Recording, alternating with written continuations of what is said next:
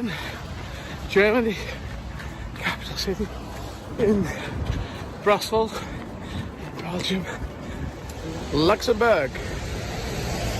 Marathon 25? Yeah, 25th marathon. It's 25 days. Sounds insane. February 26, marathon 26, out of 28. Netherlands. Amsterdam is canals, there's canals everywhere. Canals. So, this is it, 27th. 28th is tomorrow. And been running through Ireland to Dublin. So I'm in France, I'm in Paris. Let's get the French flag in there. There we go. And 28th marathon, 28 days. I said I do it. It looks like I'm going to do it. So that's nice. It's nice to stick to your guns.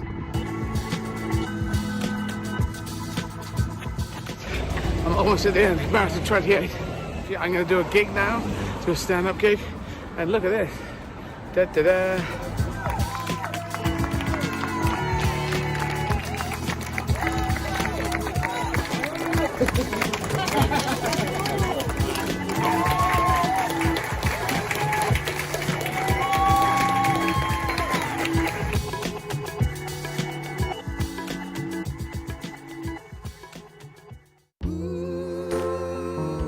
People say, oh, you must love the running.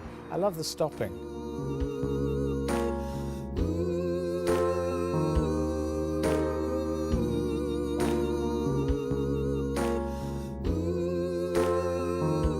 It's not a body thing, it's a mind thing.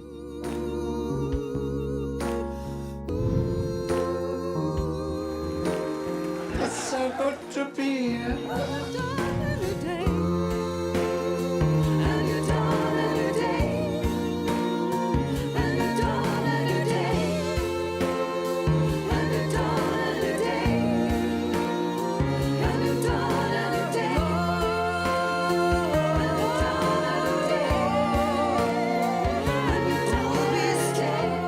Goes to charities that make humanity great, because they do wonderful things out there. We'll be strong.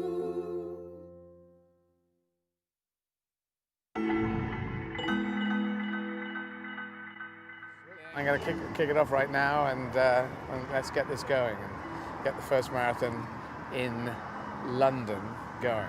Cheers, see ya. Boys. I have just finished in Portugal. There you can see the Portugal flag. Got a train, night train, from Lisbon to Spain to Madrid. So I'm going to start running right from the station. Italy now, yes, there we go. Italy. Running through the streets in Malta, in Valletta. Is it the 6th marathon? Nicosia in Cyprus, which has had its own problems of separation, division. In Greece, in Athens, Sofia, Bulgaria, day 8. Here in Bucharest, in Romania, running in the snow. This is Hungary. Hungary is in Budapest. The February 11th and 11th marathon, you see it all ties up. And this is Slovakia, Bratislava in Slovakia. Off to Vienna. Each one I get up and I'm thinking, Zagreb, Croatia. Here we are. Slovenia. Ljubljana.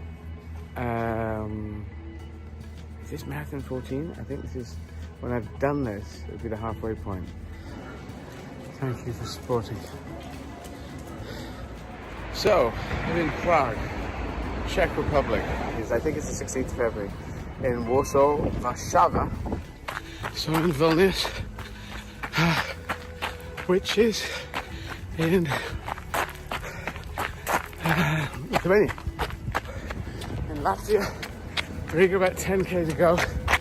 Running in Tallinn and Estonia. And I'm not running, as you can see. I'm staggering. Finland, Helsinki. Almost finished marathon 20, thank you. Just finishing in Stockholm in Sweden. Here in Copenhagen, there we go, the UNICEF. This is the biggest biggest warehouse, humanitarian warehouse in the world. Berlin, Germany, capital city, in Brussels, Belgium, Luxembourg. Marathon 25? Yeah, 25th marathon. It's 25 days. Sounds insane. February 26, marathon 26, out of 28. Netherlands. Amsterdam is canals, there's canals everywhere. Canals, canals. So, this is it, 27th. 28th is tomorrow. And been running through Ireland to Dublin. So I'm in France, I'm in Paris. Let's get the French flag in there. There we go. And 28th marathon, 28 days. I said I'd do it, and I have. It looks like I'm going to do it. So that's nice. It's nice to stick to your guns.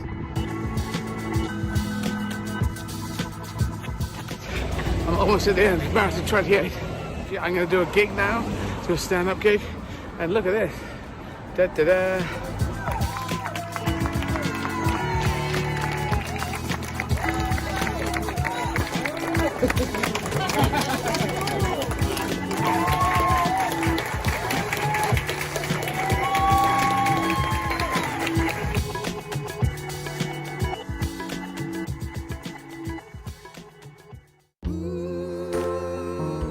People say, oh, you must love the running. I love the stopping.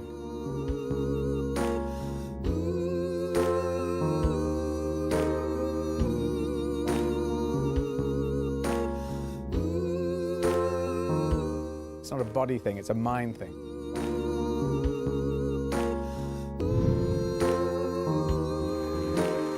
It's so good to be here.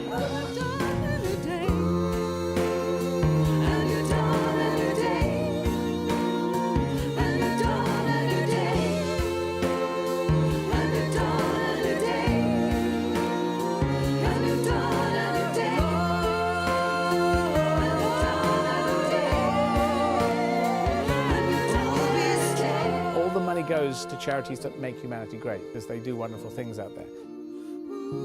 Oh, we'll be strong.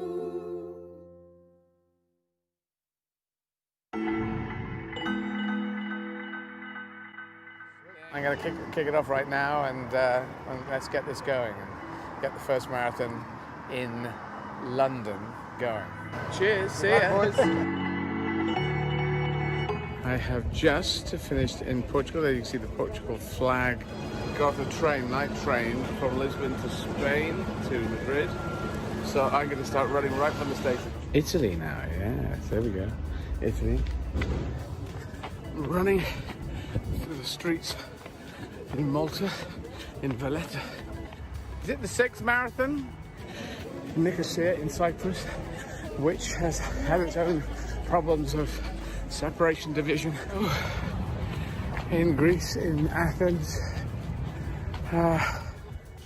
Sofia, Bulgaria, day 8.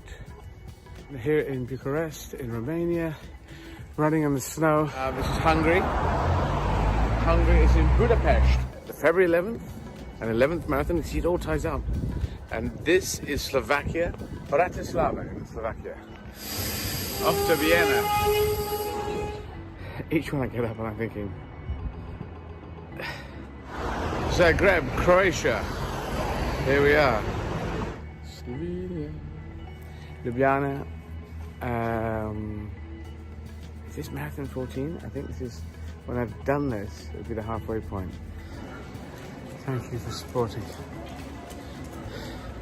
So, I'm in Prague, Czech Republic. I think it's the 16th of February. In Warsaw, Warszawa. So I'm in Vilnius, which is in Lithuania. In Latvia, Riga, about 10k to go.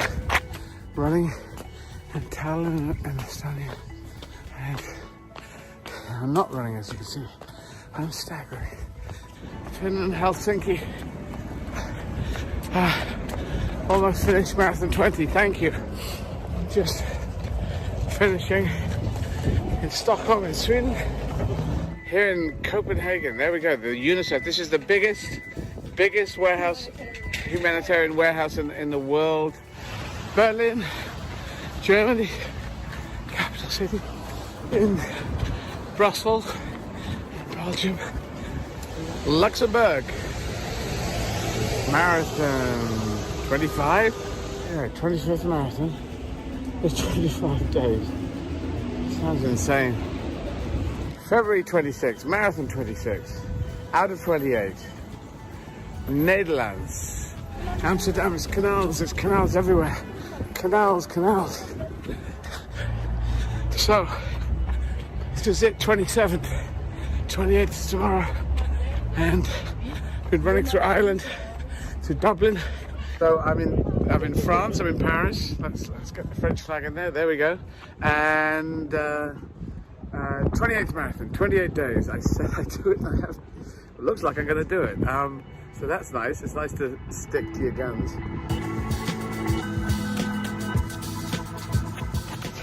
I'm almost at the end, marathon 28.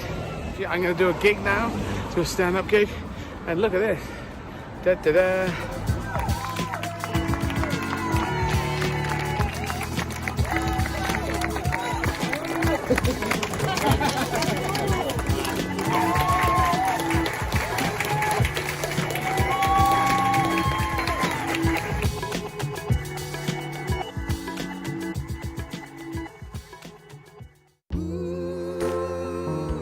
People say, oh, you must love the running. I love the stopping.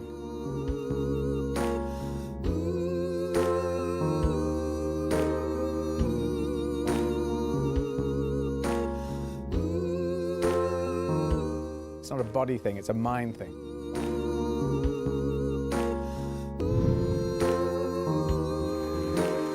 It's so good to be here.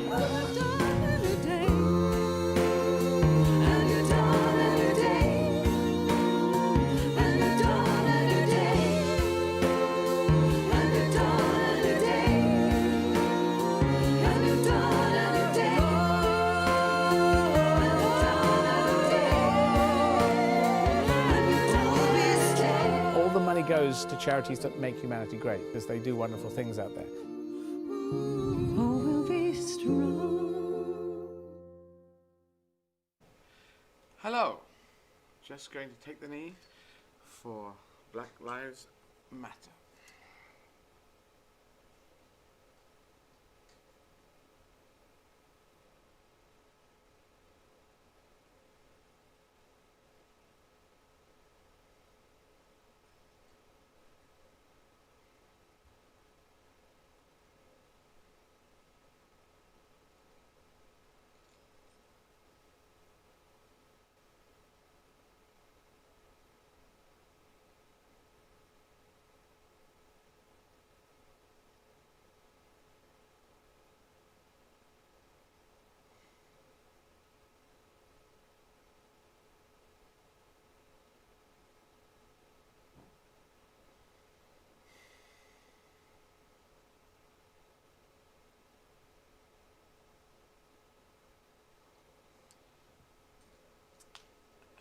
And we're off.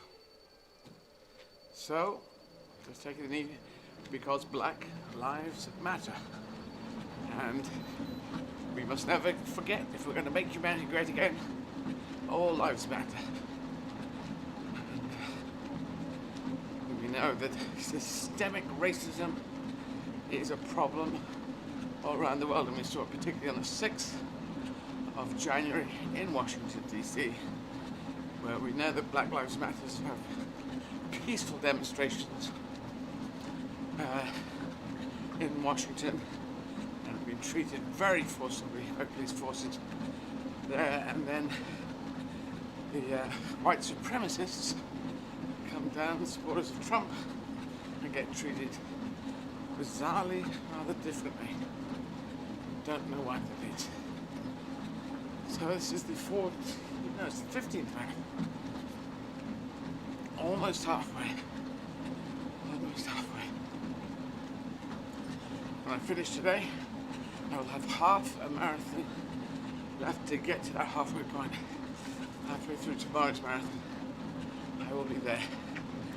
Okay, so Sarah now ready to come in. Dave is coming, Sarah on screen as well. Because today we are going to, Dave, if I can bring Sarah up on the screen, we're going to talk to you, David. Sarah on the screen.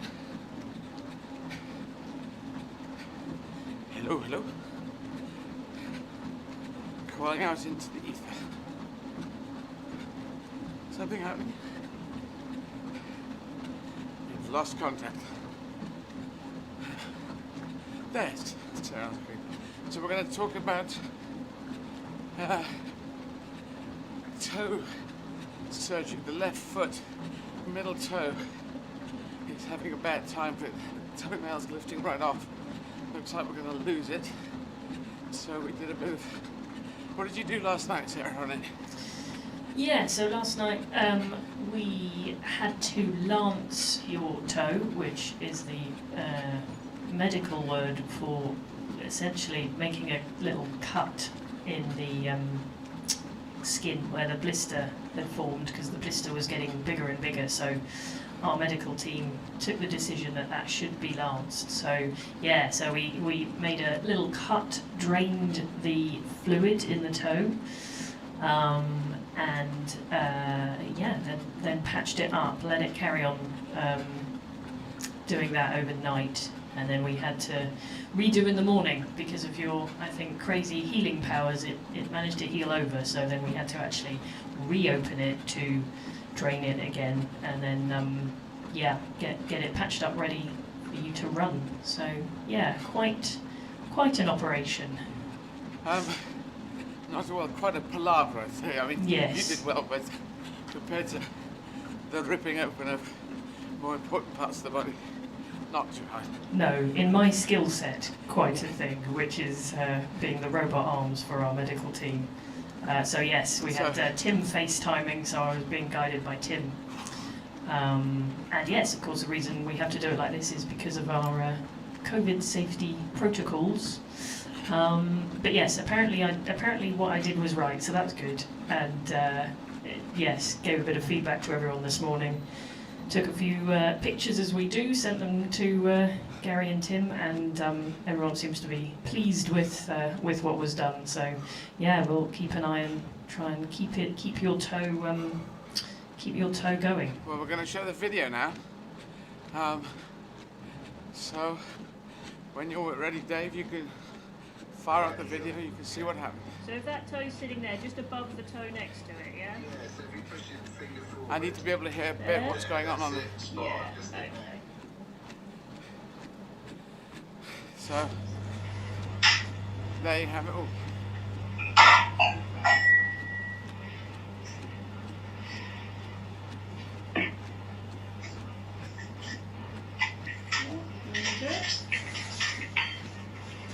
Right, so Tim, we're just getting the fluid coming out now.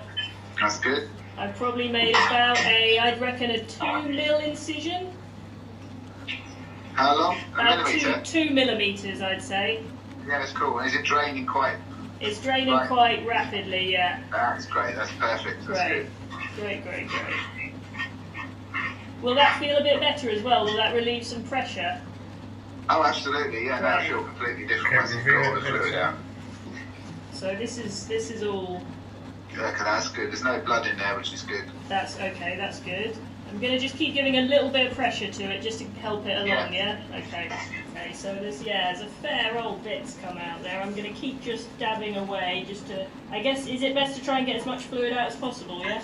If you can, but I say you're going to do it again in the morning anyway. It's Yeah. going to build up overnight. Got I you. say hopefully if you just put like a little bit of a dressing on it, Yeah. just so it soaks it up. But I wouldn't cover it up too much. Got it. So it can breathe. Yeah. There you go. And we cut away there because after that it fell off. I hope no one was having their tea or 11s or early lunch. There you go. God. So that's my toe. So please go to izzard.com and donate from anywhere in the world. And I can tell you, we're trying to get to 100 grand, and we are now at 69,000 pounds, which 69,123, which in other currencies is 69,123. I will tell you with my machine. 1, 2, 3, boom. It is 77,761 euros and $94,266 US dollars. So almost crossing the 100,000 in dollars. Very nice to get there soon today, crossing the 70,000 pound threshold. And that's what's going on at the moment. Oh, I'm going to talk to Paul McKenna at 15:15. Paul McKenna, very well known in the UK, could be well known, or could be known around the world. I will ask him how his profile stretches. And then going to be talking to lots more people today. Dominic Osdian, which is my local tour promoter, calling in from Prague, as we're celebrating Prague in the Czech Republic today, as you can see behind me. And talking to Times Radio, the If I Ruled the World section. I'm going to do a pre-record for that at 2 p.m. London time, 2:30. Lou Tids, as a guest, going to ran 10 marathons in 10 days at the NHS last year, so Lou will know exactly what I am going through. Social media questions it's at 3:30. Can you see the list, Sarah? Because it goes 3 p.m. we're working something out, 3, Yeah. and then it repeats 3 p.m. and then it goes 4 p.m. Yes, it does. Is that a mistake? Let me I assume that's 3:30. just have a quick double check. Because we did social media yesterday at 3:30. Questions from Twitter, Facebook, and Yes, YouTube. 3:30 social media questions. There you go. 3:30. And then Kelly Winslow, who is an admirer of my work and a former ceramics instructor. We'll be chatting to Kelly at 4 p.m. For 40 BBC 5 live interview. 5 p.m. Sam Fraser. We're going to talk to Sam Fraser at 5 p.m. who's a stand-up comedian and weather announcer on BBC South. I've got Weather Girl written in front of my eyes. Would it be weather woman, weather person, weather presenter? Just wonder if we're still using that terminology. Maybe she likes it because women can term themselves however they want. See what I'm seeing? Yes. Yes, don't worry. It's a I am just looking actually in a bit that you probably can't see at the moment that I might. So, Sam Fraser, presented BBC South and BBC Radio Solent, also shortlisted for Funny Women Writing Award in 2018. So that will be a stand-up comedian and weather person. weather Or presenter. meteorologist, it'll be meteorologist. Weather won't it? presenter or meteorologist, Yeah. yeah. I just think Weather Girl, is that coming from us? I don't know where that's coming. I don't think she necessarily say that, but maybe she does. Because otherwise I have to tell all male presenters to be weather boys. Yeah, weather boys. There you go. Which, no, I'm not a boy, I'm 109, so. This is like a boy band, I don't know. So, I'm going to talk to Paul McKenna at 12:50, quarter past this hour. And let's go down to walking speed, because I've got a little knot I'm trying to undo here. So, Clive Fidamore, hello. Clive, Stephen Cousins, hello again. Anyone putting MHG at the end of their name, thank you very much. Make humanity great, the blue team. Amanda Moore, good morning, good afternoon, I should say now, from our perspective. Hello around the world, good morning, good evening. And evening and good day, I suppose. That covers it. Good night sounds like the end of a chat. So yes, now back up. Just a little update on Sam, who we'll be talking to later, Sam Fraser. So her stand-up show that she took to Edinburgh Fringe was called Weather Girl. So there we are. There we go.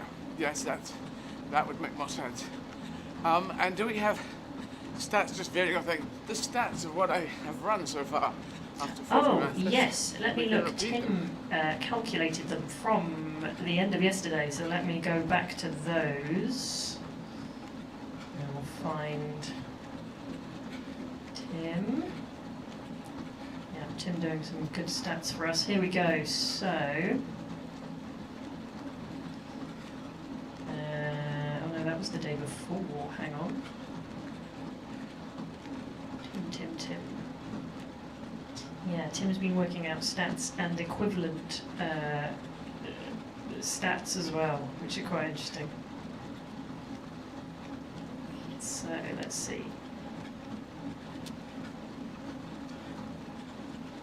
Oh.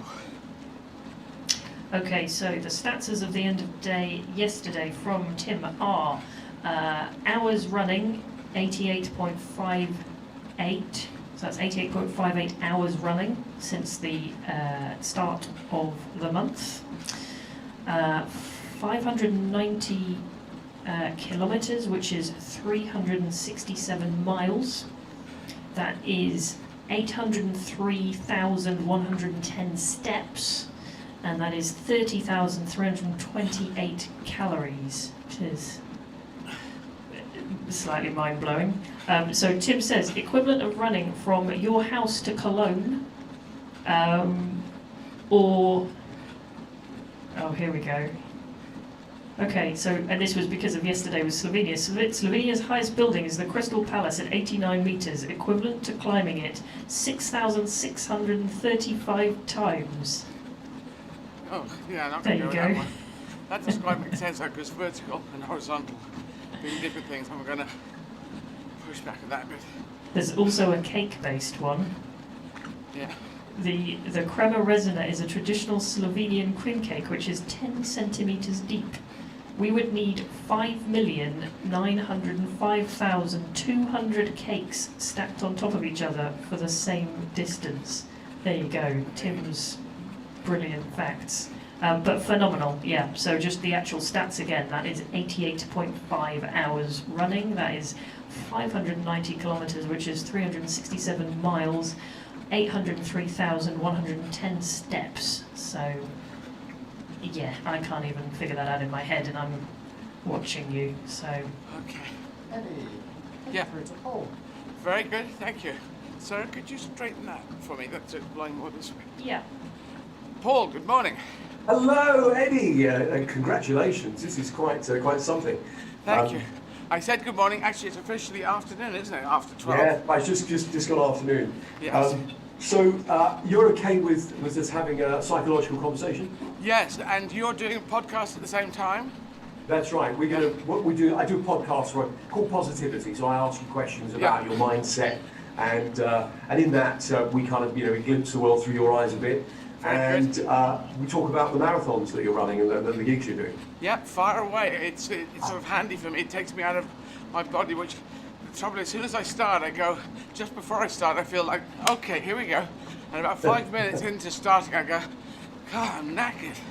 And, because the exhaustion of 14 marathons comes straight back. And Wow. Anyway, far away. I'm ready. Okay. So, hello, Eddie. Eddie, by the way, sorry, just before it starts, Eddie is running 31 marathons and doing 31 stand-up gigs in 31 days to raise money for charity. Hello, Eddie. How are you doing? I am okay, thank you, Paul. I'm doing okay. I'm staggering along. Well, I'm trying to run. This is interesting whether people say I'm jogging or running. I feel like I'm running, but people sometimes say, "Oh, you're going to jog this," and that's like a denigration of sort of. It's not real, but my speed compared to the Olympians, the elite guys, is incredibly slow. But I still feel I'm running. I claim that I'm running, but I've done 14 marathons, and the stats are ridiculous. It's It's how many kilometres and how many miles? So Sarah's with me. I'll just get this for you, the kilometres and miles, so that people can understand how far I've done so far. Yes, so it is to date 590.5 kilometres, which is 367 miles since the 1st of January. There we go. Wow, that's There we amazing. Can I ask you? What was your ambition when you were young? Did you know you wanted to be a comedian, an actor, or It was. did you not? I saw a play when I was 7. My mum died when I was 6. Saw a play when I was 7. And of course in the family it was devastating. But seeing a play in January, I remember Boy with the Cart, January of 1970. And I saw it, and I think one kid in particular was getting a very good reaction. And so there was a great warmth from the audience, and applause and laughter. And so acting, I thought, this is what I want to do, acting. It was dramatic acting as opposed to comedy. I like comedy, but at that point, that's all I was pushing for. But if you're a small kid at school, you don't get into school productions, and I wasn't naturally very good, I don't think.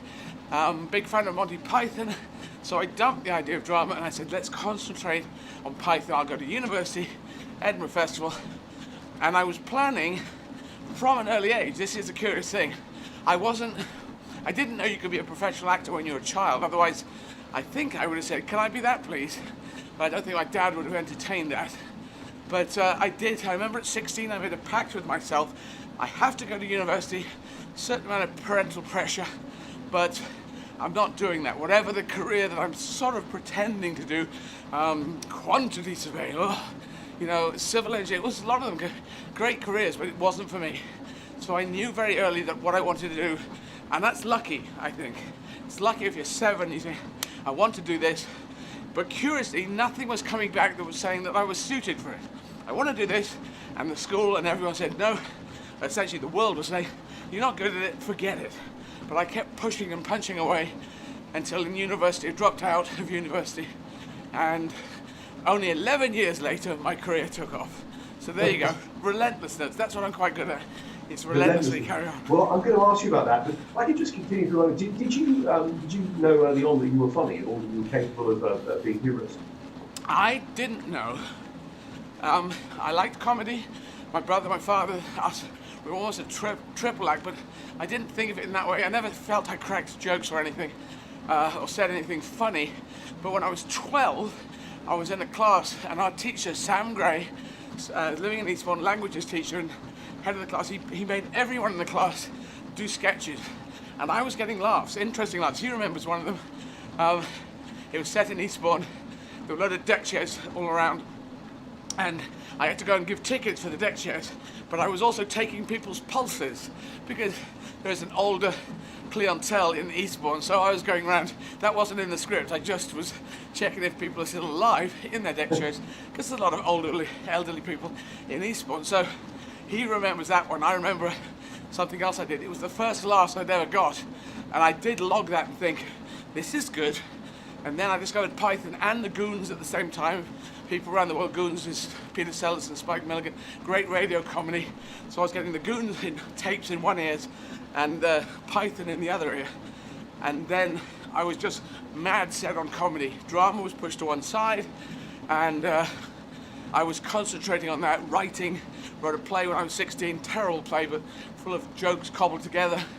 Edinburgh Festival at 19 or 20, 21, so it really was quite a fixed, drive after the age of 16. I remember talking about your process in regard to comedy. Remember when we first met about 20 years ago? I heard that you actually have this sort of stream of consciousness approach, and very often you make things up on the spur of the moment. I said, how have you got the confidence to do that? And you said to me, well, I kind of know where I'm going with it all, and I trusted the process, and I've got an end point, something like that. Yeah. Can you tell us a bit more about that? Well, it is a very interesting point. When I started on the circuit, the stand-up comedy circuit in 1988, people basically got 20 minutes together. They had developed it, they'd written it, they'd got it sharp, and then they would just sit on that and keep doing the same 20 minutes. I started improvising because I was hosting different clubs around London, and a regular audience would turn up and they'd heard all my material, so I thought I'll do improvisation. And I was terrible. Of course, you start off, you're terrible, and there's the fear in the brain. But the more that you build improvising, you just go, like you say, Donald Trump, what is going on? What was going on? What will be going on? You can sort of go anywhere, Donald Trump, because he's taken the mickey out of himself forever, his entire life, maybe. Not really taken the mickey, but just done things which are so stupid that it's instant comedy, or beyond that now. But I would find subjects and go for it. And if I didn't get comedy, I developed techniques. If I didn't get laughs, I would say to my audience at the Screaming Blue Murder Clubs, I'd say, you know, talking about chickens, and they don't laugh. I say, you don't like chickens? You are chickens? You're chicken farmers. You're all chicken farmers, aren't you? I know. I didn't want you to laugh. And I would do that. Then they'd laugh. That's getting laughs on the way out of the subject. You can get laughs on the way in or the way out. And once you know, you can get laughs by saying, I didn't want anyone to laugh. I'm still winning in this gig. And then they think, oh, well, this person doesn't care. They've got a confidence. They relax into your confidence. And it gives you more and more space to move around. And I'm very influenced by Billy Connolly and how he would talk on stage with immense silences sometimes as he moved from one thing to another. And I thought, how can you do that? And my early stand-up was much more fearful, much more, say another thing, say another thing. And as you get more confidence, you can relax and improvise and say, what is it with walls? What is it with, how in the bubonic plague, you know, there's the subject. Were they going, we're on tier 3 in the bubonic, oh God. Well, thank God. Let's just watch streaming. What are we watching streaming? I don't know. Dad's going to be streaming tonight. What does that mean? He's just going to say a lot of things out of his mouth. You know, they didn't have what we have. So if you can compare and contrast, hopefully in this horrible situation of COVID, you can get some lightness in the fact that humanity has been through this before. So that's how I do it. Brilliant. Can I ask you, if you're having a bad day, how do you cheer yourself up? That is an interesting thing. I think I tend not to look at a day as going bad. I already feel that very lucky. I mean, I'm trans and out for 35 years. I've got a career, maybe 2 careers, drama career and a comedy career. So what have I really got to be annoyed about? So if something goes wrong in the day, I can be angry, pissed off in the moment, but I tend to, I'm always concentrating on the things ahead, so I can usually dump things and move on. But if I get really in a difficult situation, I have come up with coping mechanisms, which is probably losing myself into some streaming TV series, or you know, even when I was in a place where my brain kept going back to things. I was playing those card games on a computer. Just what was I doing? Was that, I don't know, Texas Hold'em or some sort of poker, or it could have been Patience, but just something to stop my mind going there. But generally, I find we're in the golden age of written drama and adventure drama, and so there's so much out there. And if you can't afford a streaming service, or just on iPlayers and ITV, you can see all the old programs like the Sweeney, going through all the Sweeneys again. It's beautiful. And he's got a shooter, can't run. Jack Regan. I love going back through those. One of my delights, actually, because I've played all 50 states in America, is touring through the southern states, particularly in the tour bus, which is quite majestic, with a double-decker and a big double bed for the person who is me, whoever is the person, you know, who's doing the gig. And I'm sitting there and I watch Rising Damp. I remember getting this thing, which is such a wonderful comedy program, such a great thing, talking about race problems in Britain, and with the character of Philip being he was the highest character, highest status character in the whole thing. And watching that, and I'm not really juxtaposing that into the southern states, particularly on race, it's just watching Rising Damp from my childhood in the 70s, my teenagehood, and thinking, I'm going to be playing, and at Houston next, Dallas, I'm going to be playing New Orleans. This is crazy, this is beautiful. So I do like that. I do try and live, you know, try and experience the moment and take joy from the moment, because I used not to. I used to constantly be moving ahead with my brain, not in the moment. Yes, that makes total sense. I mean, I found the same thing. And also, I agree with you, there's so much great television right now are things that I wouldn't have, had time to sit and watch. I have because of, things that have taken place in the world in the last year. Yeah. But also, I agree. Some of those classic shows from the 70s, like Rising Down, or certainly one of my favourites is The Sweeney. I'm in full agreement with you, Eddie. Can I ask you, if you had to say one characteristic or character trait that's been your strongest, that's carried you through tough times and made you who you are, what would you say that is? It's determination. I think it's no question, determination. It may be genetic. I may just be lucky to have this thing. I am the glass is half full person or the glass is half empty. I've worked out I'm a glass is 2/3 full person. I am, and you may know more about this, but there is a thing about depression where I think it's the synapses firing in the brain that if someone says, here's a free cup of coffee, and then on an average scale, you'd go, oh, that I'm very lucky to get. Thank you for giving me a free cup of coffee. But if you have depression going on, you say it's probably poison. This is probably wrong. Something's going wrong. You take anything that's positive, and you take a downward slide on it. Sure. And I actually look and train myself to find positives out of negatives. Just like World War II, 60 million died. I'm semi-encyclopedic on World War II. And the reasons why it happened and what happened and how we stopped the fascists. But out of that hellish thing, we did get National Health Service and a national welfare system in 47 through the Labour government. And that's a beautiful thing. America is still struggling to get that to happen, even now. And we probably wouldn't have got it then. We probably wouldn't have got it until the 90s when the Labour Party came in again. So I look for it to find positives out of negatives. Well, I think that's really brilliant because you're absolutely right. There is always opportunity, there's things to be optimistic about. And as you rightly say, when people feel depressed, their brain chemistry is different and it's hard to see those things. But can I ask you, is there anything about you that people don't know that would perhaps surprise them? I can fly an aeroplane. There we go. That's probably the only one. Really? Yeah. I have a private pilot's license. I suffer from motion sickness in all forms of travel except bicycle. I have not thrown up on a bicycle. I have thrown up on a train, which over an old day, and I realized it was because I was very anxious going to do an outward bound course when I was about 14 up in Lake Ullswater. Great people up there, but I was anxious. And so this very sweet old lady leaned across. My brother tells the story. I don't remember this. But the old lady said, "Are you okay?" And I threw up. I probably not all over her, but probably maybe I threw up and it hit her hand or something, hopefully. But yes, I learned to fly. And I thought my anxiety at flying, and it used to be huge, I wouldn't eat beforehand, but that actually can make the stomach more upset before you go on. This fear of vomiting, and I was flying in the 60s going into the 70s in these propeller aeroplanes, which are in the weather and had a lot of bumpy air. And then the jets came. I remember my first flight in a jet, and I went, I didn't throw up, what happened? They said, it's a jet. What does that mean? We're above the weather. So I thought I should learn to fly to feel my fear, but do it anyway, conquer that fear.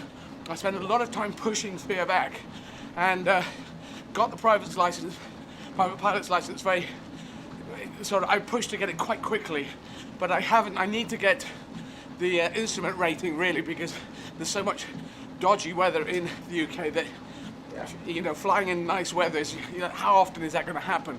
So it's a bit of a lapsed license at the moment, but that was a good thing. I'm now not scared in the planes. Bumpy air is like a bumpy road. Sometimes you're in a car and it's bumpy road, bumpy air. The noises you hear when you come into land, I know exactly what the undercarriage sounds like. That we are actually trimming the plane to land like a duck when it comes into land on the water.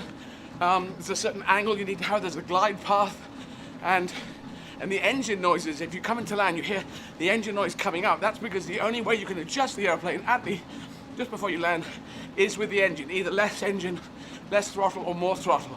So I know all this, and it doesn't bother me.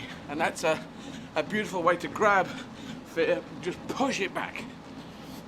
It's brilliant, and a good metaphor as well. What makes you happy?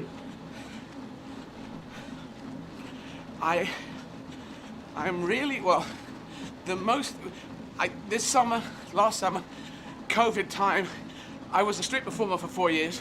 That was a very hard time for me, and I learned to be a pretty good street performer, not a great one, but it's a very difficult thing to perform outdoors. But when they said you can perform outdoors now, I started performing down in Bexhill-on-Sea at Eastbourne, the twin hometowns of my childhood. Granddad born in one, Grandma was born in the other.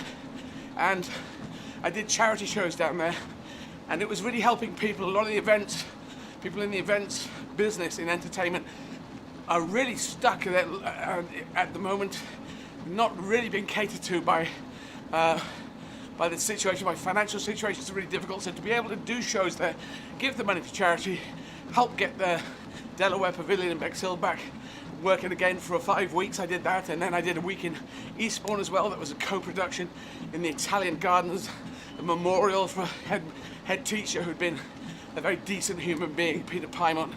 And Camilla's bookshop, which had been fire damaged. Some idiot had set fire to the books outside them just before COVID started.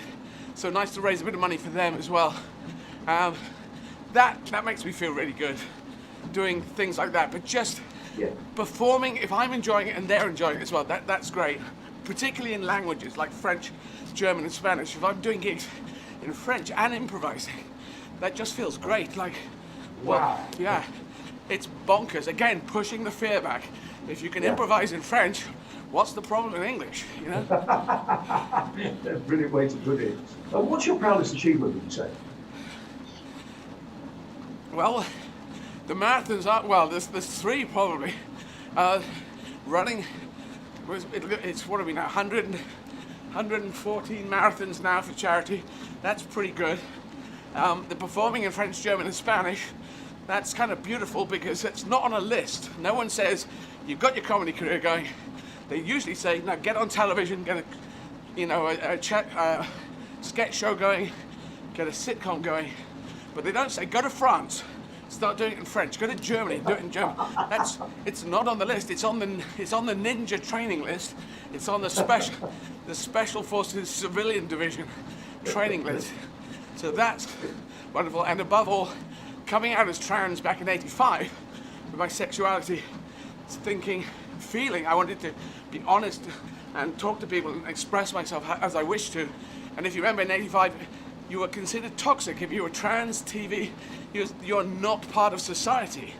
And I knew that my job was to try and help bring transgender people, get them to talk, get the dialogue going for mental health above all, and to get the conversations going so that your average member of the population of any country would calm down and go, oh, I see, okay, these are human beings and they've been given this. We didn't choose it. We didn't get up on a Tuesday and say, I think I'll be trans for the rest of my life. No, I knew when I was 5 years old. It's never shifted.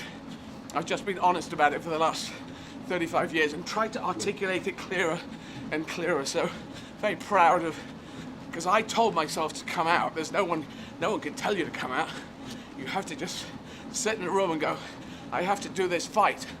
And I did it back then. Yeah. Well, and I think my 20 cents is you've done a brilliant job, Eddie, and made a lot of people feel better about themselves, which is a wonderful thing. Thank you. Can I ask you now on a slightly lighter note, have you ever been starstruck in your life? Yes, George does this to me. I bet, George and Brad, as I call them.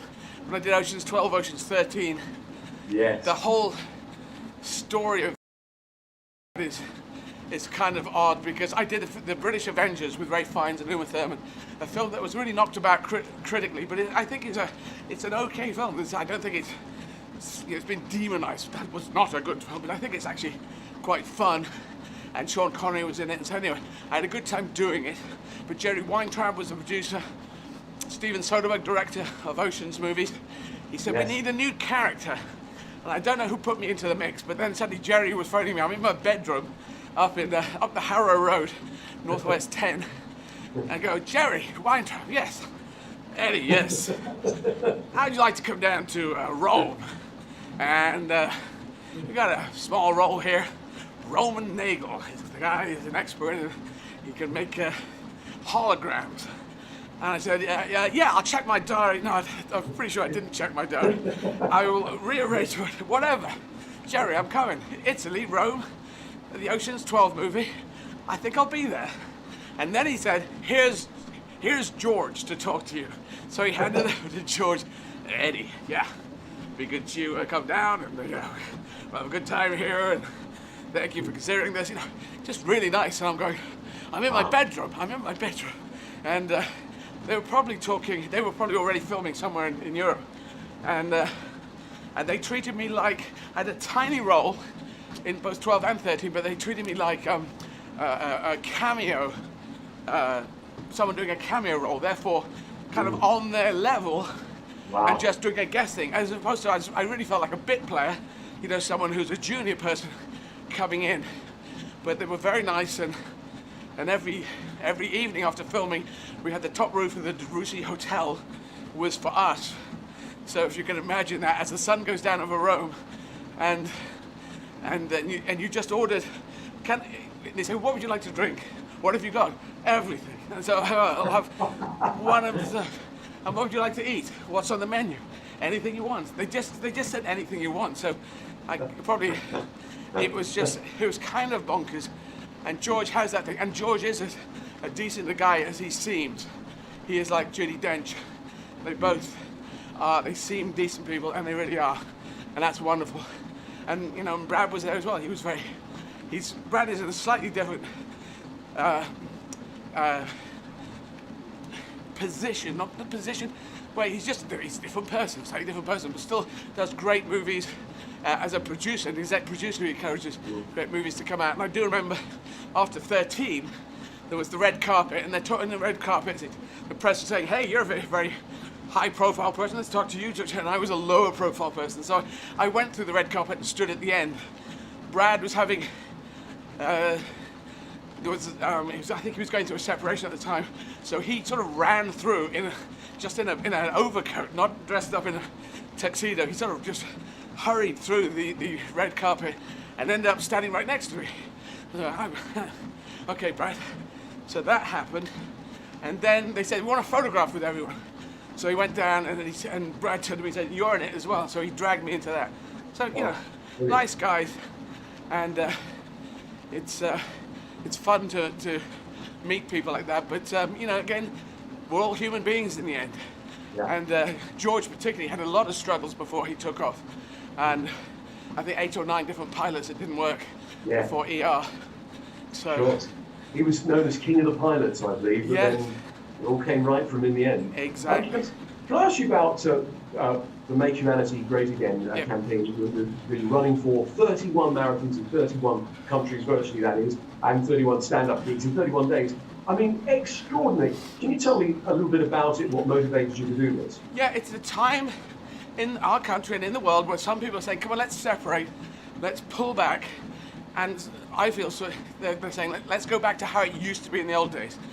And this is kind of a nationalism, and it's kind of, we're good and other people, I'm totally into patriotism, which is proud of your country. Nationalism is a different thing, which is saying our country is better than your country, and I just don't believe that for any country. All countries have the right to be and have people in each country who are fantastic, and some are not fantastic, some are talented. We have a complete mix around the world. So I think at a time of great separation and COVID nationalism, some people saying we've got the vaccine, we're going to use it first, we're the first people to do it. We shouldn't be competing on COVID. So I think at a time of great separation, I want to make even stronger connections. A lot of people want to make even stronger connections around the world. So this is virtual. My worldview is a fair chance in life should be the right of every person in the world. That's 7.8 billion, not just us. Everyone in the world should have a fair chance in life, not a free life, but a fair chance. And I think everyone should be able to get their heads around fighting for that. And if we don't make it work this century, I do believe it's going to be very difficult for humanity. If you see what happened on the 6th of January in America, where lies upon lies from Donald Trump, upon lies upon lies upon lies, he did the big lie. You saw what happened there, what Goebbels called. Joseph Goebbels, who was head of propaganda with the Nazis, and he said, if you do the big lie, if it's big enough, people will believe it. The smaller lies come and go, but this big one. And Trump was saying the election was stolen. We know it wasn't. We've seen Republican officials all around America have got up and said, no, this is okay. We've seen judges push things, Rudy Giuliani making up spurious allegations. It's a true result.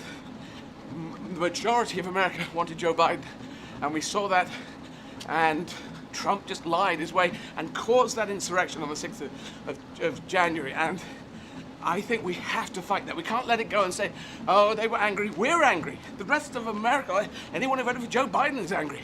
How can you just do that and go and use that anger, use that, and say we're angry and so we're going to smash our way in to the seat of democracy? No, it's not right, and the punishments need to happen when crimes have happened.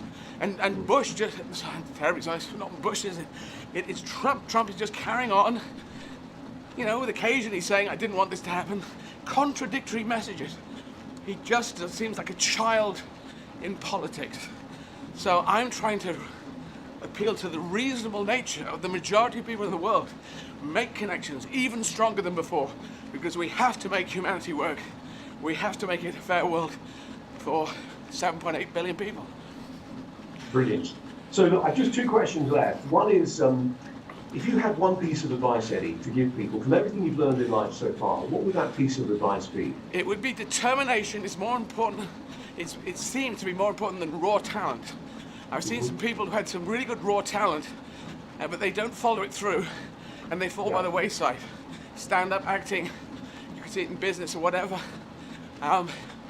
But it does seem to be determined and try and have a positive heart, because you can be determined and have a negative heart. You know, Hitler was someone like that. He kept going back and back.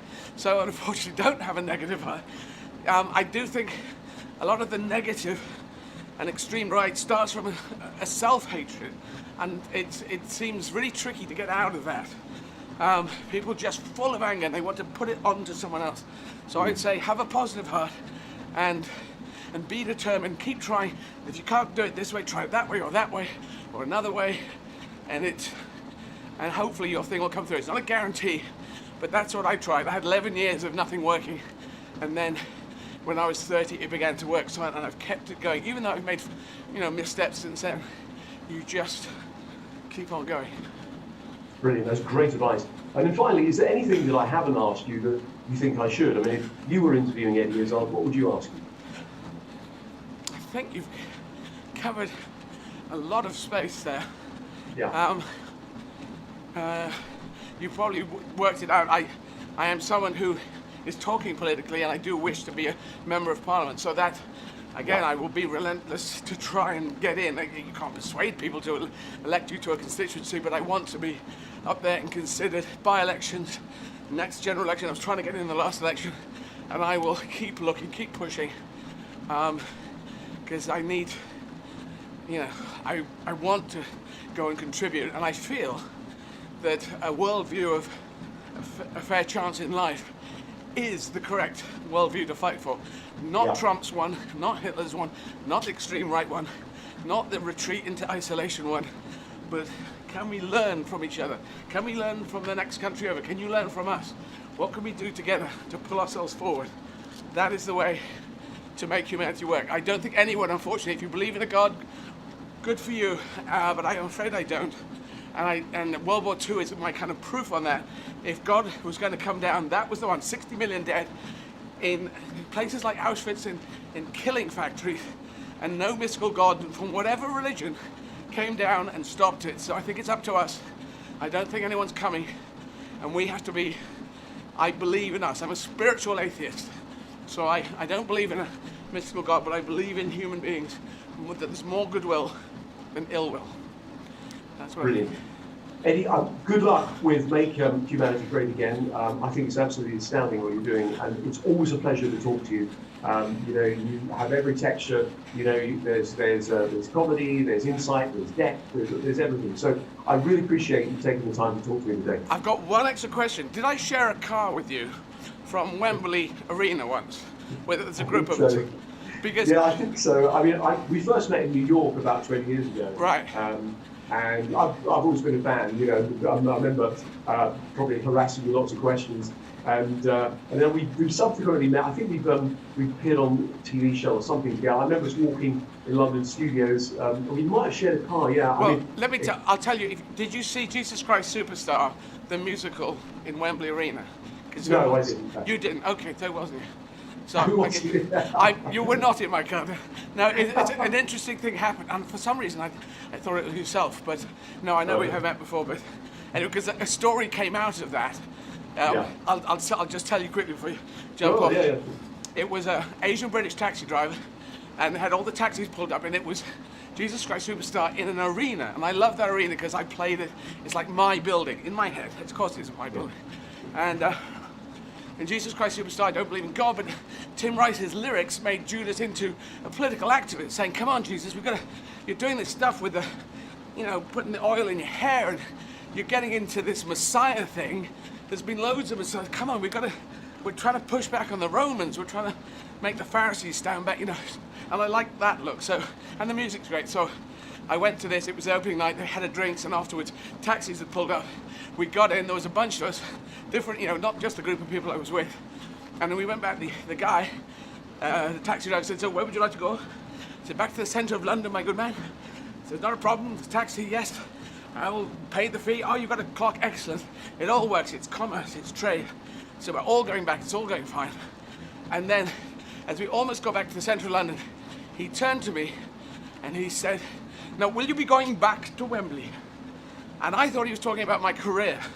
I thought, my God, I'm getting through to senior Asian British taxi drivers. And I said to him, "Yes, I think I will be going back. I think I have to go back, don't I? You know, it's my duty." You know, it was I said, "It's such a struggle to get there." And he's going, "Was it traffic?" And I go, "What?" And then he gave me his card. This is true. He gave me his card and he said, "Well, I'll stay in the town. I'll be going back. I'll give you a lift back to Wembley." I go, "Tonight? I can't play that." "Oh, I see. You're not. Oh, no. What do you do?" "I'm a comedian." "Oh, really?" "Oh, yeah." So it was a beautiful kind of thing of my ego going off in one direction and then getting slammed back to the ground. So, but Brilliant. all good. Well, continued success, Eddie. It's lovely to talk to you today, and I think it's wonderful what you're doing for charity. So God bless you. Thank you very much. Take care. Take care. Bye-bye. Bye. So there we go. So now we're going to show the video. I just talked to Paul McKenna there on his podcast. The video from the beginning of Prague. Dave, is that all lined up and ready to go? Yes, ready to go. Okay. Can I get my volume from you, Dave, a little louder, or just speak a little louder? 'Cause it's quite quiet when it comes through to me. That would be wonderful. Yes, no worries. Thanks. This is video. So 11 months to the day. So what are we now? The 15th of January, and on the 15th of February last year, 11 months ago, I ran in Prague, capital of the Czech Republic, and this was the first video I sent out that day, which I just shot on my phone. So, I'm in Prague, Czech Republic. -2 degrees, 15th marathon.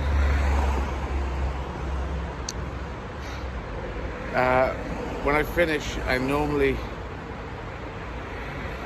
you just try and get to sleep as quick as possible. You travel. It's this thing of you finish, you got to wash, pack, travel, and then get to bed. And the plane was delayed 2.5 hours. So, I had very little sleep last night.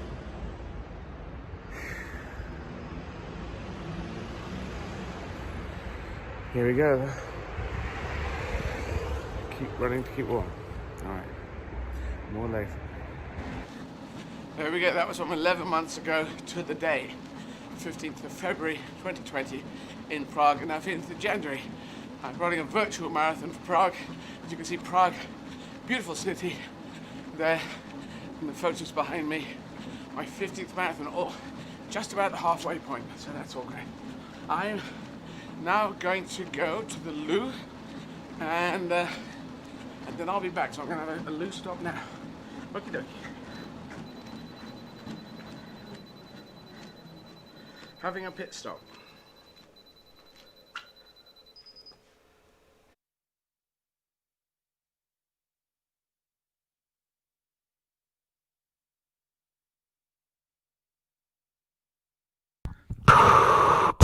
I will have penne alla arrabbiata. Yeah, well, you want to try? Do you know who I am?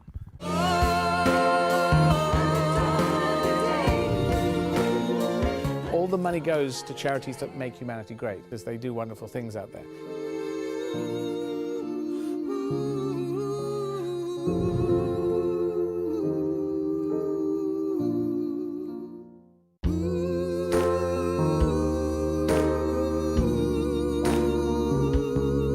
Make Humanity Great Again is a title that came into my mind. I don't know where that came from. Maybe it was a play on something or other.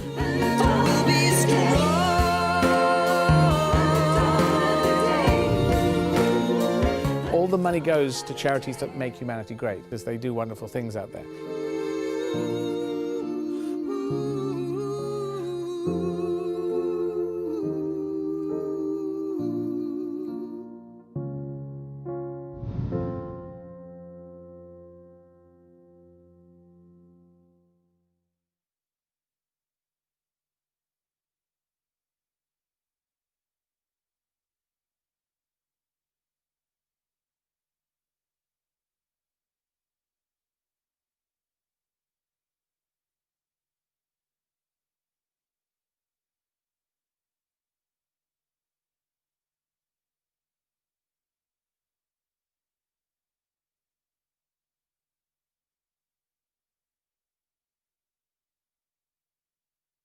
NTD. It's not terribly descriptive. Needlessly tricky denomination. We need to disentangle, need to define, nothing to declare, National Turnip Day, never tickle dinosaurs. No, that's daft. Now the disclosure. Neglected tropical diseases. Not that difficult. Neglected though? Deserted. Disenfranchised, desperate, dying. No, that's dreadful. Now these diseases need to discontinue, need to disappear. Never mind the difficulties. No more tedious delays. Now's the decade. Nations together declare no to disease, no to discrimination. Nobody treated differently. Neglected tropical diseases. End the neglect.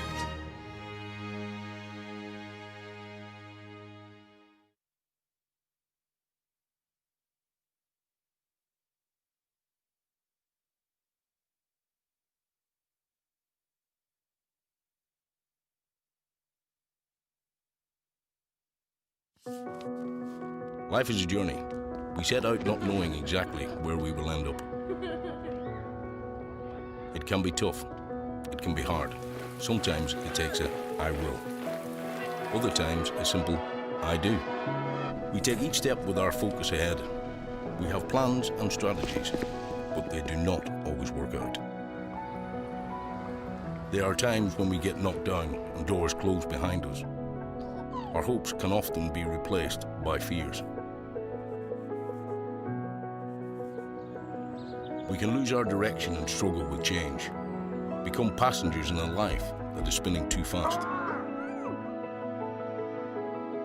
At times like this, we need someone beside us.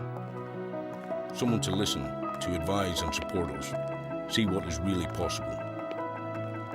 Someone to give hope and to get us over that line. And someone to say bye when the job is done. Walking with the Wounded supports ex-servicemen and women with physical, mental or social injuries to gain the skills and qualifications to develop new careers outside the military, reintegrate into society and provide long-term security for themselves and their families. Our programs give vital support to the most vulnerable and hard-to-reach veterans, those who are wounded, homeless, or within the criminal justice system. Support more of our wounded to regain their independence.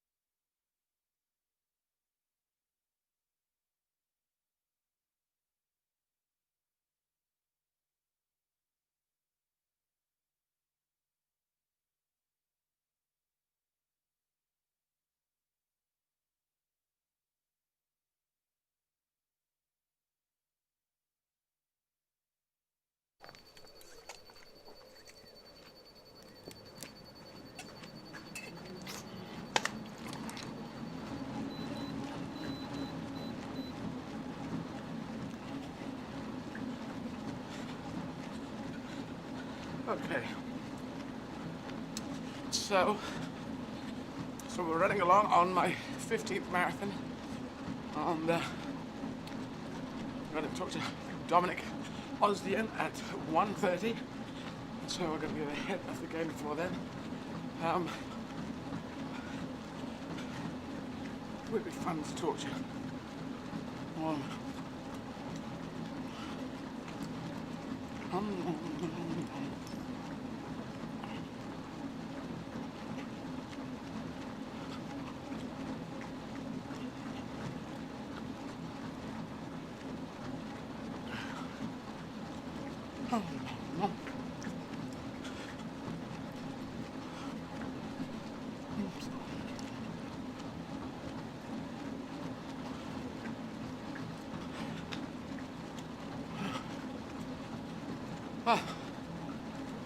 So we're at 6K now, rolling along. If you'd like to donate, help me get through this struggle. Help my ponytail get longer. No, it won't actually. Because nothing comes to me this is. But my ponytail will get longer just because the days will pass. And your donations will help people around the world. Such charities as Care International, Covenant House, based in New York, and we have Fair Share, getting food around, stopping against food wastage and getting it around to people who need it. Care International getting care packages around the world. Covenant House working with people, teenagers in a difficult place, giving them a place to stay as they get through their troubles. And then we also have Unite to Combat Against Neglected Tropical Diseases. 1.7 billion people still suffering from tropical diseases which are neglected, including leprosy and elephantitis, horrible things like this. And then there's Walking with the Wounded, helping people, ex-forces people who are having difficulties after having left the forces and going back into civilian society. So that's what we are pushing for there. Izzard.com, you can donate there. And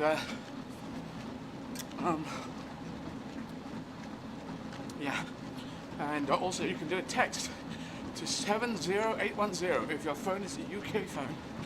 And you write 10, T-E-N, to give £10, and you write 20, T-W-E-N-T-Y, to give £20. So 70810. That is how that works. So, yes. Now,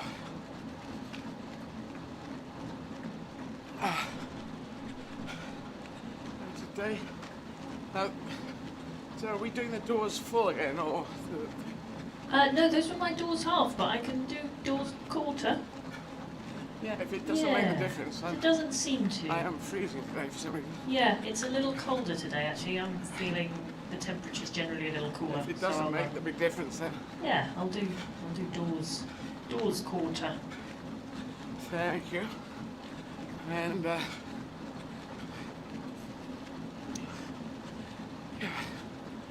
I'm going through my mental Rolodex here.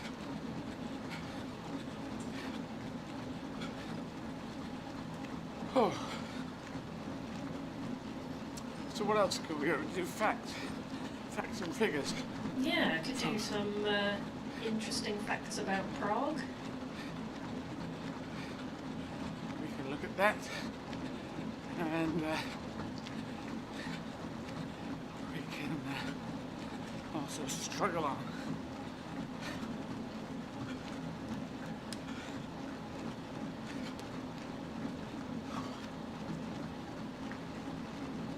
Yes, I've got some here if you'd like some facts. Yes, please. Okay, so from today, this is from theculturetrip.com, so there we go. So, interesting facts. Prague is home to the largest castle in the world, which is dating back to the 9th century. Prague Castle spans an impressive 18 acres and is home to stunning cathedrals, chapels, royal palaces, and gorgeous ornamental gardens. There we go. That doesn't say why it's so big.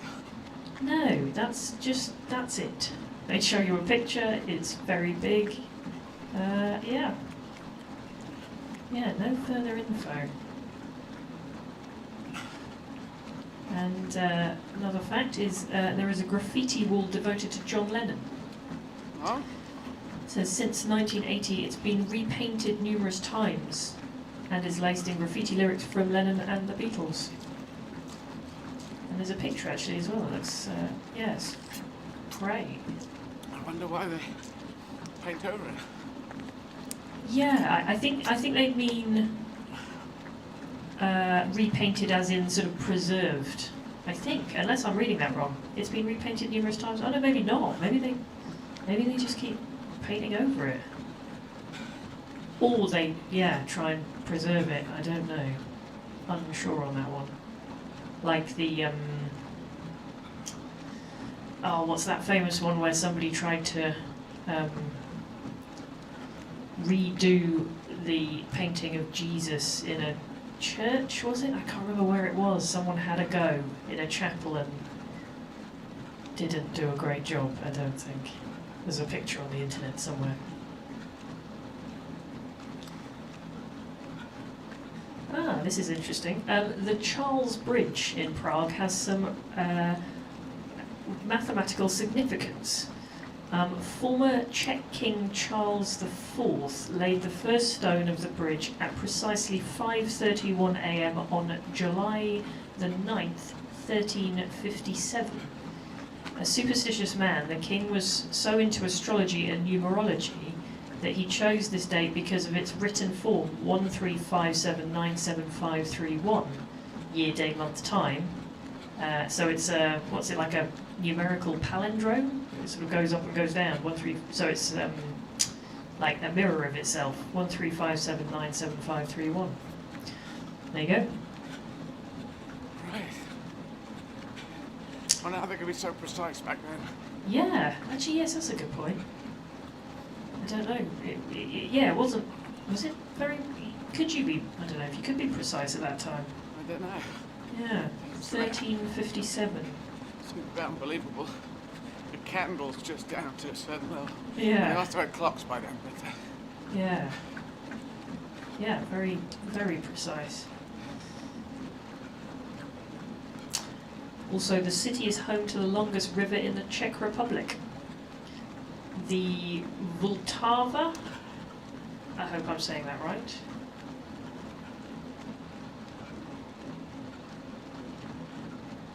Oh, this is a bizarre Hitler fact. It says, according to legend, that means dubious, Hitler planned to preserve Prague's Jewish quarter in his retirement plan. say again. So, according to legend, Hitler planned to preserve Prague's Jewish quarter in his retirement plan. It says, strange it may be, but the former Nazi leader wanted to settle in the city and make the area a museum to preserve the memory of the extinguished race. That sounds very not likely, but I don't really know why. We know that Hitler was a mass murdering monster, mass murdering sociopath, psychopathic, crazy person. I'm trying to get the best word. I had mass murdering fuckhead down, but in polite society, I don't know if I can quite use that as the historical term. But yeah, mass murdering psychopathic monster. There you go. That's the best I've got. So anything that he wanted to do was wrong, from the beginning to the end. Wrong, wrong, wrong, wrong, wrong. Yeah, he didn't really get to have a retirement plan, did he? Hitler used lying as one of his tools of political life. Just out and out, fundamental, lie upon lie. And as Goebbels said, Dr. Goebbels from the Nazi high command, if the lie is big enough, a lot of people will believe it. And we've seen that happen with Donald Trump right in front of our very eyes. So, yeah, it's a problem for humanity. So a slightly lighter fact now. In Prague, there is the famous astronomical clock, and there is an exact replica in Seoul, Southeast Asia, in the Hongdae district. No further info as to why, but there you go. Right, I'm just going to slow down to stop. I need a water, I think, now, please. Sure. I just have to... Actually, could you hand me the control for that fuzzy thing? Thank you. Yeah.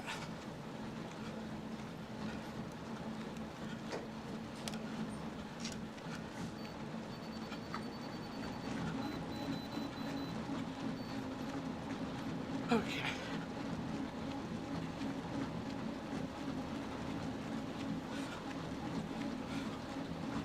Oh. So, if you're out there and you're watching, I think some people have that's on all day in the background. Hello, welcome to everyone, the Zwift people. Some have come and gone. Clive, I believe you've gone. So thank you for being with us. And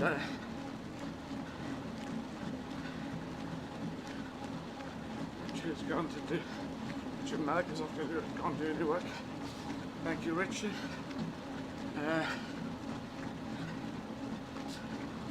It's Clive Finnemore off.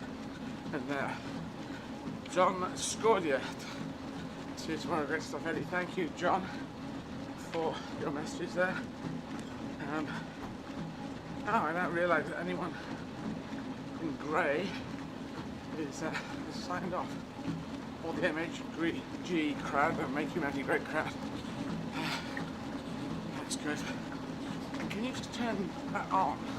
Yeah. Just think of blowing in that direction. Yeah, just on the Yeah. See what it does. No, not that way, not that way. As it was. As it was.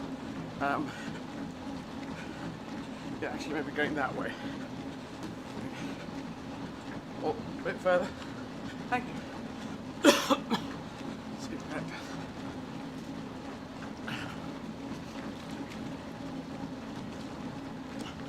So, yeah. Oh. Good morning from Texas. Dennis running along. Essayons. We try, I believe. So, yeah, we're running along here, getting things done. Running through big woods today. Oh.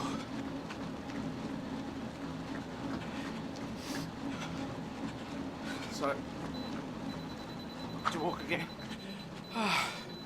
It's the psychological difficulty. So, Can do some more facts if you like. yeah, well, why don't you call up Vince? We'll just talk to, ask if Vince is. And actually, oh, I could, yeah. I have a feeling Dominic, who we're going to talk to, is already about. If we want to have an early chat to Dominic. Yeah, bring Dominic on. Yeah. Nice to have chat. It's like Dominic can tell me if my facts were correct. my radio program won't be so good. It's not so good when I'm talking just to myself. But I can talk to myself. I suppose if I go off on tangents. Tangents. Ah, yes, trying to get the good grade. I should practice. I could do. Can I do Great Expectations on a treadmill? Is that a good way? It's what Dickens would have wanted. Yeah. We could try that. That's interesting. You might find that interesting, listening and watching people of the world. As you may know, today, and maybe yesterday, my face looks slightly healthier because we worked on the light. I was looking very jowly before, but Dave and Ian managed to twiddle things and back to looking like a human being. It's always fun. Yeah, anyway, fact. Oh, shall I do some more? I'll Yeah. do more facts. Okay. Some more facts. The city's famous dancing house was inspired by Fred Astaire and Ginger Rogers. All right. It says designed in collaboration with Canadian-American Frank Gehry and Croatian-Czech Vlado Milanic. The building symbolises yin and yang.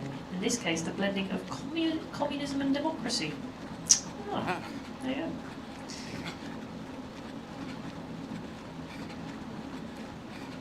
Here's a drink-based fact. It says, unsurprisingly to many, the locals drink more beer per capita than any other nation in the world. They live in the home of Pilsner, after all. And they say each Pragueite, that must be the term if you are a Prague person, consumes roughly 155 litres of beer a year. No, is that a lot? It's quite a lot. I don't know. Depends. Sounds quite a lot. Probably quite a lot. Very good. Oh, this is interesting. Okay. This is often voted Prague's most hated landmark. The Zizkov Tower has statues of climbing babies on it. Ew. I wish you could see the picture, actually. Yeah, it is. It looks actually... If you didn't know better, you'd be terrified there was a baby on a building. You can't turn that laptop into the camera? I don't think so. What, you, But I could probably... I wonder if I can send it to Dave. Might be ambitious. I will try and do that. Let's try. Copy image. Let's see what I can do. I send it somewhere. Yeah, it's like babies climbing up the side of a kind of futuristic looking I am so sorry. building. I need another loose stop. Oh, this is not brilliant. Sorry, full stop. Another pit stop. Sorry about this, guys.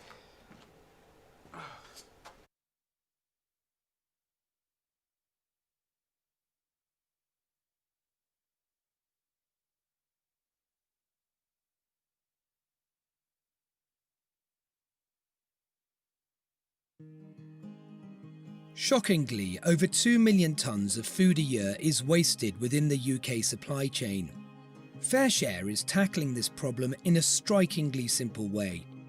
We work with farmers, producers, distributors and retailers to save good quality fresh food from being wasted, so we can get it onto people's plates instead.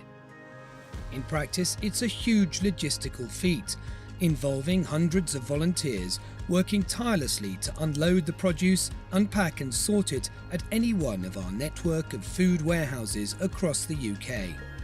The food might be surplus, but it looks and tastes just like the food you'd eat at home. Most of it arrives well before it would have hit the supermarket shelves. Food becomes surplus for all sorts of reasons. A glut of courgettes from overproduction, or a lack of demand as unpredictable weather plays its part. Incorrect packaging and labelling, wonky fruits and veg, and cancelled orders. Wherever it comes from, with the support of our team of volunteers, we prioritise the incoming food, itemising it for traceability and breaking it down into smaller quantities for redistribution.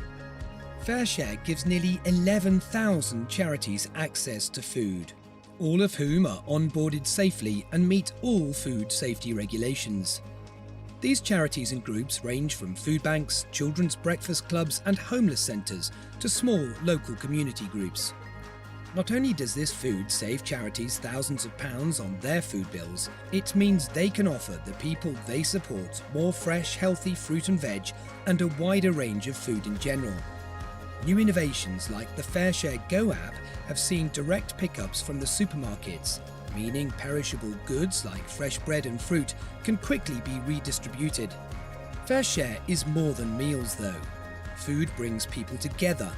It helps local organisations tackle loneliness and isolation within their communities, or help connect struggling families with the services that can support them. It's such a simple concept. Food that could have been wasted is instead used for good.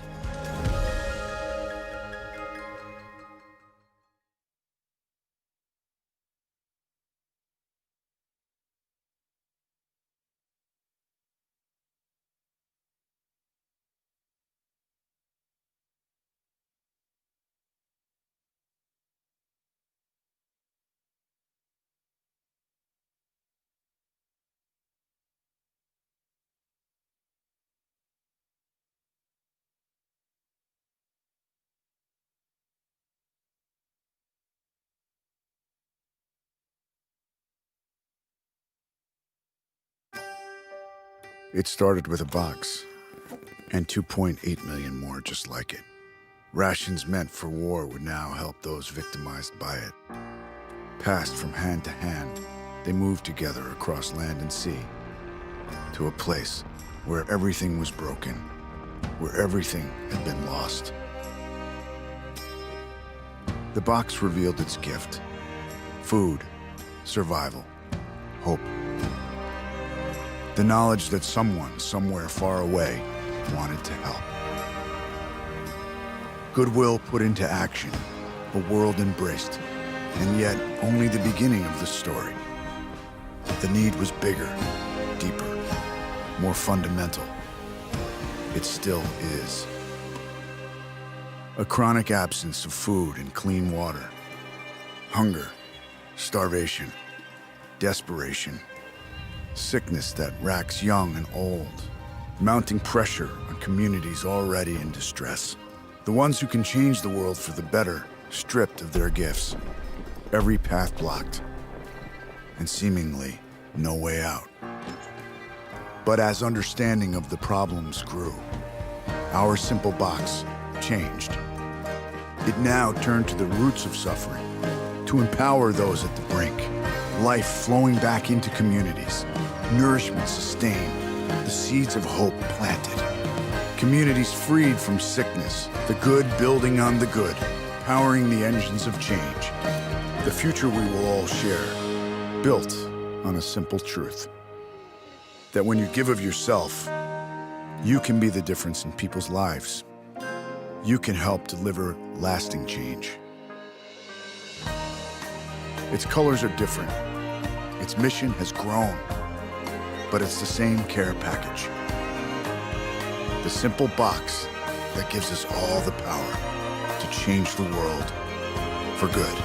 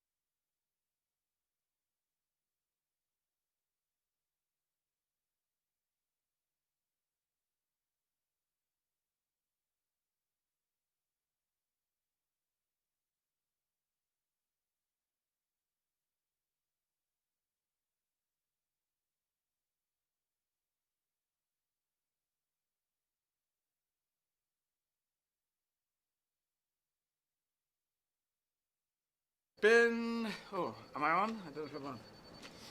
I've been to the toilet. Going to the toilet sometimes is very good. Also, I have to sort something out, and I think I've sorted it. I have sorted it out. Look, I can do this. I can do this. That one, and that one. I think I should do too much of that. But my left foot is exploding, and my right foot is creaking. I've got, what have I got? I've learnt this thing. It's Vito synovitis, that's it. Vito Corleone, that's the way I can remember it. Tino. What? Tino. Tino, who's Tino? Like Tina Turner. There's Tito, who ran the former Yugoslavia, as a dictator and a strongman, you know?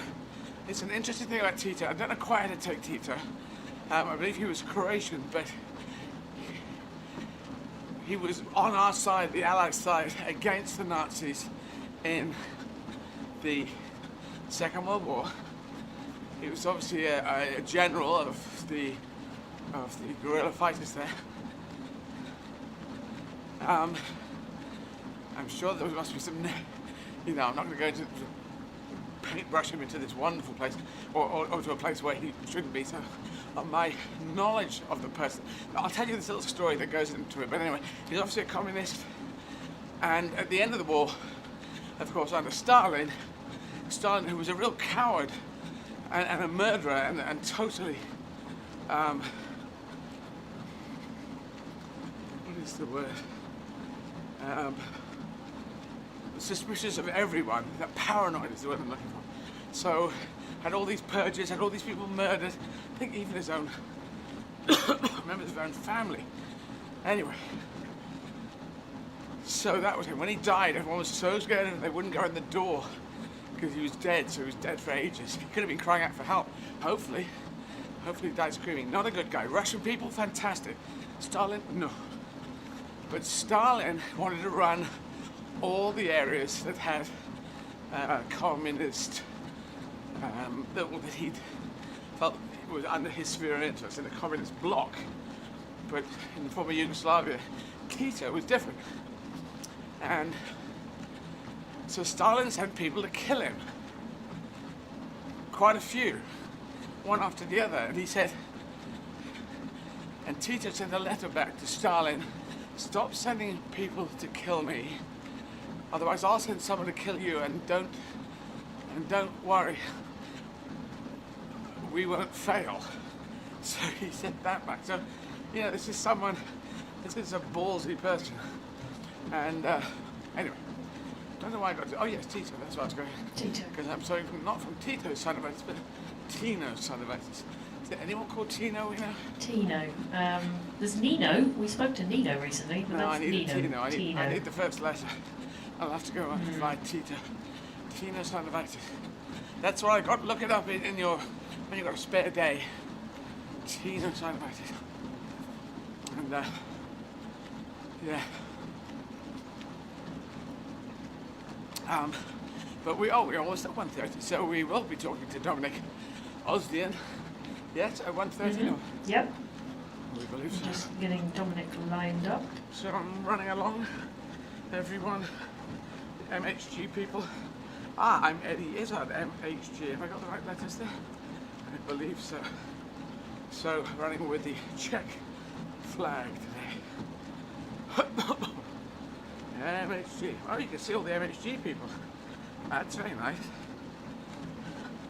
With the blue shirts. And so we run along from all around the world and try and get these 31 marathons done. If you tune into the shows, sorry I'm a bit knackered in them. I'll see if I can, because falling asleep in the middle of a line isn't a brilliant thing to do. I don't know what I could do actually to get around it. It's because I'm not. All I'm using is willpower and a little bit of carb and a little bit of protein, and maybe I'm ready for more carb and more protein actually. Yeah. If you've gone through that, great. Gone through, yeah.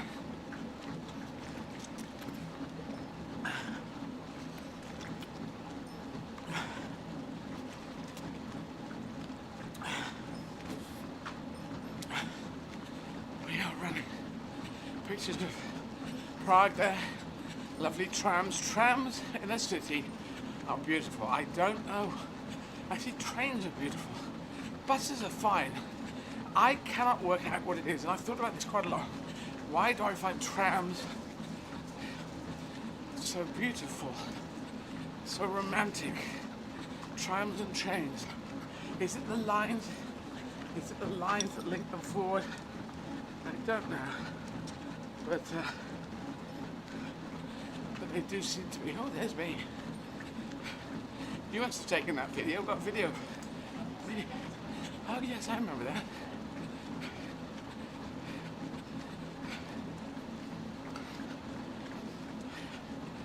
We've got very weird zooms going on there. Yeah, I didn't quite chop the end off, as we see a very nice shot now of a Prague pavement, but never mind. You've got the hang of the smooth zooms now, and the smooth. Yeah, you and told me the about smooth that. movement. Yeah. If you watch camera operators, as I do in the dramatic films I do, everything is smooth, except for occasionally. Sometimes it's fun, those. Whip pans. Yeah. Sometimes camera operators I do whip pans, which used to be not allowed, but it's a way of doing ba ba, and he said and she said. Yeah, I think I might have been trying that out there, but it didn't really work. So Clive, is Clive still running with us? Yes, he is. 8K. I'm 8. I think we've got 8K, but I'm 9.3. Eddie, Yeah. Dominic for you. It's just audio, but I'll put you through now. Hi Dominic, how you doing? Hi, Eddie. I'm so sorry we've trying with Miranda here, really hard to turn the camera on here. It's the camera which is part of the computer, so it's not supposed to be turned on any specific way. I checked the setting and it's just not working, so it's just the audio for now. I have a friend here, she's Googling and stuff up, so maybe I'll be able to join. One thing, Dominic, do you have a smartphone? Because they work through smartphones, you don't have to do it on computers, you know. Yeah, well, I have a smartphone, yes. I thought that the computer is more comfortable No. for you. Well, apart from the fact of trying, you know, you have to sort of rest it somewhere. But, you know, I do most of my interviews through my iPhone. Are we on Zoom? Are we Zooming? Is that how it's working? Okay. Well, no, is it a Zoom link? Yes. Yeah. Yeah. You don't have to do this, Dominic. We can talk to you like that. But if you want, you could get your phone and just try that link on that, because it does fire up. If you find that pain in the backside, don't worry, we'll just do audio. But I talk to, you know, daytime television programs. They take the stream from that, so it's very clear. And it's fine on phones, on iPads, iPhones. It works great. So, because there's a lot of people say it has to be on a computer, and it really doesn't. And I don't know why people are saying, I'm not sure if that's, I'm not sure if Miranda's mentioned that, but I just have found. Anyway, I take it. Okay, well, I'm trying to put it on my phone now, so we'll see. Okay, Yeah. but you can see, if you keep the volume down, then you can get one going while we talk to you. It would be crazy, but then we can see. But Just like troubleshooting in our gigs. yeah. Just like the old days, Dominic. Sorry, you're seeing Dominic? Just like the old days. Oh, right. But it's cool. Yes, we're on the phone. Okay. Now you've got to switch the other one off. Yeah. I'm gonna turn this. Dominic, switch the computer off. Just close the computer, and then. Okay. First. Now. Still, Prague, we're technologically behind. Hello. Can you see me? Hey. There you go. Yeah, nice. That's nice much to better. see you.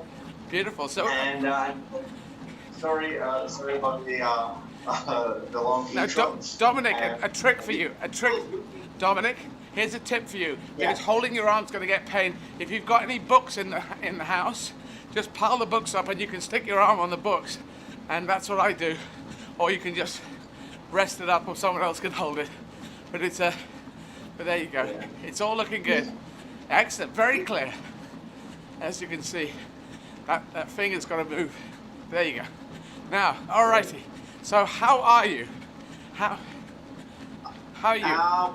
Well, thanks a lot. It's been a rough year as for everybody because you know, I'm a promoter. And we've done a couple of your shows here in Prague, but I'm also a stand-up comedian, so so all the shows were canceled and all that. So basically, a year without any stage time. So it's been difficult for us, like for everybody. But then again, you know what?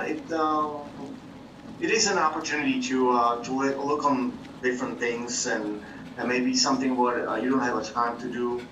You just bring new things to your attention. So and tell us how the people in Prague and in the Czech Republic generally are getting on. Are you on a full lockdown? What's the situation at the moment? Right now we're on a full lockdown. Yes, I mean you can go to buy groceries, and pharmacies are open, but the rest of the things or services are closed. So like no hairdressers, no movie theaters, no restaurants, nothing like that. So that's how we've got it. And the vaccines are about to come through. Some people are getting vaccinated. Well, they did. I think like 40,000 people only. So we're just beginning that journey. It's a big debate here. A lot of people, are afraid to get vaccinated. So you have big marches or meetings on the squares where people protesting, the country's lockdown and the vaccination. They're afraid that it's going to be mandatory, which it's not supposed to be. But how they. There's a worry about, are you going to have a pass? And with a pass, you can go in a pub, you can travel. Without the pass, you cannot. So it's not going to be mandatory, but you're going to be forced anyway. So there's a large debate about this, and it's the number one topic as everywhere else. Oh dear. Well, I would encourage anyone listening who's not sure, do have the vaccine. It's the only way we get out of this hell. So. To anyone in the world watching, I encourage people to take vaccines. The whole idea, the conspiracy theory that this is a mind control thing, we just won't make it as human beings because anything that anyone comes up with, anyone that get negative can say this is a conspiracy, and that you can start it on anything. Go and eat some potatoes. Potatoes, that's a conspiracy to control. It's just, I think we'll lose it if we just keep going down these rabbit holes. And well, it's also the time frame. People are afraid that the vaccine is prepared really quickly or rather quickly. That generally, normally you the testing period is a year, and now it's been only a month or something, and all that. So, I mean, I understand in a way the worries. But then again, I would go and get vaccinated myself if I get the opportunity. I will too, as soon as I'm allowed to do that. Anyway, well, let's move on from that, and tell us about the scene. When did you start being a stand-up comedian yourself? Well, actually, that's an interesting story because. There was no, like in '89, we've had that change from the communism regime to democracy. And before that, there was no stand-up comedy here, really. There's nothing like a single person standing and commenting on politics and sex and work and all that. It was different, genres in comedies, and there were people who were really good at it, but this specific genre wasn't really here. So 15 years ago, a cable TV, HBO, came up with a project to start a stand-up comedy here. And because there were no stand-up comics, they were just asking random people to, come for audition and just say, short story. And if it's gonna be good, you might end up at this. TV program. So I've done that, and the funny thing is, you know, in the Western world, or in America if you want to, and the UK is gonna be the same, generally you start as a stand-up comedian and you struggle for 10 years, and then when you're really good, you end up on a television, and then when you're like really good, you end up with a HBO special. Yeah. Now we had the way completely other way around, when we didn't know how to do it properly. There were no audience to test it on, and we came up with a short bit, you know, 7 minutes, 8, 9 minutes max, and we end up with it on television right away, on HBO, you know, HBO special, you know, right away. So and that program actually sparked the interest here in Czech Republic, and then theaters were interested, like, can you play it live, can you bring it, and we started calling places, and we started performing live for people based on that TV program. So completely the other way around than normally you would have a stand-up comedy career. And did HBO do this in other cities, big cities around Europe, or was it just in Prague? No, I think it started in Poland. I think Poland was first, and then Czech Republic. I'm not sure if it was somewhere else. I'm pretty sure about Poland and Czech Republic. We had the same sort of approach, how to do it. And it's been 15 years now, and that, you know, time frame produced several people who are now professional stand-up comedians.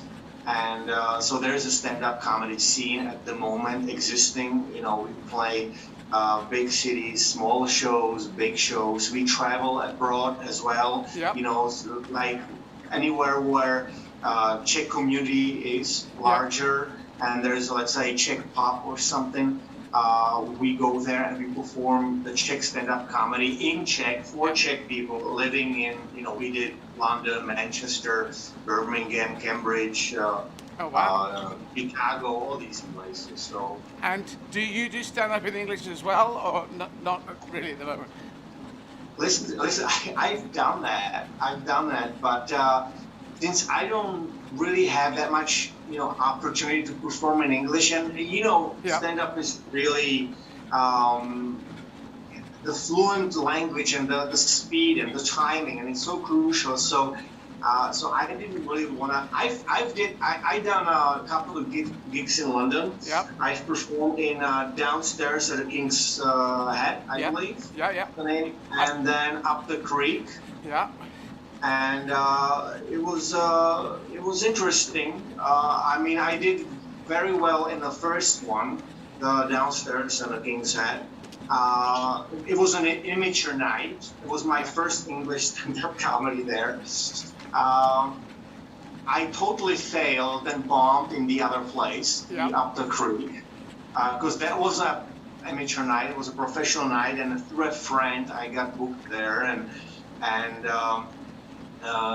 you know, I did my bit, and people, they just couldn't believe what the hell they're witnessing, you know, to be honest. So. I will say this to you, and to anyone else who's performing, I do encourage people to do it in English, not because it's my language, but because of the opportunities for you and anyone else in that second language, because you can play America, Britain, Australia, New Zealand, you could tour the world. A French friend of mine, Yassine Bellouche, French, performing in English in Helsinki to Finnish kids. So the kids in Finland are watching and listening in English and reacting and laughing, and Yassine's using a second language to communicate. It's a beautiful thing that's there if you want to do it. If you don't want to do it, just don't bother, but you probably have to do at least 50 gigs in English before you've really got the thing of it. And if you really wanted to, and from the way you're talking about it, I get the impression it's not really on your list.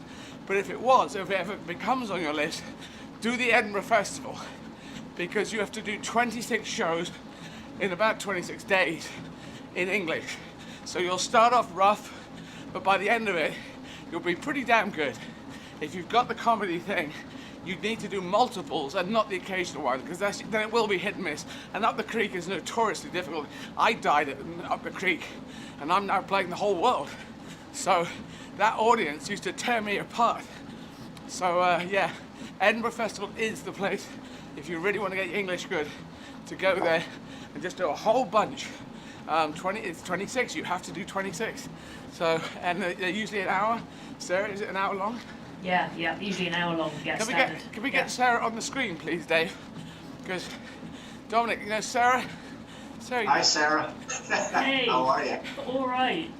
Good to see you, albeit virtually. Yeah, nice to see you again. Yeah. Like the English gig, I definitely would like to. That would be like the highlight of the career, you know, to succeed in English. Language and for English audience. It was funny, Up the Creek, the story, because, you know, I had my Czech material and I looked at it and I said, well, what can I use for English audience? You know, it's gotta be some kind of universal material. So I took the universal bits, and the guy who helped me to get there was Adam Bloom. He's an established stand-up comedian, British stand-up comedian, and he. I've met him when I landed in London, and he said, "Well, tell me your material. You know, maybe we can like see what's good and what's not." And he helped me with some terminology there, you know, because I have more like American English, so I was talking about garbage man, and he said, no, you have to say a bin man, because garbage man is, you know. So we went over the material a little bit. Well, what happened? I had an opening bit about. Daniel Radcliffe, the guy who plays Harry Potter. I read an article about him that it was that he was playing this main character in a play called, I believe, Equus. You say it? It's a play. Equus. We call it Equus. Equus. Equus. Yeah, and it's quite controversial because it's supposed to be about a guy who sleeps with horses and then he burns their eyes out or something. And I read that article that there was a big uproar in UK because he's smoking cigarette while on the stage. Right. Because when he's talking to the shrink about the things he's doing. And it kind of struck me as interesting thing that, you know, not that he fucks the horses or like, you know, hurts the horses, but that he smokes the cigarette. That's what bothers the British people. So I had this bit about like opening bit about that. I'm not familiar with the British moral standards, you know, but you know, like you know, do these things, you know, Harry Potter, that's fine for him to do, but to smoke a cigarette, you know, as a role model for children, that's bad. So I had a kind of bit about that, and the downstairs in the King's Head, it was working perfectly. Right. People were laughing, clapping perfectly. Up the Creek, that was my opening things.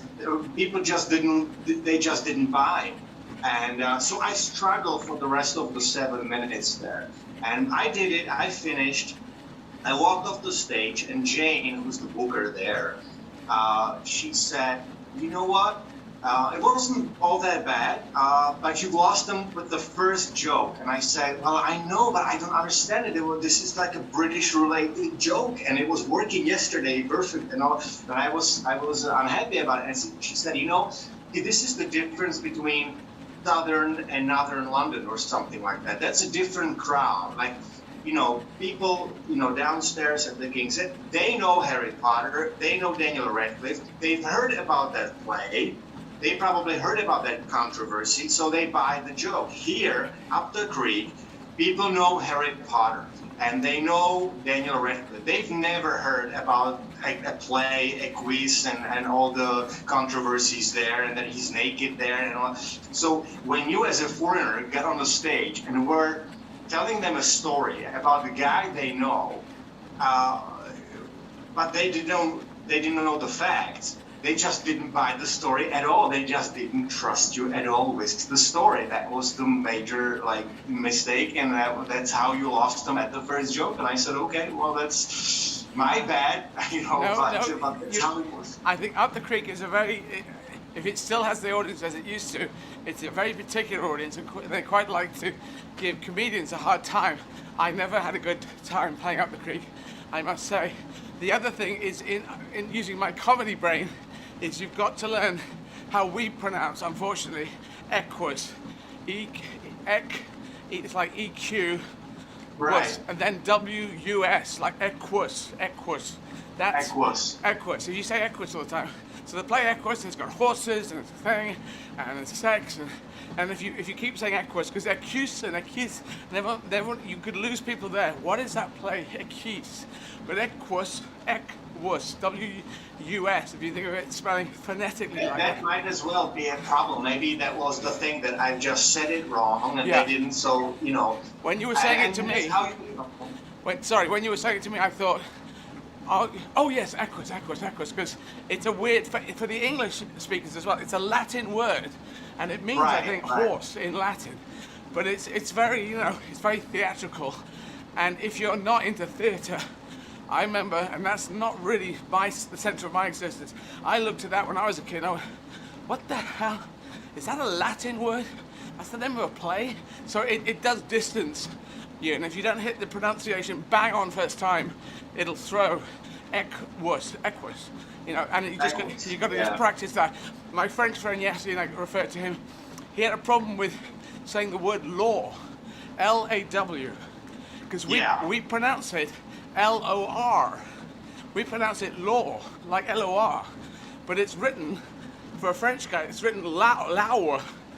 L-A-W should be law, but it's actually, we say law, and we're used to it, but that can really throw. So every time he hit the word law, I was in trouble with the law, and you're going, what? What is that? You know, it can be one word in the setup that can lose everyone, and they're thinking about it. But anyway, I don't want to push you into doing English, but if you ever did say you really want to punch a hole in it, Edinburgh Festival is your place. It is. Would you agree, Sarah? Yeah, I would say certainly for because you're doing shows every day. You know, it's relentless. I mean, it is relentless. It's like 26 shows in a month. You know, usually people do and maybe like one day off, and but every single day, and a full hour show that is, you know, yours. So you get really sharp because you have that repetition. But Dominic, did you say you'd been to the Edinburgh Fringe? No, I haven't been. You haven't? Okay. Yeah, go and see it once as a visitor. Go and just visit it, because you'll meet other comedians from countries that are not English-speaking countries, and you can chat to them about the thing. Or, you know, if you don't want to, just tell that information to other Czech comedians, because I think, for me, it would be beautiful if all around the world, and it's already started, you know, Russian comedians and British and Czech comedians and Chinese comedians, they're all using this bridging language. Not our language, it's everyone's language now. We have given it to the world accidentally. It's now, English is just for anyone to use. Open source language. But it does mean that everyone realizes everyone's funny. We can hear how articulate Czech people are, how fast they can be with their minds, you know, because your average person wouldn't believe that, oh, the Czech people, they must be, I'm not sure how they are, but you hear them doing jokes, and you go, oh, well, that's a Czech person, so that's what that's about. You know, we're all the bloody same in the end. So this is why I encourage it. I think it's a good opportunity. We could help save the world by more and more people from around the world performing comedy all around the world. This is my thing. Well, see, now that's funny, because I just read yesterday, I believe, that since the UK left the European Union, the French people are not happy with English to be the main language for the European Union. Well, no, but I understand politically. I totally understand that. There's politics and then there's practicality. So the European Union, I'm a proud European anyway, proud British, proud European. It's inevitable that we will rejoin, but it's like Latin in the old days. Latin used to be a connecting language. Greek used to be a connecting language. Helvetic world after Alexander the Great. So it's just, you want something. It doesn't really matter what language it is, but something that can be a shorthand for everyone. So we shall see. We shall see. And yeah, I was wondering if I can have a personal question here. Like, yeah, you know, I saw you running yesterday, and you do the same pace today, like no problem. You're running, you're talking. You know, how does your body feel when you? This is like 6 hours run, And for the rest of the day, how do you feel like physically, like your legs and your back and everything? Are you used to it already that well? My legs and my body, you're talking about? Yeah. Yeah. When I stop, I know I've got this stand-up gig in about half an hour's time, so when I did the first one, I could hardly get down the stairs. Yeah. And then now I'm sort of okay, but I'm just so tired. I'm physically exhausted. Right now that I'm talking to you, I get out of my body, and it's okay. And even though I struggled for the words and the breath, it feels good. This conversation interests me, so I'm up and up here in the head. But before you came on, I was down in the legs again, and there's it's kind of interminable. You just go on and on and on. There's nothing to see out there.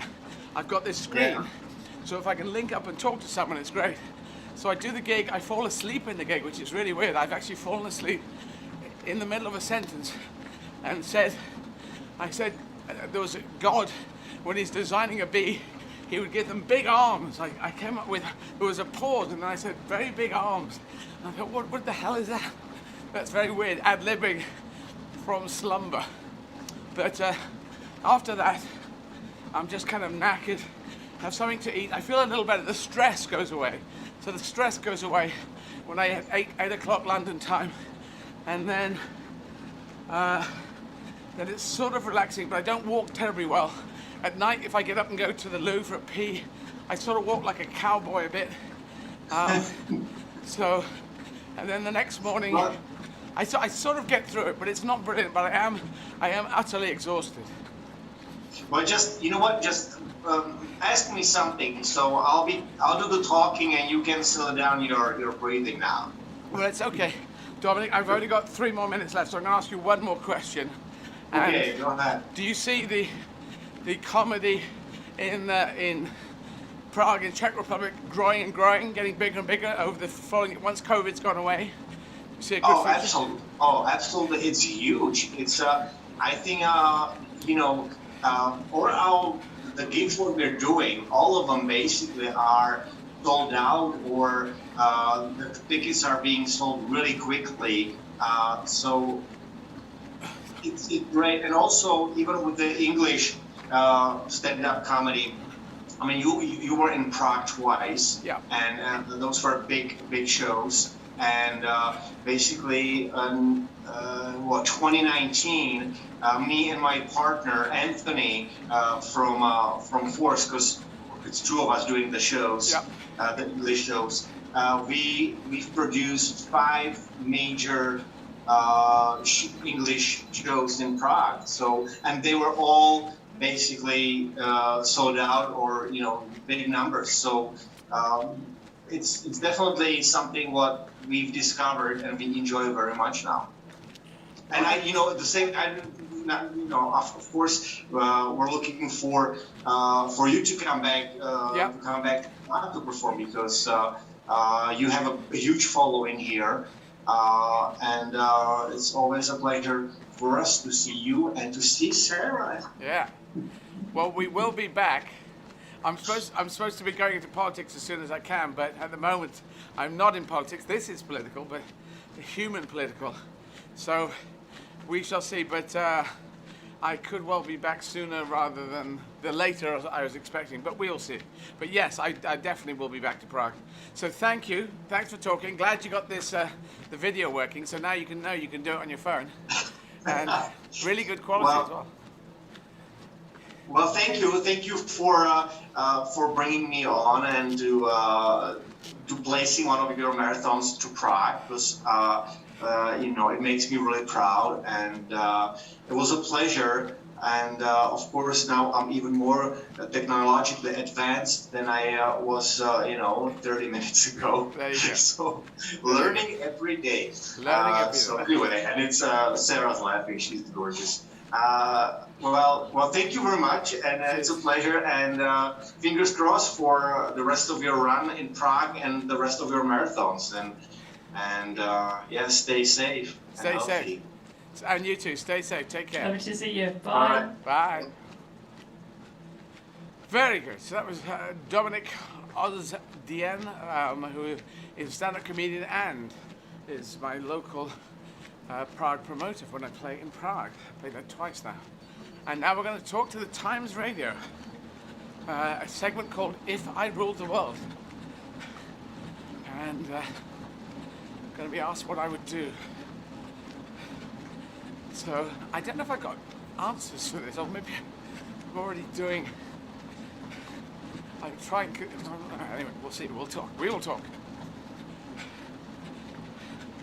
And Dave, are we going to go for 2 o'clock start, or will it be delayed, do you think? As far as we know, it's 2 o'clock. We're just in the waiting room, so... In the waiting room. There we go. So, Sarah, you got the whole list? Yes. So at 3 o'clock, is there... Can you control that? Yes, I'm looking at what I can see, because I think I can see more than you can see. Yeah, you can see the full list, yeah. So, we... Are you controlling that? There are many... Yes, I can. As one of many who can, yes. Yeah, well, so- I can't control how- the scroll, actually. That's Dave. Oh, Dave right. is controlling the scroll. Okay, so you just turn that list, and at 3, do we have a break at 3, or is it? Yes, I think currently that always can change. And then 3:30 is talking to media, social media questions. Yep, I should say that again. Just a little note for that. That is Facebook, YouTube, or Twitter. If you have any questions for Eddie, then you can place them there. Don't put them in too early; we might miss them. So 3:30. You can do that on Facebook. If you go to the live stream, then you can put your questions in the comments. On YouTube, if you search Eddie Izzard, go to the Eddie Izzard channel, which is called Eddie Izzard, and go to the live stream there. Put your questions in the chat section. And on Twitter, you'll see at the top of Eddie's Twitter account page, the live stream is pinned. If you go into the live stream and put your questions in the comments there, we'll try and get through them. Now, I should say every 15 minutes, really, we should say a call to action, shouldn't we? If you could try and help prompt me as well, that'd be a great. good shout. So, yeah, we were talking about the R number, which a couple of newspapers it said is way down now, lower than 1, but according to the official things, it isn't. It's about 1.2 to 1.3. That's where the R number is estimated, compared to last week's, which was between 1 to 1.4. So it doesn't seem like a huge change. Although a couple of newspapers, but only a couple. I think it was the Sun and the Express.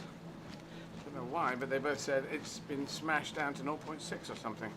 But it seems, unfortunately, not. That is not good. I would have rather that it had gone down. And I don't know, does everybody use the R number? Oh, Our there you time's go. ready for you. Hi there. Hi Eddie, how are you? I'm okay, how are you? I'm very good. I'm very good. So it's Matt Shorley from Times Radio. I think Matt. you're doing a lot of these, so you probably don't know what's going on. Yeah, are we getting visuals on you today, or just audio? Oh, yes, you can do. Hang on. Oh, It's always nice to see someone. Wonderful pictures of Prague going on behind me. there we are. How's that? Can you see me now? There we go. Hi. There we go. Yes, Nice to see you. right, good to. So have you been told about the feature that we're doing? I think we're asking you what you would do if you ruled the world. Yeah. And Perfect. And then we'll talk obviously about your marathons and everything as well. Yeah. I'm going to say this to you, and you can push back on me, but I think 2 of the AirPods in at the same time looks kind of crazy, whereas 1 looks kind of cool. I'll take one out. There we are. This looks like you're Lieutenant Uhura, you're talking, you're connected, but you're hearing the world. I know, I've seen people do it, and I shouldn't say it, but, and maybe it's not, but I try, I just think 1 looks, and 2 looks like, it looks like big white earrings, and you're not talking, but I don't know. No, I'm going to take that. I'll take that advice. I'll take that advice. There you go. So, Eddie Izzard, before I ask you about what you would do if you ruled the world, we also need to talk about what you're doing right now while we're doing this interview?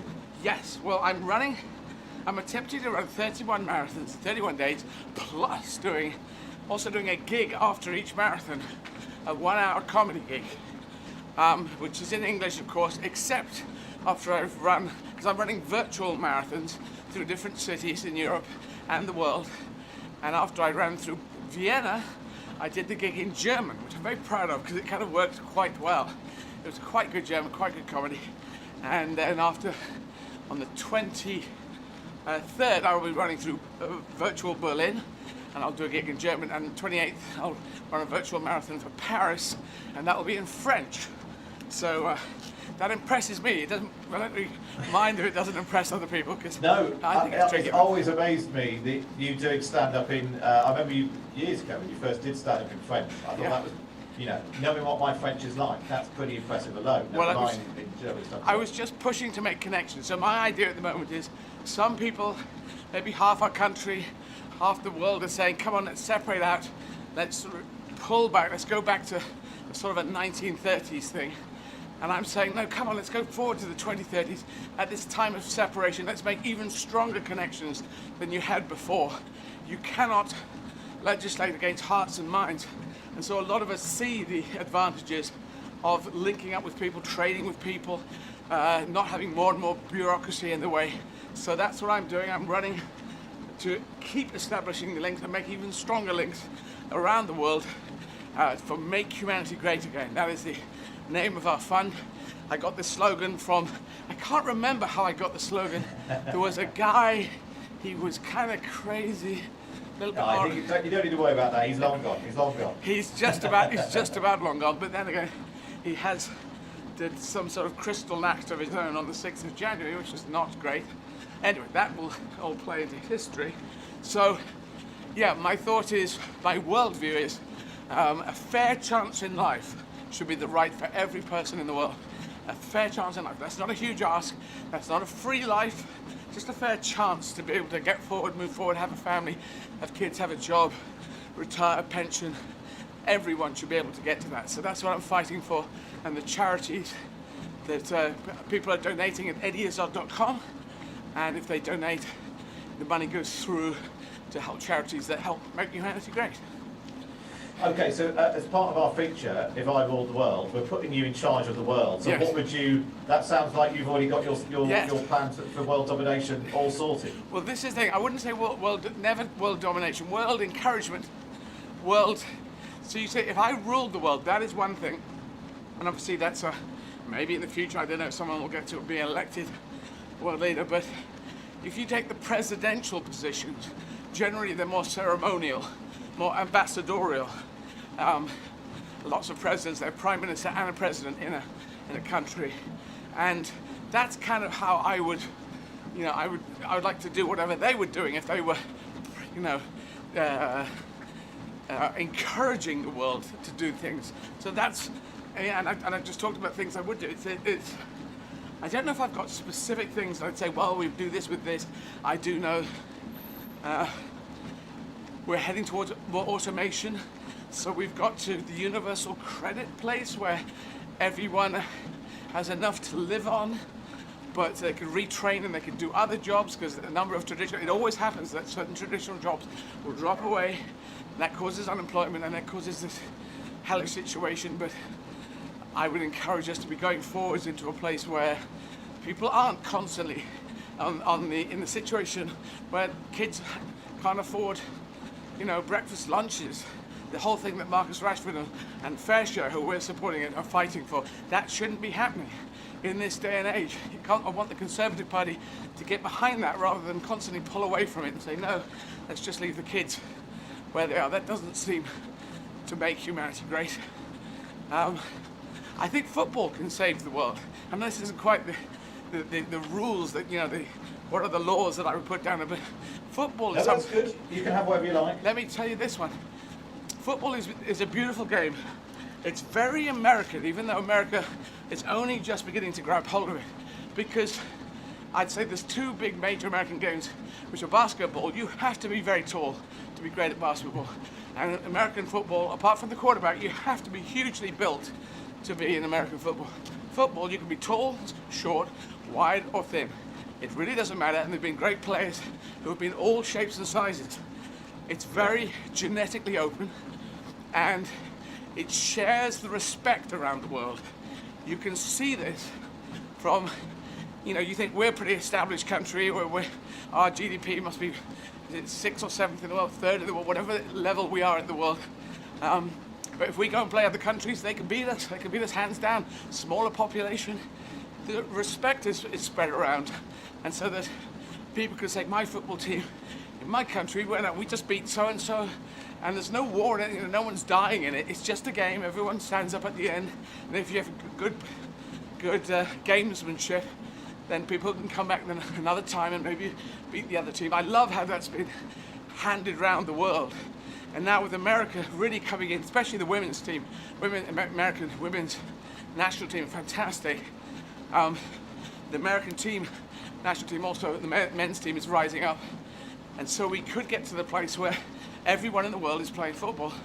And that's a great meeting place, just like the Olympics, everyone coming together. And, it's a great leveler. Yeah, a great leveler, great thing that you can spread the pride around, spread the respect and the pride around. So I like that idea. That's good. That's good. That's a good idea. So if we are going to put you in charge of the world, what sort of leader would you be? Are you going to be presidential, dictator, delegator? What sort of world boss would you be like? Okay, Mandela and Abraham Lincoln are my talisman. So I would go with Nelson Mandela, who came in with no political administrative training, coming in, 1990, was released from 27 years in prison, came out without bitterness, and in 1994 became the first freely elected president. And people might look at his time, I think he did 4 years, he wanted to do one term, then he wanted to live a bit of life. But what he did with the rugby team, which is in the film Invictus, that's a beautiful thing. So I would try and do things like that, things that lead forward. I mean, hopefully, well, I'll just finish that point off, yeah. What he did that, and they won the World Cup, and that was beautiful for a new South Africa with a new flag that not everyone wanted in South Africa, and since then they've won it 2 more times. So they're on the world stage. Their politics is still out there and difficult, and the the economic situation is tricky, but we have to do these things that he came up with. If you track everything that Lincoln did, it was amazing. He had been a one-time member of Congress for 2 terms. For 2 years, that was all he had done. 12 years before he became president. So that's like being a mayor of a small town, that kind of responsibility. So mayor of a small town, and certainly he's president of the whole thing. And with his work with General Ulysses S. Grant, he saved the Union and defeated slavery. Those 2 together are really the prime movers in that. So I would track like that. So it's not autocratic, it's working with a team, but I would lead. I try in my life. I came out as trans 35 years ago. 35, it's a long time. 85, it was toxic. If you came out and said you were TV, you were trans, not a great time. I was there, because obviously I was there, but people would shout absolute abuse to you, say things. Someone stood right in front of my face, pointed at me and said, "What the fuck is that?" to my face, And people have had worse. I know people, black people, whatever skin color they might have had horrible things said, and worse. So I'm just in this behind that on that curve, but I've had that horrible stuff. I've had fights in the street, but hopefully that is good leadership. You say, I see a problem, this is part of me, this is being honest. Came out when I was 23, and I thought I need to make these discussions, encourage these discussions, and try and get it so that TV, TS, trans people, the language has changed over the years, but just so that we're part of society as opposed to outside society.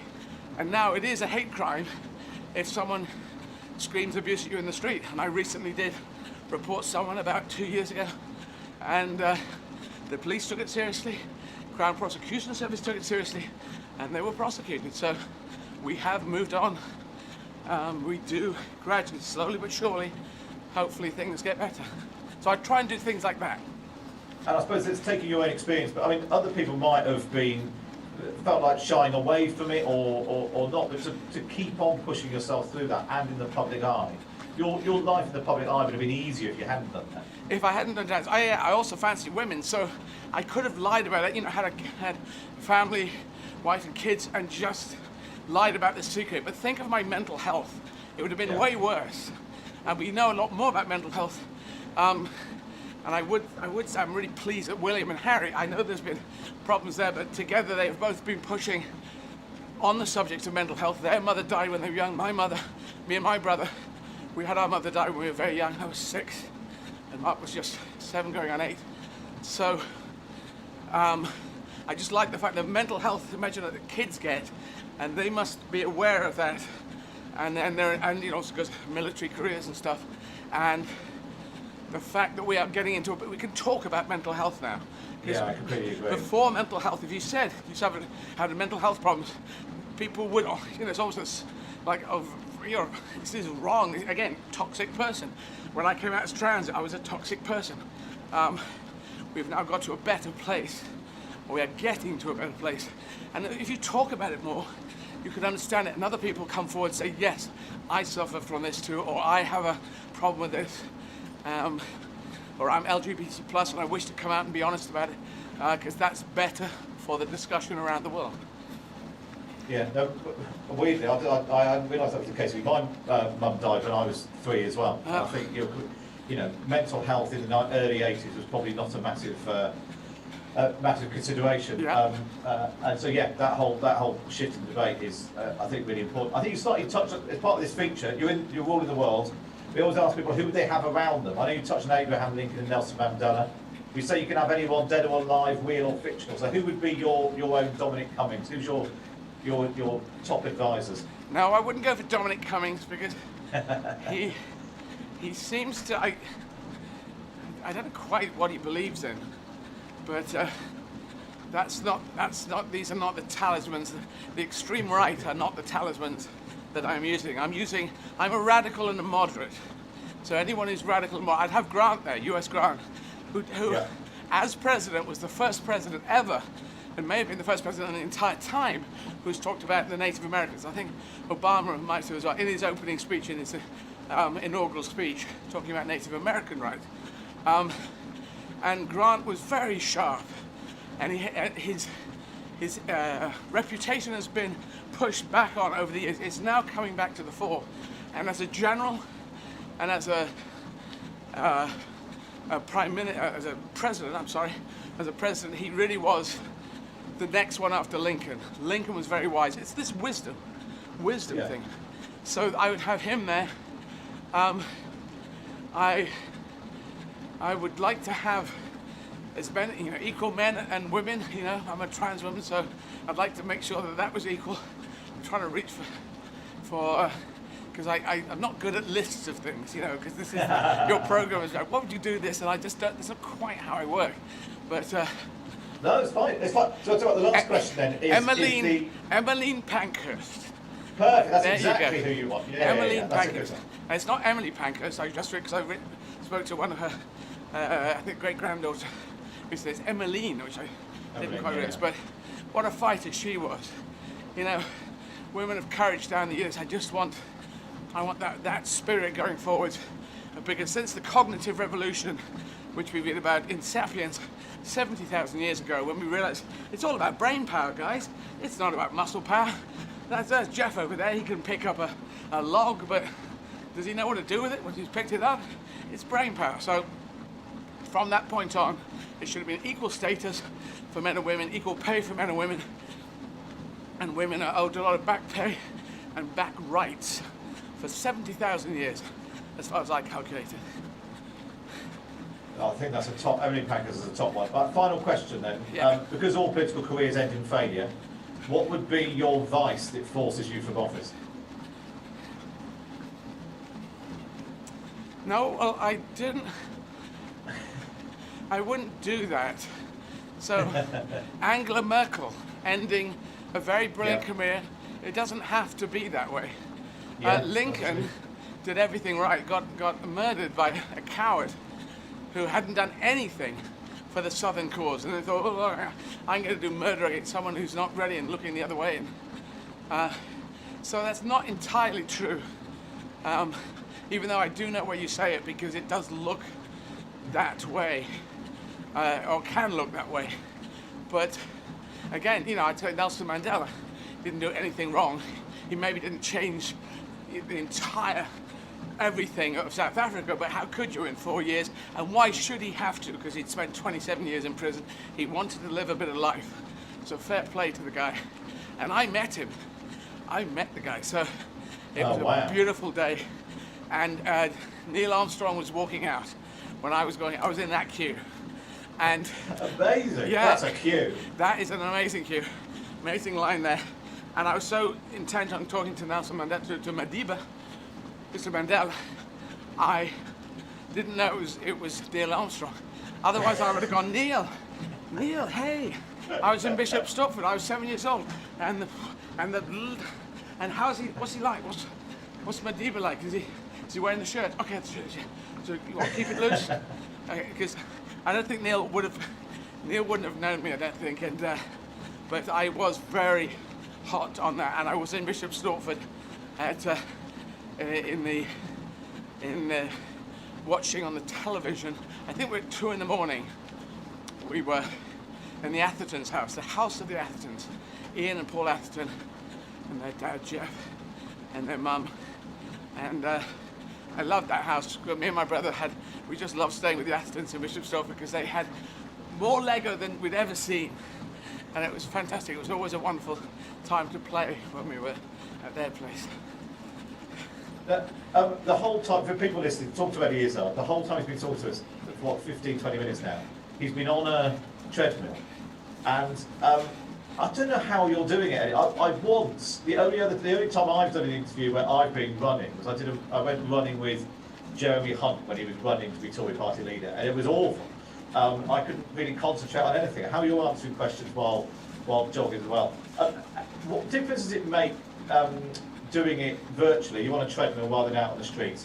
And describe what's better, a virtual comedy gig or running virtually on a treadmill? Ooh, I prefer the gigs because they're only an hour long. This is 6 hours. I mean, when I'm talking to someone like your good self, I get out of my body because I'm thinking about answers like this, what you're saying. The fact that your mum died when you were 3, I'm curious about that. Do you have good memories of your mum? Do you have no memories of your mum? No memories. Oh, that's sad. I locked mine in. I have good ones. I locked it. You know, I can remember stuff to holidays when I was 3. We have pictures. We have anyway, all this kind of stuff. So the gig afterwards, I'm actually doing sit-down stand-up. I've got a bar stool, which I thought I'd use to put my iPhone on with a list of stuff on. In fact, sometimes my feet are hurting so much, I have to sit and just do sit-down stand-up, which is kind of weird, but a good thing for my senior years. I think if you're doing your interviews on a treadmill, you're allowed to sit down while you're doing a stand-up. That seems reasonable. I think so. That seems reasonable. Now, I want to mention one thing. You referred to me as he, and that's completely cool. So if anyone gets on the internet afterwards and says, "What's this he, she?" I don't mind about the he, she, you know, because the whole pronouns thing has just happened. So yes, I was going to ask. I apologise for doing that. No. Let me say this first. I absolve anyone for saying this. There's going to be a whole, you know, adjustment period. So it's all cool. And some people really come on my behalf and they go online and they come on quite strong. And I'd say everyone just chill. It's cool. Yeah. Anyone says he or she. I'm gender fluid anyway. But generally people seem to be moving over to she, which is beautiful. I feel I've been promoted to she. Promoted to she and her. So that's a wonderful honor for me. But anyone, if I say they've got a problem, just call me Eddie. It's no big deal. Let's not make it a big deal. So I'm absolutely saying it's cool. No, you're quite right. I didn't even notice I was doing that, and I know that other people might be offended about that, so I apologise. No, that's all. You do not need to apologise, and I don't know if absolving is too strong a word, this kind of thing, but I am absolving anyone. That's good, because I think you're right that people want to do that. I want to do the right thing, and then you don't.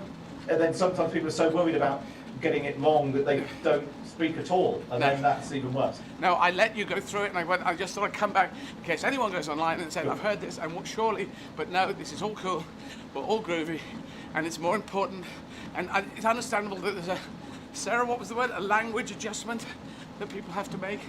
It's kind of a linguistic adjustment that people, linguistic adjustment. I was talking to Jason Isaacs, actor, and talked about, there's a linguistic adjustment. So it is not, for me, it's not a thing. Other people might be more, they look at it a different way. Anyway, enough said. It's cool, no problem. Good. Well, before I let you go, remind people how they can donate to support you in your extraordinary mad running. Yeah, it's bonkers, but good bonkers, hopefully. So, if you've got a UK phone, easy peasy way, 70810. If you line that up in your text and you write in the word 10, T-E-N, for £10, or 20, T-W-E-N-T-Y, for £20, and that's to 70810. Or, even easier, go to eddieizzard.com, and it's all there from anywhere in the world. You can donate at eddieizzard.com, and it explains more, and it's got the text numbers as well, so that's the easy way. Eddie, it's been a delight speaking to you. Thank you so much I'm glad I may have helped in some small way for you to take your mind off the running and think about other things. Indeed, good luck with it all. How many more have you got to do? I have got, it goes into mathematics, so what are we at, 15? So there's another 16 to go. So at the end of today, I'm almost halfway. Almost at halfway. Well, best of luck with it all. Thanks so much for speaking to me. Good to talk to you. Take care. Thanks a lot. Take care. Cheers, Eddie. Bye. Bye. Okay. I've got two of them here, I'm afraid. Yeah. I'm going to talk to the loo. I've got to go to the loo. Another piece. Sorry, guys. Loo break.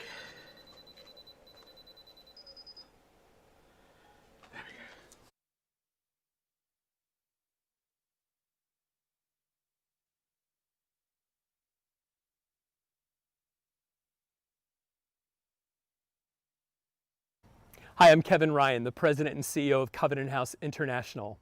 For nearly 50 years, Covenant House has been a place of promise and of hope for young people experiencing homelessness.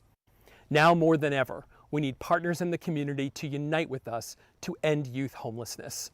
Every person deserves a safe place to sleep and hope for a brighter tomorrow. For young people, homelessness interrupts progress toward adulthood and a future of independence and self-sufficiency. Covenant House's doors are always open to all young people who need housing and help, regardless of their race or their religion, their sexual orientation, their gender identity or expression. Our trauma-informed services help bridge the gap between potential and progress, and we also advocate for systemic change through public policy while promoting awareness of the critical issues related to youth homelessness. The Covenant House mission is centered and built on community, where youth and staff and volunteers and our partners love one another unconditionally, respect each other absolutely, and dedicate ourselves to a covenant of compassion and hope. Learn more about resilient young people at Covenant House and our life-affirming services at covenanthouse.org.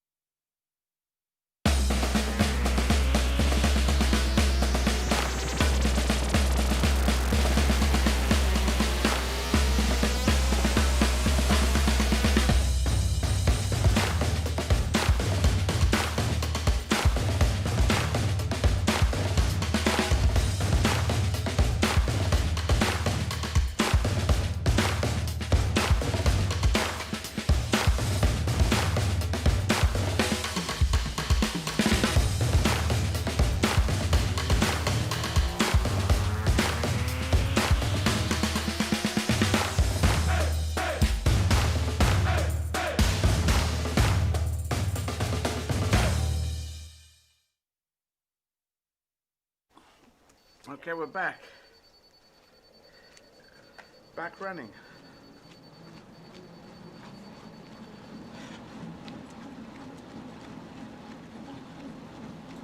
Off again.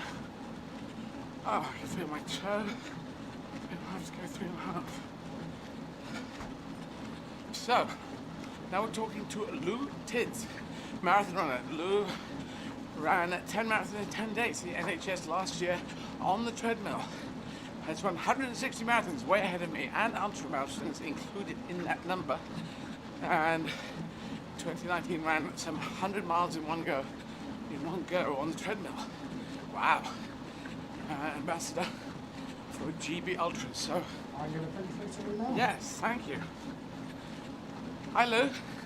Hello, how are you? I'm fine. How are you? I'm good, thank you. It's an absolute honour to speak to you, so thank you. Well, it's an honour to speak to you. I'm just read out to the world about your. Did you hear what I said? So I'm going to read it back. I did. You did hear, so you know that's all correct, yeah? Because you did 100 miles in one go on the treadmill.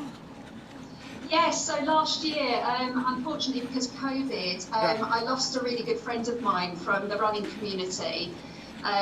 Things just, I think I kind of went a little bit wrong for him, and we lost him to the world. So he had planned a 100-mile race, which he was going to be partaking in to raise money for a charity that was quite dear to him, for the Samaritans actually. And so because he couldn't then do it, I wanted to carry it on. So obviously with COVID we were in the first lockdown, so I couldn't really go out and do a run outside because of the rules that were in place at the time. So I jumped on the treadmill, and at the time that he would have been doing it, I did it on the treadmill instead. So it was the longest that I'd run on the treadmill, and it was hard work, as you can probably say. I know. Well, I mean, how did you, and was it 100 miles continuously? So basically about four marathons back to back? Yeah, so I did it in just one go. Obviously, like yourself, I had a few comfort breaks, so obviously I needed to get off just to pop to the toilet, and I had one half-an-hour break just to have some food, like hot food. Yep. Other than that, I did what you've been doing and taking on some snacks while I was going and hydrating while I was going. But yeah, I ran the whole thing, and I have to say, I've done quite a lot of ultra marathons in the actual community and running outside, and I mean, they're hard because it's a long way, but you see other people and you've got all the distractions, and it was really hard, but I had a reason to do it, like you have, so that kept me going. So, well, how long did it take you? 26.5 hours. Wow. Yeah. Well, that's just way. I mean, I'm doing 6-hour marathons, so I'm going very slow, but I find it kind of mind-numbing. This is what's great, talking to people. I found this when I was training. I was doing Zoom link-ups with the people from Make Humanity Great, who were sort of organising this together to make it work. And I found that when I was talking to people, it goes by much easier. But 26 hours and were you watching films or listening to podcasts or anything? So I was really lucky because in lockdown, we bought a treadmill about a week before lockdown, because I knew I wanted to do some pretty serious training, because I was going to go from doing long distances to doing marathons again, and I wanted to get quicker.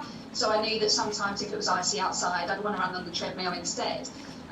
So luckily we got it just at the right time, and we have downstairs, we've got it downstairs in our sort of big, we've got like a cellar, which has basically become the gym now. Yeah. And we put a TV right in front of this, of the treadmill. And so I basically live streamed while I was running for a little bit and talked to people like you are doing, so that it just distracts you. It gives you something to do with your mind. Yeah. Other than that, I think I binge watched about 3 series on Netflix. Yeah. And watched a few films. But by the end of it, I was finding I was really fatigued, and I heard you saying earlier about how, you know, when you were doing your show and then you found it, you were getting tired and then you fell asleep. And I was the same. Because I had no stimulation, because there's nothing to look at. Yeah. And even watching a film, it's almost like it relaxes your mind because you don't have to think about it. Yeah. So that's when I started messaging, and I did live streams on the GB Ultras page, who I'm an ambassador for, just so that I could get some interaction going and talk to people. So it is a thing. Well, that is, you're maybe one of the few people, maybe there's more people, but one of the few people I've talked to who knows exactly what I'm going through, and you've been through worse than that, because I don't think, 6 hours kind of does me on this. The idea of 26 hours, maybe I could do it at a push, but if it was just an end point, but tricky old thing. It's the talking, as you say, the film just gives stuff to you. You need to interact backwards and forwards, I find, to get your mind up. You're doing absolutely incredibly. I've been watching you. I'm working from home at the moment with my job, so I've had you on every day, and I've been watching you. And the interviews that people are doing with you are brilliant. They're really interesting. And it's actually, I've always followed you in my running career because you're someone who has inspired me with all the different challenges that you've done. But actually, to get to know you as a person has been wonderful, because I think this has given us the format to do that. So thank you. It's been wonderful. Thank you for being here. I like your top, GB Ultras. That's yes. It's great. So is that the national team for GB ultramarathon? No, so basically they're a local. Well, it's not so much local anymore. It's an international company now. So they they put on ultra marathons predominantly. Over 2019, they did open it up in virtual races to shorter distances, so it was accessible for everyone, like if people wanted to run with their families. But it's for people who do ultra runs, so an ultra run is anything over a marathon distance. Yeah. So predominantly they do 100-mile races, and then above that. So in 2018 I ran the 215-mile race across Scotland in one go.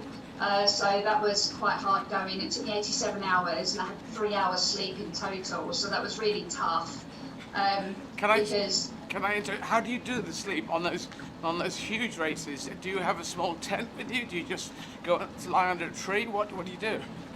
So I had a crew who was looking after me, but they could only see me from 50 miles onwards because I had to bed in. And they had like a motorhome. So if I managed to see them when I was tired, so I got to the point where I was about 67 hours in, and I hadn't slept at this point except for about 2-minute breaks. What I'd do if I started feeling really fatigued, I would literally sit down wherever I was, because it was running through the Highlands of Scotland, so you were just on mountain trails. It was like a trail path that you were following, and I would just literally sit down by the side wherever I was, because I wouldn't see anyone, because the field was really, really spread apart. I didn't see anyone for probably 9-10 hours at a time, and I would literally set my phone for 3 minutes and I would fall asleep, and when my phone went after 3 minutes I would get up and carry on going. So when I saw them at about 167 miles, I was having really bad hallucinations, and I knew that if I didn't stop and have an actual sleep, that my body wouldn't get me to the finish line. Yep. So I got into the motorhome and I had an hour sleep, and then decided that I needed about another 20 minutes because I just wasn't thinking properly. I was really tired. So, and then from there I then pushed through to the finish, but. And I finished the 4th lady and 16th overall, which was my first time at that distance, so I was really happy with that. Yeah. I don't think I'd do it again. No, I'm thinking about what you're doing and thinking, do I want to do this? I'm not That sure. was going to be one of my questions, is because you've done so many things. I mean, if I'm right, you started in 2009, which is the same year that I started, and you went straight into running, was it 43 marathons in 51 days? That's it, and which is incredible. Well, it's it's all mind power, isn't it? It's mind over matter. Sorry, my knees playing up suddenly. I can do a bit of walking, but yes, it's mind over matter, and my technique was to say, I'm going to run the whole of the UK. Which Sport Relief were going, really? Because we're trying to get people to do 1 or 2 or 3 marathons. You're going to do the whole thing. It was a bit preposterous, really, I think, from the official standpoint.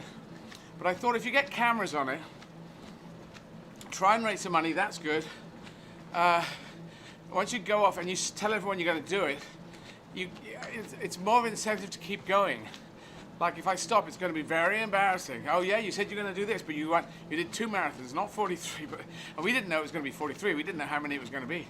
So it took 2 weeks before Sarah, my road manager, got in contact with the people at Sport Relief and said, it looks like we're going to get through this. We're going to make this happen, because I'd got into the groove. I found that the first 10 marathons, after the first 10, you become this machine again.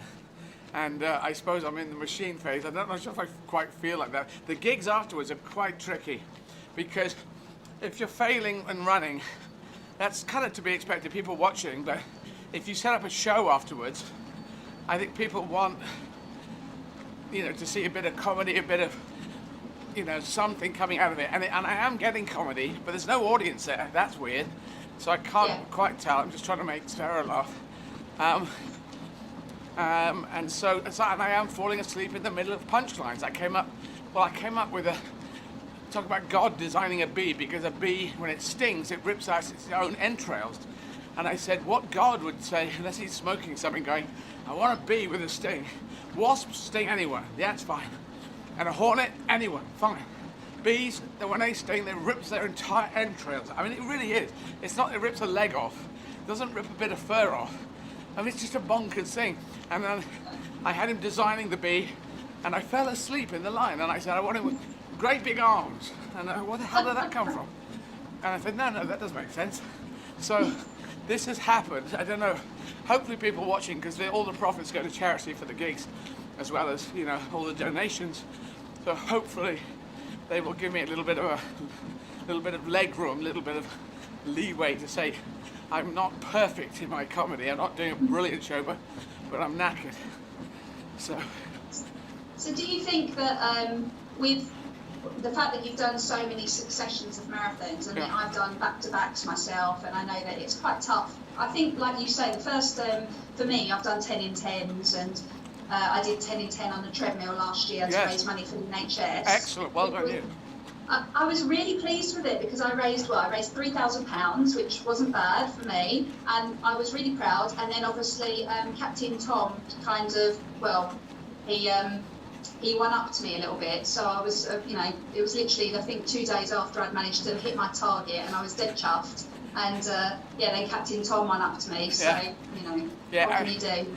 It's, age has seniority, so... That's right. And to be fair, I'm not taking away what he did is incredible as well, but so with everything that you've done, and you're doing all these challenges, and now you're doing something which to most people who aren't runners and who don't have that kind of bug for because it does get a bit addictive, that whole pushing yourself. Now that you've done all the sort of successive back-to-backs, do you think you'd ever try and do like a longer distance in one go? So go into 50 miles in one go probably would be really easy for you. Well, I did that. Like 100 miler? I've already done. When I did South Africa, I spent day 5 in hospital. So my last day, I did a double marathon. So, right. So I had to run for, just over 84k, 56 miles which took me about 11 hours and 5 minutes. That was a rough day, having run 25 marathons before that. So I have done, I suppose that's an ultra marathon, a double marathon. Yes, it is, yeah. 100%. And I could, but I always underscore what I do with a fundraising thing, which a lot of people do, as you have done yourself, but also it's like a human political thing.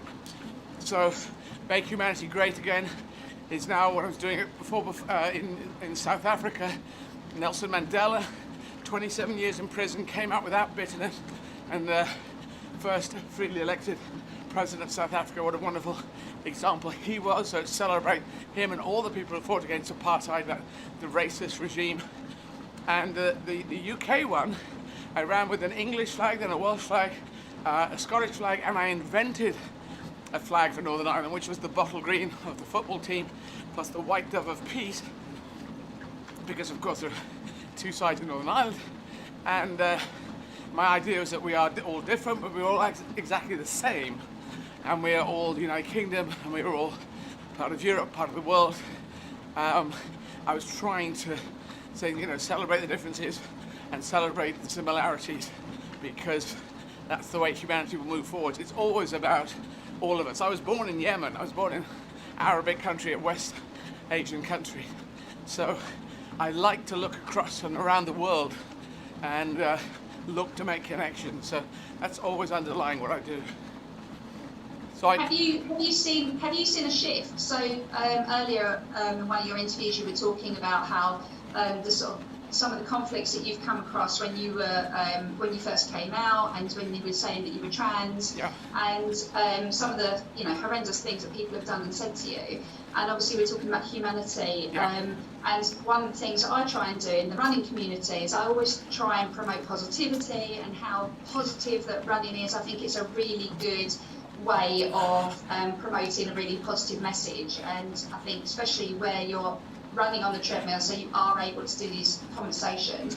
Have you seen a shift in the last sort of decade or so in people's approach to yourself and people within the community? I mean, notwithstanding what's going on in America at the moment, but do you think it's become more of a positive place? I do think so, particularly 2014. 2014, because I came out in 85, so I did find not much change, a gradual change between 85 and going through end of the last millennia into this one. 2014, three things happened in America. There was a series called Transparent. It started winning awards left, right and center. There was, excuse me, there was Caitlyn Jenner, got the front cover of Vanity Fair. That was a big thing around the world, so the world saw that. America's very good at sending out messages around the world, hopefully usually positive, sometimes negative. And then there was Laverne Cox, a black trans activist, one of the stars of Orange is the New Black, and she won Person of the Year in Time magazine, I think it was. And so those three things hit, I think, all in 2014, and it sort of spread out, this kind of news. And diversity was also floating at this point, the word diversity, and the power of the idea of, come on, we have diverse countries, we've had them for if not decades, even centuries. Let us show this diversity. Let's give more positions, more roles to people of different colours, for women in power, running businesses, all that kind of positive stuff. And so trans was in that. So in the last, what are we talking, 6 years, I think things have changed. And now, as they were advertising, if you might have seen these advertising saying, if you're hateful towards a woman, if you're hateful towards a black person, a handicapped person, a trans person, these are hate crimes. If you shout at them, if you threaten them with violence, or are violent to them, these are hate crimes, and you will be prosecuted. And I remember seeing that, thinking, wow, this is different from before. And someone was nasty to me, I reported them, and they took action. So that just wasn't there before, and it's a good thing, because I was being threatened by someone actually in the street. They're just saying nasty stuff. I said, be careful, this is a hate crime, you know that, what you're doing.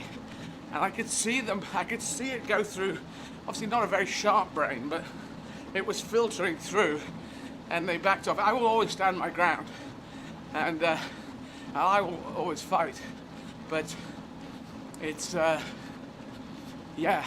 I think it is slowly, it's getting better. And I had a recent pronouns thing that went around the world, it seemed, even though I've been out for 35 years. I don't know if you noticed that, any of that in the media, but I've always only requested, never insist. And if anyone gets it wrong, no big deal. I am gender fluid, but when I was a kid, I never thought that this moment would happen. I didn't think I could be here talking to yourself. And it's also the fact that you're a woman doing, over 200 miles of running. So for anyone listening in kilometers, what we must be 350 kilometers you were running. This is beautiful. Women can do whatever they want now. Special forces, artist, leader of a country, run a business. We've brought that to women. We must encourage women to come forward, and you're just setting a great example You have done way more than you did. 26 hours on this, and I can barely stand 6, and you did, what's that, 3-4 times as much. So hats off to you. We are not worthy goes your way. It's not coming this way, it's going the other way. It's amazing what you're doing. And you know, in your childhood, boys wouldn't have said, oh, you can't do that. You know, there's still this masculine thing going right now. Boys can do this and girls cannot do this, and you've done it all. So fantastic. I would definitely say that's true. I mean, when I first started running, say just over 10 years ago, I mean, I'm not that particularly young. I'm 41. So, but when I first started running like 10 years ago, I was literally running around the block, and then I just decided that I wanted to try a marathon. So I trained all year for one marathon, and I did that for 4 years running. And then I decided that I wanted to do a little bit more. And then in 2015, I did 64 marathons in 1 year because I wanted to get into what's called the 100 Club. Yeah. And that, I mean, goodness, that was hard because I never saw my family. I only saw my friends that ran. Every single conversation I had was about running because it became an obsession.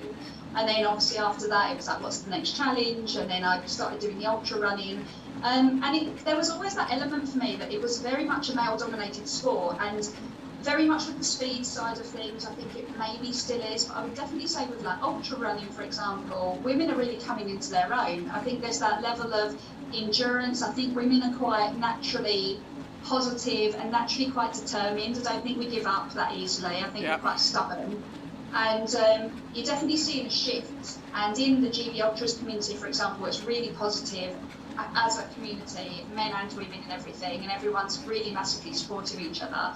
And then with people like yourself who are, I mean, you yourself are so inspirational in your own personal life, in what you represent, in everything that you do, and then your running side of things as well. I think it's so important because there's so much inspiration there, and you inspire so many people. So I know I can't take all your time all day, but I wish I could. But I mean, who inspires you? Because for me, you're definitely an inspiration to me. I think you're incredible. But who's your inspiration, like in the running world and in general life? Well, I must admit, when I was a kid, if you take the pure athletics running world, when I was a kid, I love football, so I did play in the first team when I was 11 and 12. I said it a number of times because I'm very proud of it. But the 11-year-olds were mixed with the 12-year-olds, so you'd be playing against another team and the kid would be a foot bigger than you. And I had to be fast and get in there and make things happen. But athletics, I never thought. I actually won the under-11 athletics club because Nicole Cunningham, who was much better than me, was ill that day. But so that was brilliant. This, you know, we used to have mixed races. I've talked about Nicole before in my book, and there's a photograph of everyone starting. You've got a number of boys starting the race that first second after the gun's gone off, and a lot of boys starting in a very odd position. I'm starting in quite a good position, and Nicole, you can just see she's already won. She's taken one step. She's already won. She's just got this athletic figure. Anyway, so I never really tracked athletics because I can get these done because I am really rather competitive. But if people are going to beat the pants off me, I don't really want to know all about that. Oh look, there's the brilliant things. I did watch Co and Ovid and Cram when those things were going on, those races, and lighting up the world. Those are very exciting, but I never saw them as part of myself. I just thought they were elite sports people that are out there doing their thing. Anyone, man or woman, doing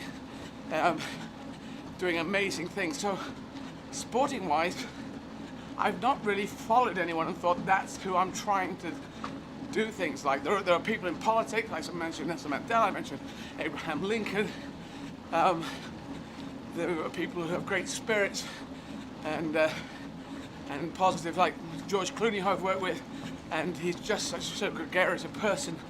When I did the film, I just thought, I want to, that is the way to act and behave with your other fellow actors. That's a great way. Judi Dench as well. So and they're both beautiful people. But in sports, there's people I have admired over the years, but never thought I will try and do that.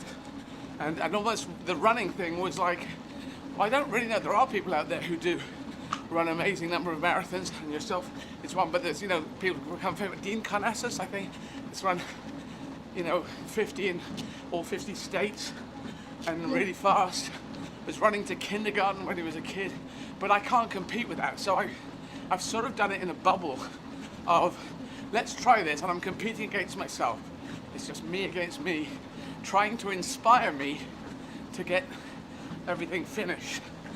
And I've got tenosynovitis in my right leg, so the tendons are inflamed. It's weird, I can actually feel them doing weird things. I'm going to walk for a bit. But yes, I'm trying to inspire myself. There you go. You may do things that makes you think, who did that? Oh, you did that. Oh, well done. Okay, you're okay. Well, I'll spend time with you, Do you ever think it that way, inspiring yourself? Absolutely. I think that's definitely something I'm probably guilty of. I'm always looking for the next challenge. So the next thing that I don't think I could do. So at first it was that I didn't think I'd ever run a marathon, and then it was that I wanted to get one under 4 hours, and then I found out about what ultra marathons were because I'd never heard of them, and I was like, oh, anything over a marathon is an ultra. Well, I'll run 27 miles then, and it doesn't really work like that. And the first time that I tried the 200-mile race, I failed it. I didn't complete it because I just wasn't prepared. I wasn't ready. So and it was at a real crossroads for me because I felt quite defeated by not achieving it. And I was quite hard on myself. Kind of thought, everything that people say is true. And I think I had the opportunity there that I could have either stopped running and probably really been quite tough on myself, maybe not gone back to it, or I actually decided, right, I'm going to do it right. I've got a coach, a female coach, because the female body is so different to the male body in how it needs the hydration and the fuel and how we can keep going, and how our muscles interact is so much different. Right. So I wanted a female coach. And then I trained for an entire year, and in that year, just behind me, you might be able to see, I've got some buckles, which if you run 100 miles, you get a buckle instead of a medal. I think it's all about, I think it comes from the men side of things. It's like drawing attention to a certain area, saying how great you are. But I ran 4 100 miles in 1 year as training for the 200 miler of that year. Right. Because they all had really, really high elevation as well, because the race that I did was 35,000 foot elevation, so it was a lot of climbing, which again I wasn't good at. I didn't do hills. And then after I did that, it was kind of like, well, what do I need to do next? What's going to keep me going, and how can I feel like I'm going to achieve something, I'm going to make a difference? And I do like to try and do it for a reason, even if it's just showing people that women can do it, people of my age can do it, that nothing but yourself can stop you. I think it's something that's really important to get out there, especially at the moment. I think with COVID, so many people are struggling with mental health. And for me, running's meditation. I don't know if you find that. I find it almost like a mindfulness thing, because I can almost process things when I run. That is a very good point. And not on the treadmill, not great for my mental health, the treadmill, but outside, I'm just looking, I can look out the windows here at Riverside Studios, and there's a sunshine, some clouds. I can see the sun glinting off the water on the Thames, and that looks beautiful. I like to run down the Thames, and it is good. It does, but it does feed the brain and the soul. And it's an interesting, I've changed the way I run marathons, and I'm not sure, I probably now run them, slowly, but in a way that's, because you're trying to finish at a certain time, I assume. You're trying to do, beat a time, and I tended not to do that. I started when I was 47, and I call them holistic marathons. I would just run, I would measure the distance, none of them are organized. I'd measure the distance, and then I'd just go and run it until the watch said I'd run a marathon. And if I wanted to stop, I stopped. If I want to talk to ducks, or see the ducks, or talk to cows, or whatever, I would do that, chat to people. I would stop and do it, and it was much more. I didn't feel this pressure. Now I have to finish.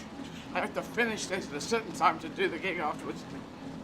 And the last ones I did were also like that, and that's different. That is a pressure, which I like not having. I like finishing whenever I finish. It's kind of, it's more, it's me and the road and the world, and no one's there, and I'm not causing anyone any problems because no one has to pack up, no one has to say there's a cut-off. So that's just me, really, but I like them, holistic marathons, I call them. So I want to do more of those as well. I agree. And I think, I guess, I know my time's probably coming to an end for chatting to you, but I feel that as well. When I first came into the marathon running world, I was definitely a little slow plodder at the back. I was just there to finish. I didn't care what time I did. It was only as I kind of got to the stage where I thought, could I get any quicker? I'm trying for the World Major Series, which means that I've done most of the ones that are included. It's like the major city marathons. So I did Chicago the year before last as my sort of most recent one. And I've still got Boston to do. But with Boston, you have to really get in on a speed. So that's why I'm training for that at the moment for speed, which is hard work because I don't really like the speed training. I'm very much like yourself. If I'm running and there's someone next to me who's struggling, I'd much rather walk for the next 16 miles and maybe make a friend for life than to push for a time. Yeah. And then, what time? Yeah, I think. What time do you have to make for Boston? Well, 3:44 I think is my age category, but I don't think I'll really get in on that because it's like if you get 10 minutes under, you can enter a little bit earlier, and if it's 15 minutes under. So I'm going for 3.5 hours. Right. So I'm being coached at the moment by a really, really famous runner called Mimi Anderson, who's phenomenal. She's quite great in her own right. She's done an awful lot of running. She's fantastic. And so she's coaching me, which means that, so like today I've been out for a run before speaking to yourself, and I'm just doing speed training, which I hate because it's really hard work. So I've got a Cocker Spaniel puppy, so I take her with me, and she just basically calls me along. So I'm eating a bit. There you go. Well, look, if you need to get off, I'll let you go. Thank you for talking to us. Stay safe and keep COVID at bay. And well done for what you're doing, because it's way more than much longer distance than I've done. But you're showing women and men, if they want to look at it, but you're showing everyone that it can be done. It's mind over matter.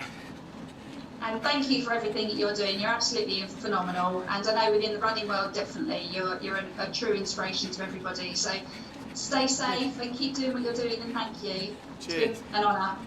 Thanks, Lou. Take care. Okay. I've still got the chocolate one. Oh. I'm going to slow down again because my tenosynovitis is playing around with me a bit.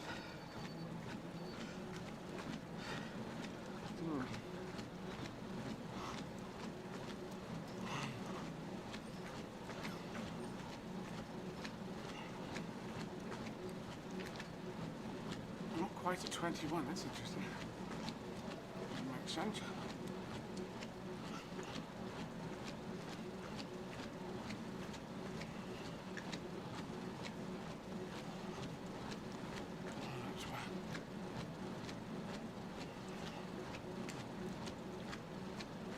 Oh, so where are we? At 3:30 we're going to talk on social media.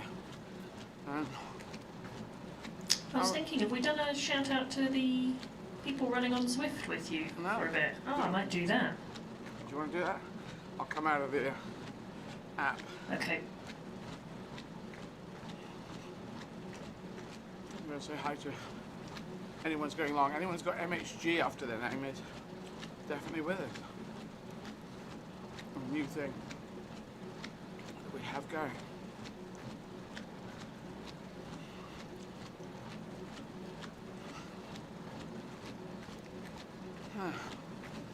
And we got a video, so while you're doing that, let's run the video. So, Dave, is the second video all ready and happy to go?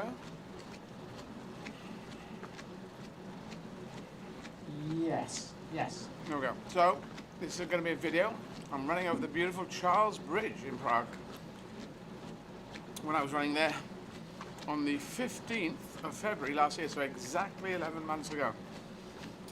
So here is my middle video, second video of the day out of the 3 from 11 months ago in Prague, where we're doing a virtual marathon for today. So this is a really interesting bridge in Prague with tons of statues, religious statues. I'm sure they all represent different saints. Is that Jeezy? There's Jeezy Crazy there. Jeezy Crazy there.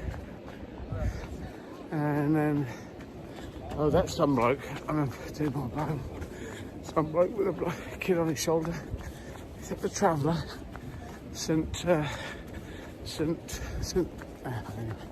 I lost my saints now. So yes, with nice shoes there. All of it. I'm still knackered. Yes, the knackering. Is it more knackering outdoors than indoors? I don't really know. There you go. Just back running along. It's coming up to halfway. We've got 3 hours to go.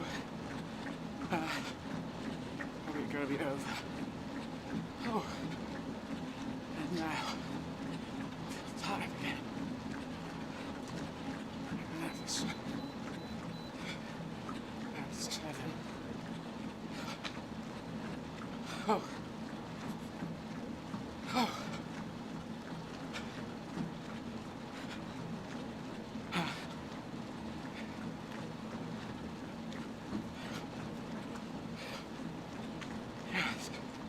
So I could do a little look at Zwift if you like. Yeah. Okay, so I'll do a little name shout out and then countries as well. So we have. Some of which could be cyclists, but maybe not. Yes, that is true. So Zwifters nearby, we have Vilnius, Betts, Tuomo Ahosalmi, Jordan Hill, Jamie Compan, Rob Schleifarth, Michael Bergbaum, Morgan Hodges, Joe Demon Gojo, Herman Steyra.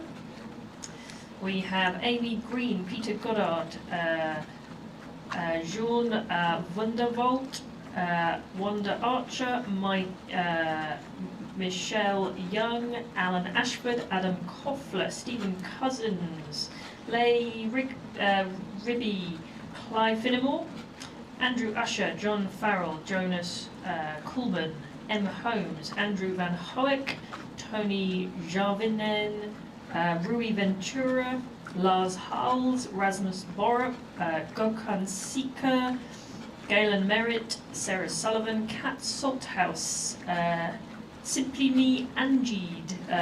Yeah, that's everyone there. And in terms of countries, we have Zwifters from the UK, USA, Germany, Netherlands, Finland, Portugal, Denmark, Turkey, Canada, Spain, Austria and Sweden currently. There you go. Thank you, everyone. There you go. From everyone with MHG, after that, making maths great. And everyone in blue tops, thank you so much. As we go along, like a posse. I'm feeling hot and cold at the same time, which is a bit annoying. Not quite sure why. But, and I don't know when I last went to the loo, but I feel I need to go to the loo again. Oh, it's annoying. In the future, they'll have you'll pee into a suit, maybe. As opposed to pee into a soup. So good. Okay. Okay, if you want to dive out of that, I'm going to dive back into I've jumped out, so you can head back in. And we should say as well, we're going to do social media questions at 3:30. Yes. So if anyone has any questions. Tell people how. Tell them how. So we'll be looking at Facebook, YouTube and Twitter. So for Facebook, if you put your questions in the comment section of the live feed. For YouTube, if you go to Eddie's YouTube channel, it's Eddie Izzard, you should see the live feed at the top. If you go into the live feed and put your questions in the chat section. And for Twitter, on Eddie's Twitter account, which is just at Eddie Izzard, the live stream is pinned to the top. If you go in there and put your questions in the comment section there, then we shall try and answer them all. If you do that at 3:30, then that should mean we won't miss any. If you put them in a little too early, then we can miss them. So 3:30 we'll be doing that. Very good. Sorry, guys.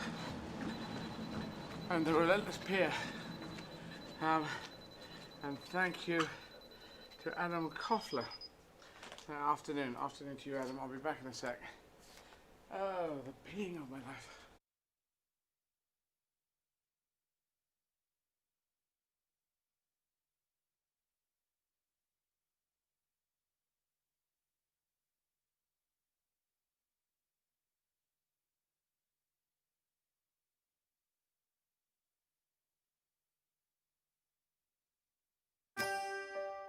It started with a box, and 2.8 million more just like it.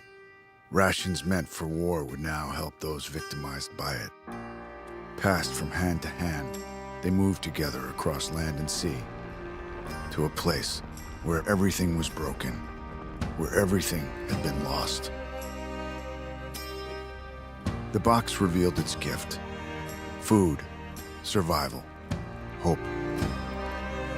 The knowledge that someone, somewhere far away, wanted to help. Goodwill put into action, a world embraced, and yet only the beginning of the story. The need was bigger, deeper, more fundamental. It still is. A chronic absence of food and clean water. Hunger, starvation, desperation.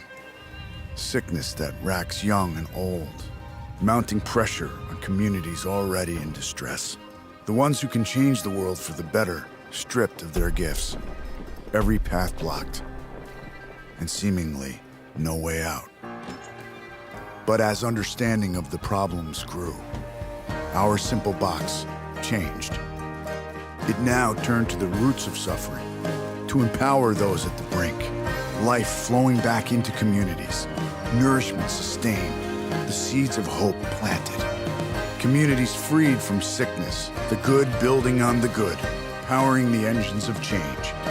The future we will all share, built on a simple truth. That when you give of yourself, you can be the difference in people's lives. You can help deliver lasting change. Its colors are different. Its mission has grown. But it's the same care package. The simple box that gives us all the power to change the world for good.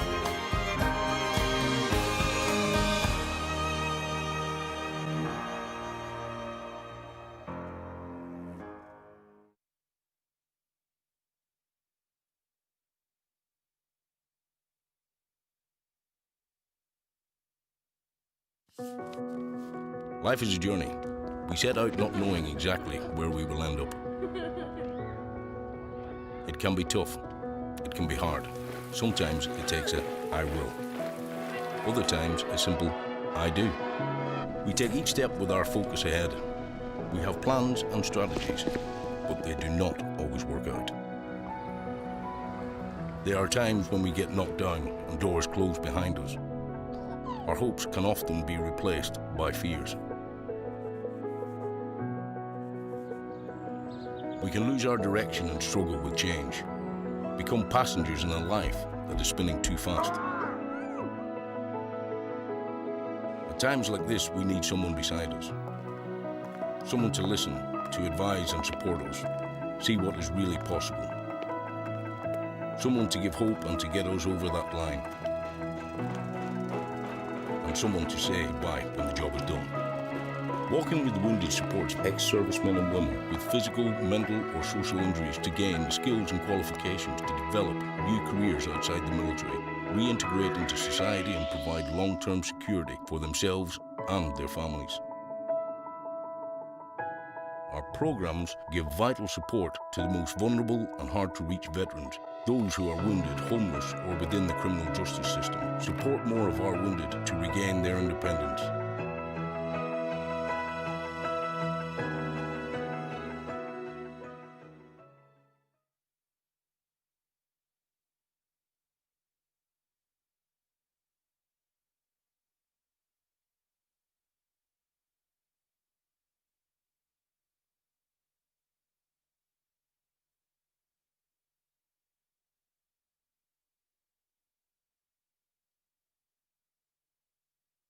NTD.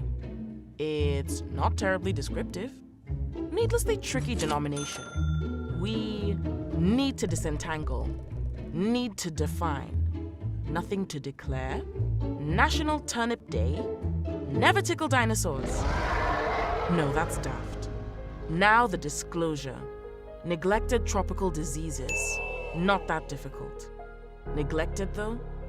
Deserted, disenfranchised, desperate, dying. No, that's dreadful.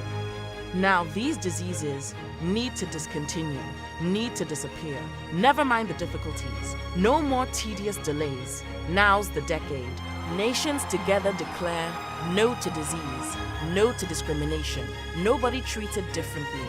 Neglected tropical diseases. End the neglect.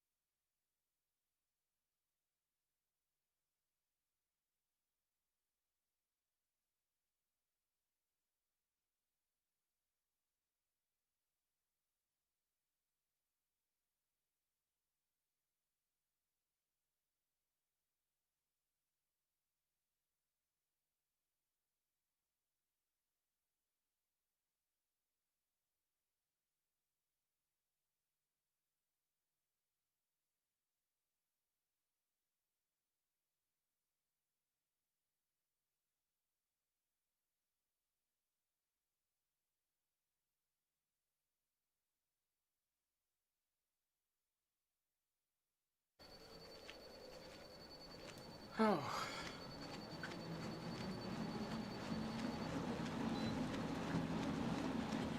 Sorry, guy. Oh, 35 new messages.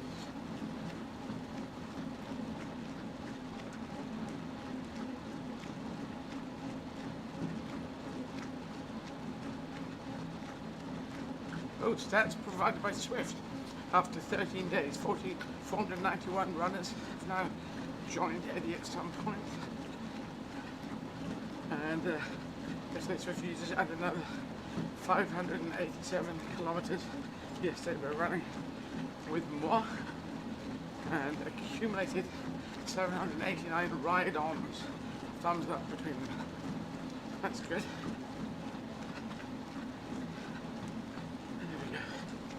Alright, facts and figures.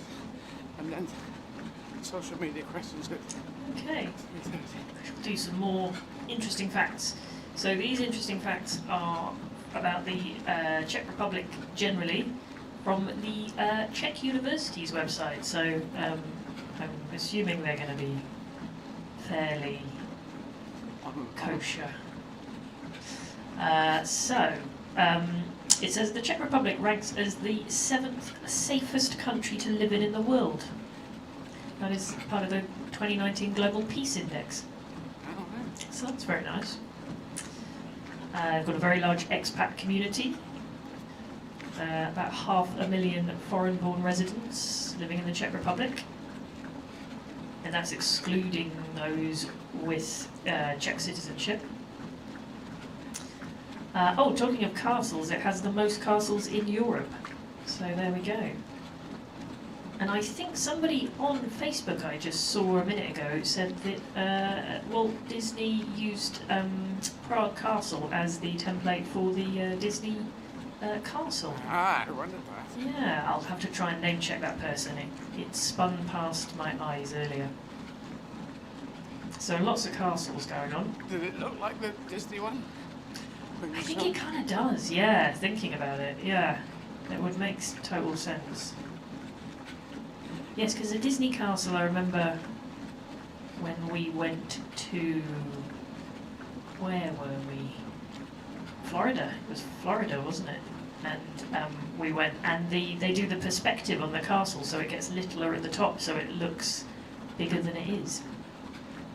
And I think they told us that they had to keep it sort of 1 inch shorter than the height. That means they'd have to put a flashy light on the top for aircraft or something, and it would have spoilt the magic. So there you go. So find some more facts. A lot about castles. Oh, more about beer. Yep. Yeah, so Pilsner Urquell is the beer that's brewed in the in Prague. Oh no, sorry, it's not. No, it was brewed in the Czech city Pilsen in 1842. That's when that was going on. And it's nicknamed, so actually this is Prague. Prague is nicknamed the City of 100 Spires. And it actually says, in actual fact, it has even more. So it actually has over 500 spires. Right. That's a lot of spires. Yes. Oh, this is interesting. The most popular sport is ice hockey. And it says the men's national ice hockey team is one of the major powers in world hockey. And many Czech players have been successful in the NHL. That's in the US. Right. And yes, the highest level ice hockey league in the Czech Republic is the Czech Extraliga. So 14 professional teams between September and April. And it also says that the Czech Republic is a country of architecture. It says Baroque, Gothic, Renaissance, Romanesque, Classicism, Art Nouveau, Cubism, Functionalism, and even architecture of the communist era are all on display around the country.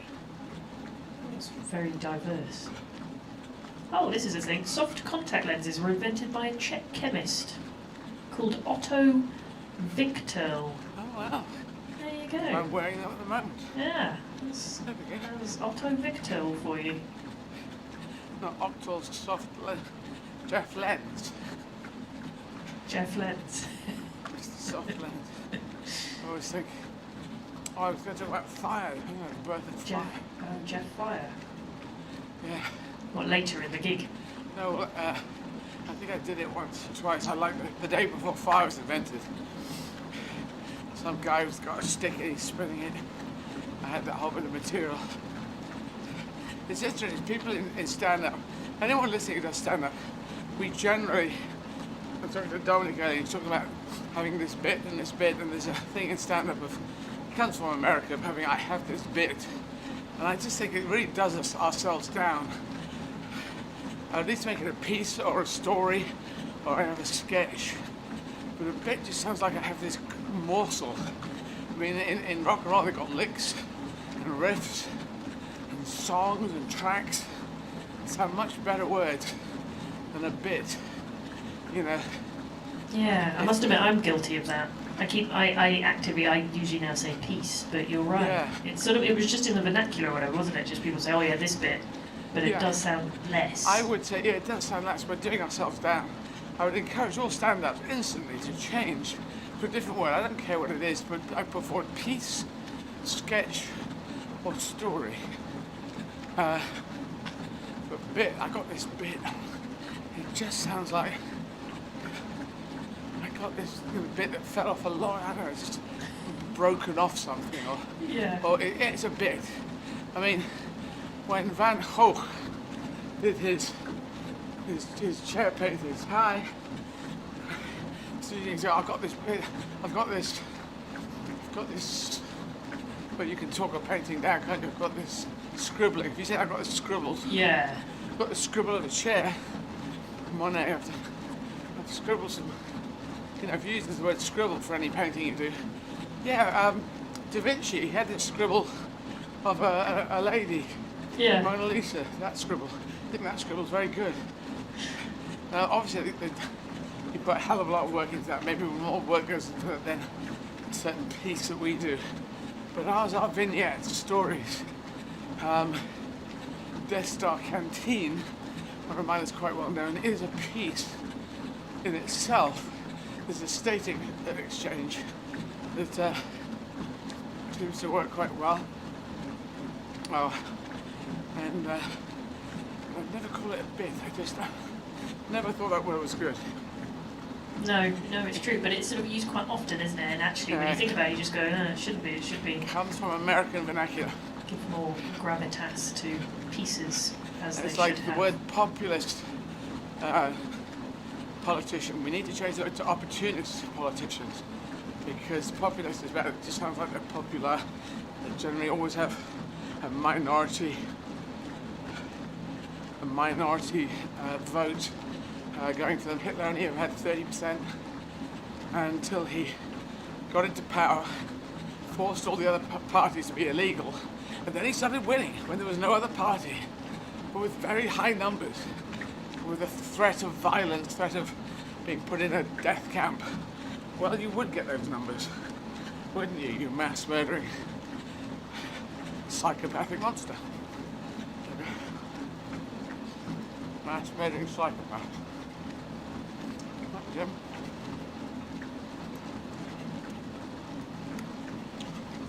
Right, shall I do some more facts?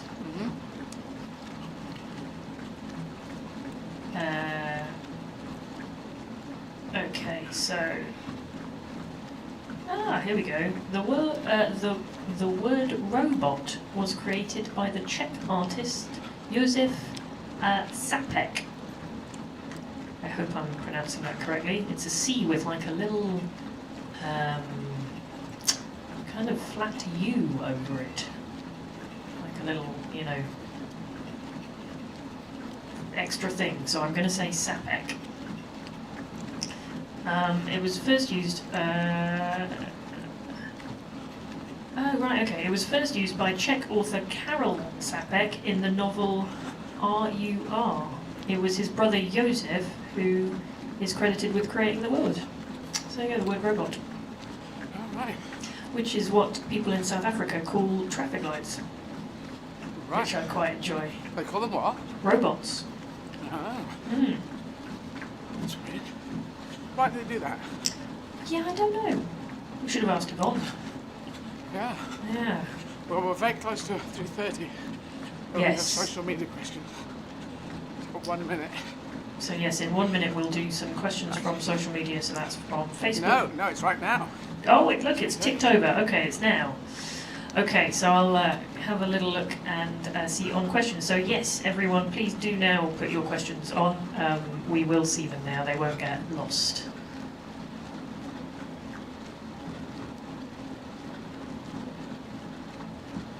Very good. Okay, well here's a question straight in. It's from Jessica Cole on YouTube. And they ask, if you could sum up Trump in 3 words, what would they be? Fake president. With a spare one left over. Yep. That's that one. Yeah. Okay, I'm just going to link myself into Facebook.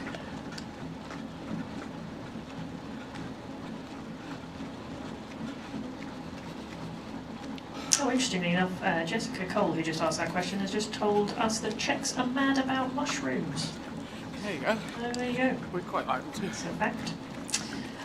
Okay, so from Facebook, this is Suzanne Bailey asks, what is it like to work with Brian Fuller? Brian's great. Executive producer on Hannibal. He's obviously got a mind that can go to very dark places. I'd rather him than me. But yeah, I did pitch him an idea about the Chesapeake Ripper, because everyone's looking at the Chesapeake Ripper, and my character had been mind controlled to believe they were that my character was the Chesapeake Ripper, and I found with Hannibal, a lot of the characters around him were quite often seemed, it might be my perception, just not sparring with him, but just way below his level. And I asked if my character, because I think my character came out of thin air as opposed to being in the book, could he not be a pretender to the throne? If he wasn't the Ripper, at least a pretender to the throne. I remember mentioning that to him. And the writers' rooms are fantastic in America. They may have them here in Britain now, but it's a great system because they tend to have, they've got a TV company, if it's got 10 pilots going in, 10 shows, they pay the writers good money, very good money depending on how experienced they are. And lots of ideas bounce around, and then they all go separately and write separate scripts, but there's a big meeting of minds and ideas. So I put that line to him. I said pretender to the throne, which is, from the Middle Ages. And later on, I found that the scene, sometime later, during the second season, I was locked up in a cage, and the line was put to me. Well, no, I put the line. I thought I was supposed to be the Chesapeake Ripper for my character. And I was told, no, you're just a pretender to the throne. And I thought, wow, is that my line coming back to me now? I mean, not a bit, but I think that had gone through Brian's. I said it to Brian. I hope he might have mentioned it in the writer's room. And they come all the way around and come back out. But I might be wrong on that. But yeah, it's just, they opened to ideas. And very nice, decent guy. I like working with him. Great to work with him. Yeah, it's okay. Next question. Okay, next question is from Karen Ross, who says, Eddie, you are doing fantastic. When training for your events, do you prefer to run alone or do you run in a group? I prefer to run on my own, actually. If I'm running with friends, it's the pressure. It's interesting running with the Swifty people. Every time I slow down, like I'm walking now, I feel, oh God, are they going to say, come on, what are you walking for? And I feel a certain pressure on that. They might have said that. But I haven't seen it. I've got message things in front for people around. And they tend to start walking as well. Maybe they like a walk. And but at the moment, my tenosynovitis is talking to me. It feels more prevalent than it was before, which is not great. So I can just feel it more. It's not. Is it hurting more? I don't know. Like it feels louder. And I still got half the marathons to go. Still got 15 to go. So. Do a little check-in with Tim and Gary on that as well. Thank you, Adam. It's okay for people seem to notice if I slow down. I don't know how they notice, but they seem to. Just trying to get this right shin working. Anyway, yes. Okay. Next question from Elise, who says, "Your book and Wunderbar Tour did so much good for me and moved me and helped me more than you know. Was there ever an event or a book or something that had a huge positive effect on you in your life?" That's interesting. I'm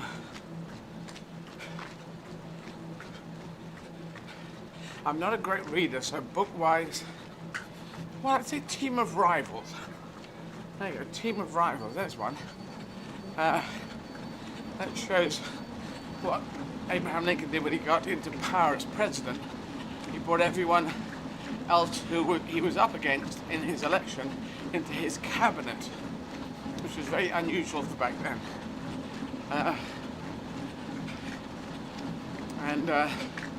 They initially were very much expecting him to fall over and then they could just come in and be president instead. But Team of Rivals, it's a very interesting read, and it became the film. The film Lincoln is based on Team of Rivals. Maybe other books, but that's the main one. So have a look at, have a read of Team of Rivals, or audiobook it, or download Lincoln, the Spielberg film, and you will see Lincoln. You see Lincoln further on in his career, but Team of Rivals gives you a better spread.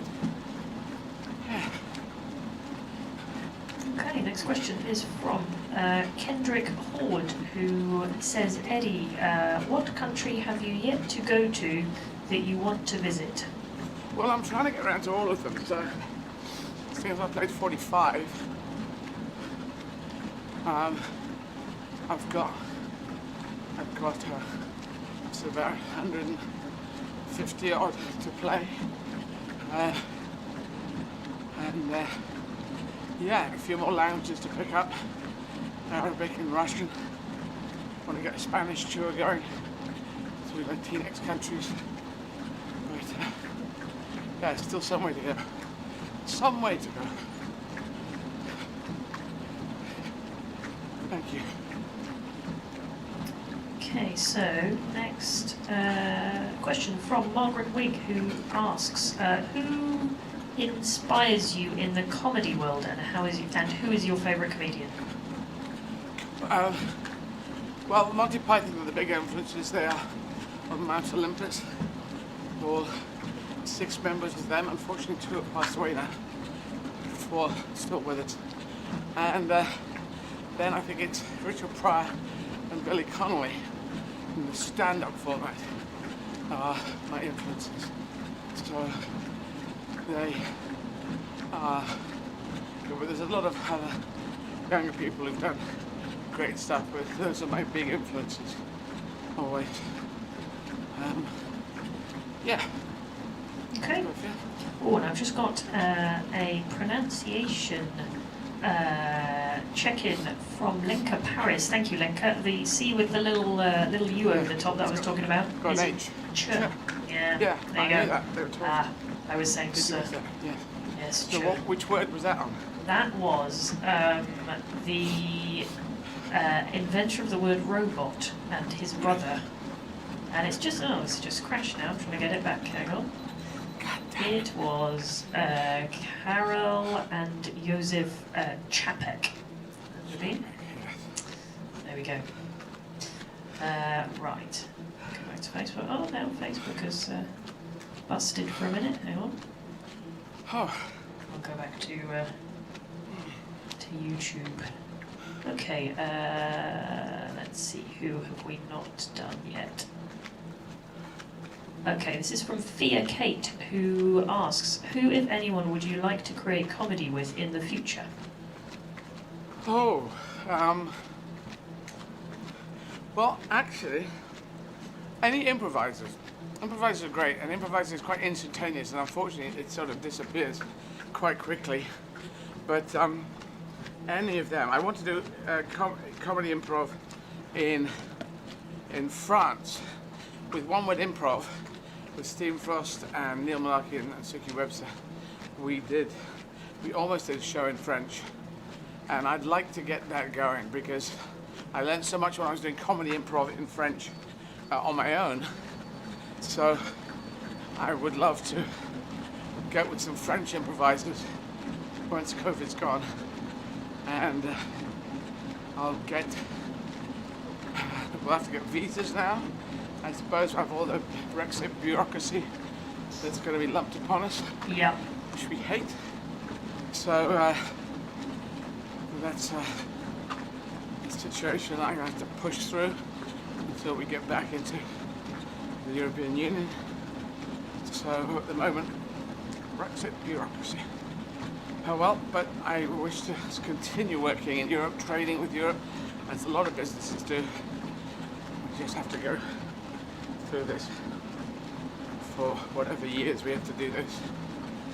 But yeah, doing stand-up in doing improv in French.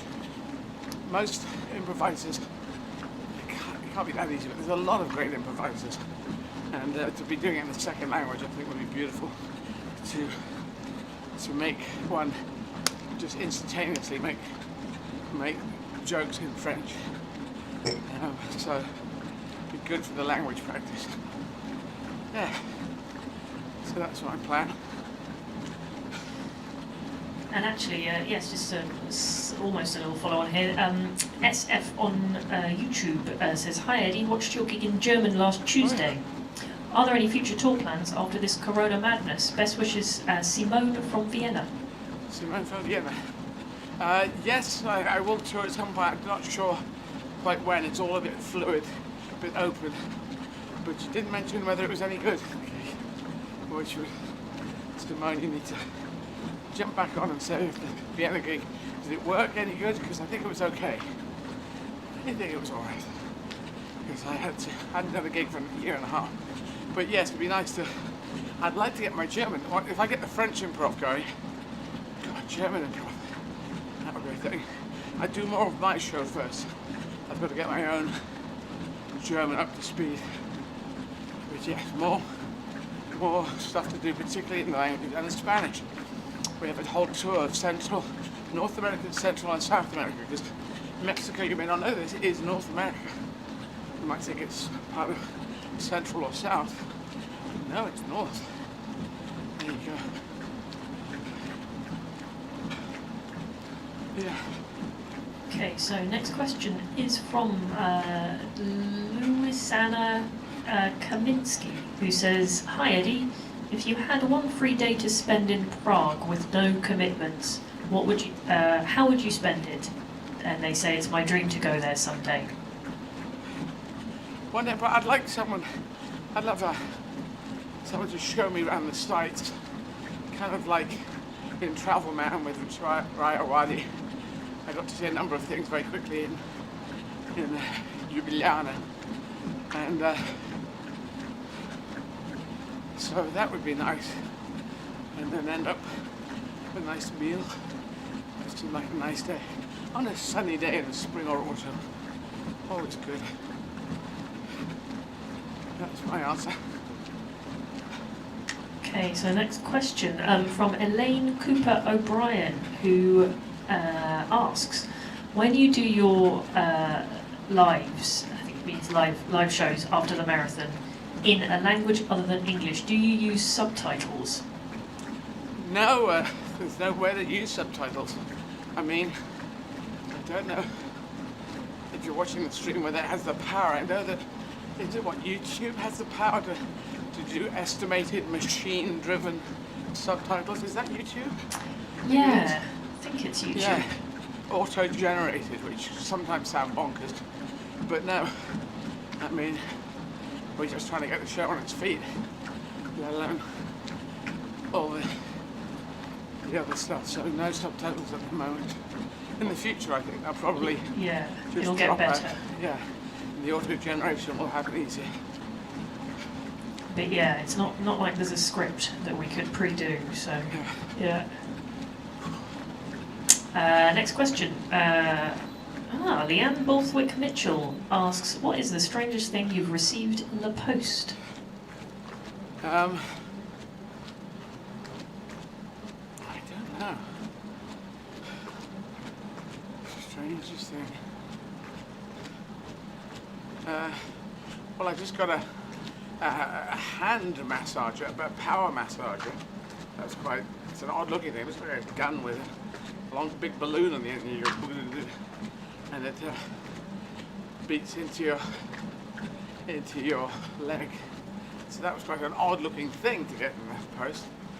I'm afraid that's all I can think of, because most of the things I get are not that crazy. Got a bottle of perfume. That's not crazy. That's not crazy. It's just perfume. There's very few perfumes work with me.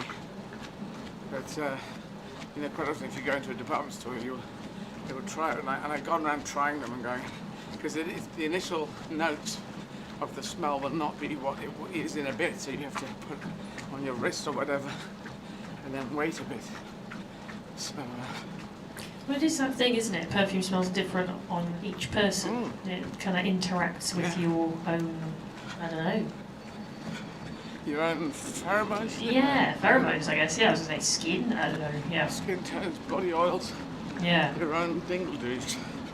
No, it is true. Okay, next question. Oh, actually, incidentally, Simone from Vienna just responded and said the gig in German was very good, had a blast. So there you go. There you go, thank you. Yeah, I thought it was not too bad.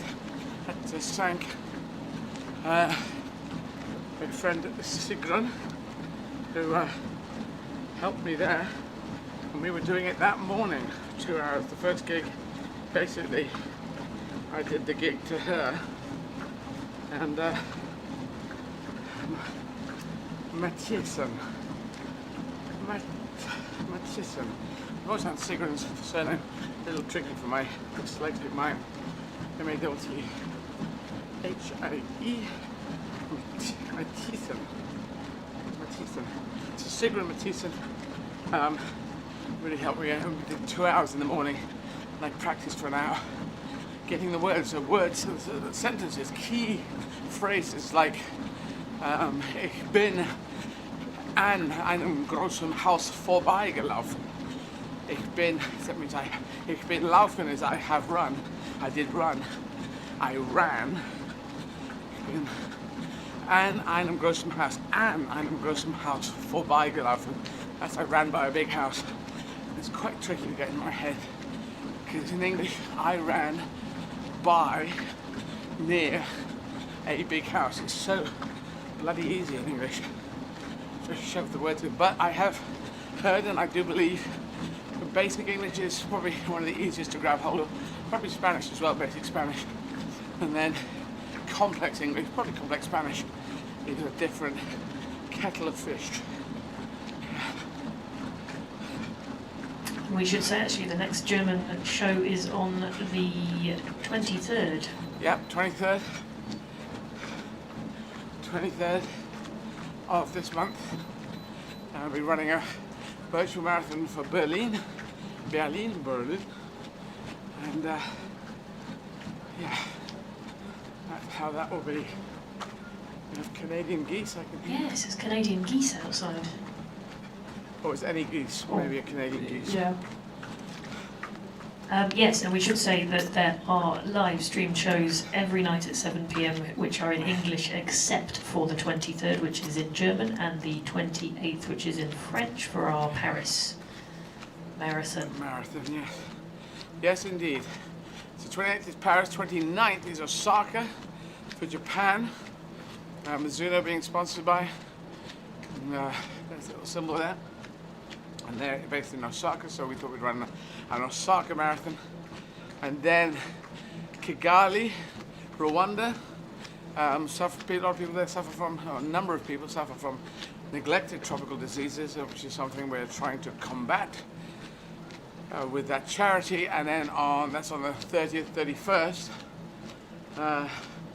31st time we're running in New York. So New York. That's what I'm doing. Okay, so next question is from Lucas Engen, who says, "Hello Eddie, great to see you running for charity. What do you think of the Norwegian EU deal? Do you think a similar deal would benefit Britain?" Economic area, yes, that was an idea that people put forward too, but I've always been very positive on Europe. If the European Union if we can't make that work, because we need to adjust it and make it work going forward. We need to make it work. Set up to stop world wars. Everyone seems to forgot about that. But so it is inevitable that we will rejoin the European Union. So we just need to listen to the country. If the country wants to go back in the European Union, and at the moment 10% more people want to go back in than want to go out, but I understand it's happened, and so we've got Brexit bureaucracy to happen, and a very tough COVID time. I'm against that, but we will soldier on, and yep, I want to be back in with our continent, because I'm proud of our country, and proud of our continent, proud of our world. That's the way forward, I believe. And the youth of Britain, of course, they want to be there, want to be working there, retiring there, getting healthcare there. We've lost the healthcare. We've lost all those advantages. So I feel if the country wants us to go back, then we have to go back. So we have to listen to the country. Okay, so next question from Karen Lindale, who says, "We know who lanced your toe. Great work, Sarah." Thank you, Karen.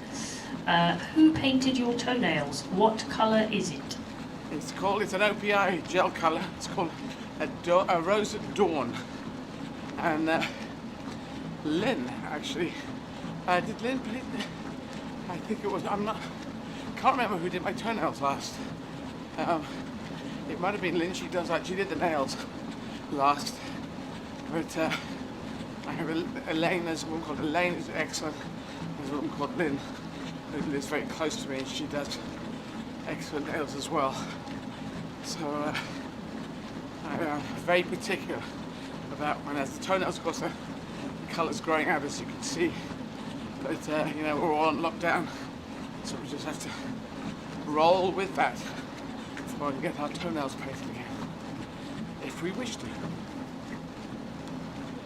Okay, next question is from Jason Ground, who it's kind of a two-parter. So they ask, which of the languages you speak is most difficult to adapt to your delivery? Does your cadence or the way you deliver material differ from language to language? No, it doesn't change. I mean, German is a little tricky, you would think, but actually it isn't tricky. You don't have to adjust at all. This is the curious thing. So I have a line, this is my example, I have a line about Julius Caesar, and it goes, "Caesar, did he ever think he would end up as a salad?" Which is the Caesar salad. So in English-speaking audiences tend to laugh at salad at that point. In French, César, est-ce qu'il a jamais imaginé, did he ever imagine qu'un jour, one day, il finirait en salade, he would finish up as a salad? And we tend to laugh at salad again, the same release word salad. In German, it's Caesar hatte je gedacht. Did you ever think dass einmal, that he at one time als Salat enden würde? As salad end up would have. Past tense, the verb is at the end of the sentence. As salad end up would have. So that's how those verbs work in German. So doing the action right at the end. Instead of would have ended up as a salad end up would have. Because that's how the German sounds fine to them, because that's how the tense works. But they laugh. A German-speaking audience will laugh just a split second later because they need to hear that verb. But it doesn't make any difference. So cadence, tone, you can do any subject you want all around the world. It's the references that will trip you up. It is not, there is no British sense of humour, no German, no Venezuelan sense of humour, no Serbian sense of humour, no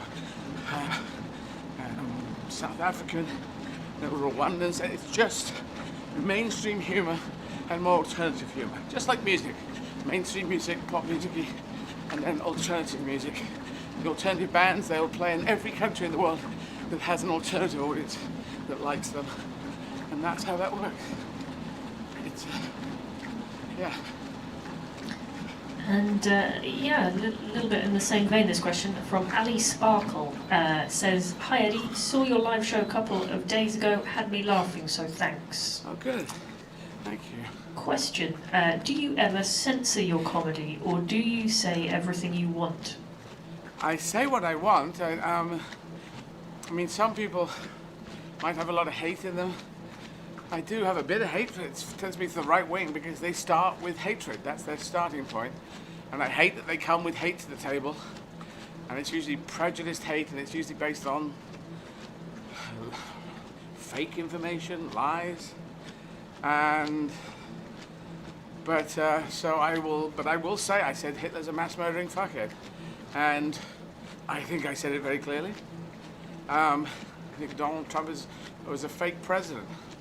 Has done lie upon lie. He probably lied more than Hitler. That is something to say, but he probably did. If you add it up, he seemed to lie in every breath he took, which is stunning. It's just you couldn't keep up with it. So I do say what I think, and yeah, I try and articulate it as clearly as possible.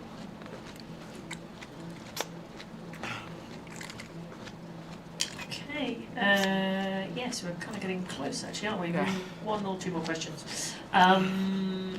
This is actually, let me go back and try and find someone who has not already asked a question. My Facebook is blowing up today. It's reloading about 4 times, so thanks everyone for the questions. I think it's making Alan a Ashford. break. Alan Ashford just going off on Twitter, on Zwift there. Sorry. Say it again. I just want to say goodbye because they're jumping off. Ah, right, the Zwifters. There's been a few people on Zwift running with you who've put little encouraging messages on Facebook as well. So, okay, so let's see. I think we might have done one from Kendrick already, but let's do another one. Kendrick Horde, Eddie, would you do Celebrity SAS or I'm a Celebrity or Strictly? I might. The SAS one I have been offered and I couldn't do it. As someone who wished to be in it, it would be interesting to do. All special forces, you know, they do very hard endurance things and are getting shot at, probably not all the time, but you know, the element of danger, the element of potential death is there, which I do not have in the things I do. But yes, I have considered it. The thing I do about these is I can do these when I arrange it, and quite often if it's something on television, you have to create a specific time for it. And if you're doing filming, you cannot leave a film and go and do something else. So this is the problem. If you book something in advance and then you get this great film gig, great dramatic role come along, you're going to want to do that and cancel doing the other thing, and they may not be happy about that. So it's a tricky old beast. Tricky thing. And have we got time for one more question? Yep. Okay, John Cooney says, Eddie, have you ever tried to tell jokes in tone-driven language like Mandarin? Do you find that more or less challenging? I haven't done it, but I will. Mandarin is on my list after Russian later on in life, and I want to do it. So we will see what happens. But I do know that it is toned, but it's all practice. I don't know if anyone has a facility for language. I think we all do. I just have a will, a determination to learn them, a motivation to learn them. So yes, Mandarin Chinese is on the list after Russian. Okay, and I think that's probably all we have time for at the moment, because I think we have our next guest. I have Kelly for you. Thank you very much. Hi there. Hi Eddie, I'm Kelly. I use they them pronouns. Okay, you use, what are your pronouns, sorry? They them. They them, okay. Yeah. I will try not to trip over my pronouns as I... Sarah, can I get a water on this? So how I was thrilled when you came out quite recently. I just managed to catch Portrait Artist and see your official first time using she, her pronouns, and that was really wonderful. That was, they just asked me, so I say I request, I never insist, but I wouldn't use the word coming out because I came out in 1985, so I have been out for 35 years, so I introduced my pronouns, but again, I'm gender fluid, so I'm not going to make a big deal of it because some people get really worried about it either way, and I don't want to. I don't want this to be a thing because I think in the LGBT plus rights world, we have a sort of an assault course, a language adjustment for people, and it's a tricky thing. People get used to a certain thing, and they need to adjust to another thing. So I worry it just in our general way of going forward, it just can slow our whole movement down. So this is I know it's there and it should be there, and I've said my pronouns I would prefer, but I'm not going to make a big deal of it. That's personally, I don't know how you look at it yourself. Do you? I certainly get misgendered quite a bit, which is understandable with how I currently present, I suppose. But I do really like it and feel honored when people get it right, or when I'm able to tell them and they're able to make the adjustment. I think that's really meaningful to me. I've pretty recently started identifying as trans, so it's still new to me, and I think I had just started doing it as COVID kind of set in, so not had a lot of outside world experience. My girlfriend is really wonderful at always identifying me correctly, and that's been sweet because we've been mostly in a bubble to ourselves. So. Right. Yes, I understand. Yeah. So, I see. Is it saying you're diabetic? You're diabetic as well. Yeah. Ah. Yeah, I'm a type 1 diabetic. So we're located in America. I'm in Colorado specifically, and I have a slight accent that kind of comes in and out. My mum was born in Scotland. Oh, right. She doesn't really have an accent, but I watch so much British television that it creeps in. What Scottish accent or an English accent? It tends to be more British because I think that's where most of my media is coming from. So England area, but it's if I'm speaking with somebody or family from Scotland, then it becomes more Scottish. Right. Okay. Now, my grandmother suffered from diabetes. Can you explain the difference between type 1 and type 2? They seem to be quite different, aren't they? Yeah, so for mine specifically, I got it when it was 7. Type 1 is it used to be defined as juvenile diabetes. Right. But because it is currently a lifelong disease, there were a lot of adults that had it, or there are sometimes adults that get it, and juvenile just wasn't a great descriptor for it. So now it's just identified as type 1. It's an autoimmune disorder, so my body decided it didn't need my pancreas anymore, didn't want it, and it sort of murdered it off, which was unfortunate. I now do the control of the majority of my pancreas's function, the insulin production specifically. Right. I do that via an external insulin pump. Right. And I check my blood sugars regularly because my pancreas, again, is not doing the monitoring for the food I eat. Right.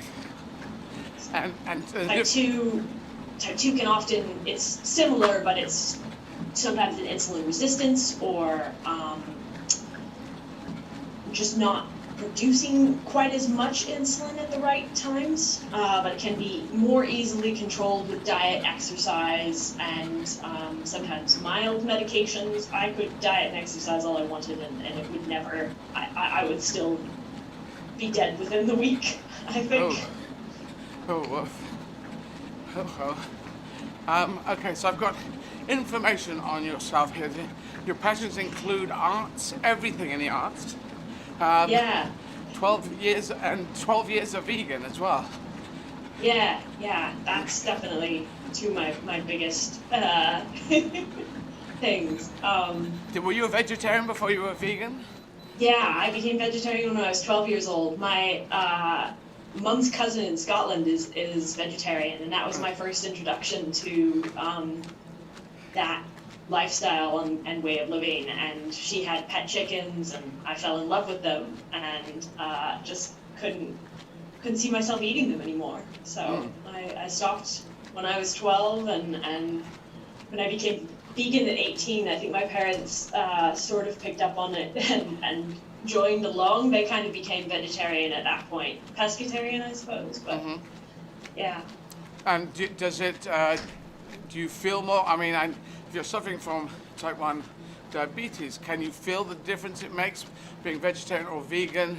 Is it difficult to see because you've got this diabetes in a way? Yeah, because I was so young when I sort of made that first tradition, I didn't notice the positive effects that I hear a lot of adults or people who did it sort of later in life talk about. I've done it for so long that I didn't really notice those amazing things that I hear of, like increases in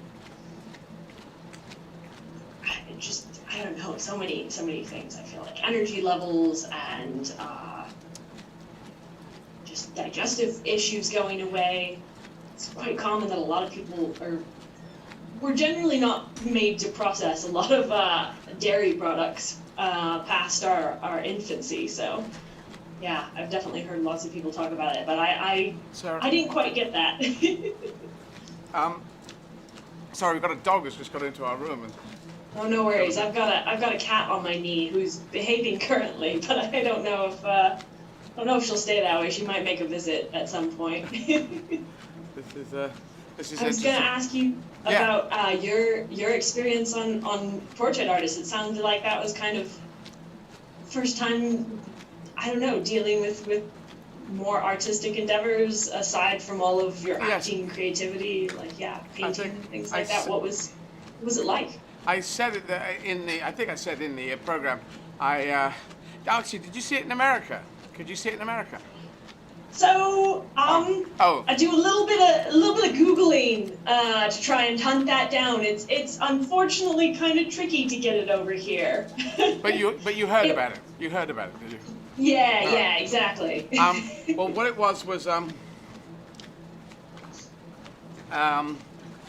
art intimidates me. Literature intimidates me. Certain things do.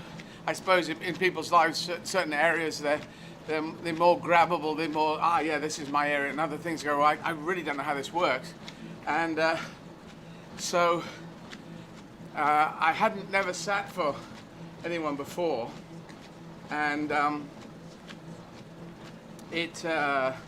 I'm just dealing with pet rescue happening over here. It was, I thought I'd do it, and it was, you know, in the middle of COVID, and they said they can do it in COVID-safe way, so I thought, well, I'll come and do this, and it helps young artists move ahead because they do a competition, so that seemed all fine. And I would like to know more about it. I mean, anything that scares me, I'd like to sort of go towards it and grab hold of it and find out more information. And so art is still on my horizon here, and literature as well. I'm now performing Great Expectations as a solo show. My brother adapted it. I did the audiobook of it, but it was the first book I'd ever read that was a work of literature. And because I realized if I did a deal with an audiobook company, then it would force me to read the book. So I'm trying to see my own limitations of I'm dyslexic, so I'm a slow reader, but if someone says, right, here's a deal, you have to read it now because we've done this deal, well, I'll have to read it, and it's over 20 hours of reading and recording. So that was good to do that, and now good to perform it. And I like trying to set up interesting, well, I usually have to set up curious ways to get me out of the blockages and go towards things that I think are positive but scare me. So, yeah, I'd like to, just going into an art gallery, I still find tricky just because I think I'm not sure what I'm supposed to think, and you're not supposed to think anything. I do remember somebody once said, an artist once said, you should go into galleries and just go, essentially love it, hate it, love it, hate it, love it, and do it in that kind of brutal way, which might be a good thing to do, because otherwise it would be too intimidating. So yeah, that's what happened there, and but it was good to do. What was in? Go ahead. It was good to do. So. What do you find intimidating? I'm just curious. Well, the intimidation comes from people saying, "No, this is fantastic," and you look at it and go, "I don't see why.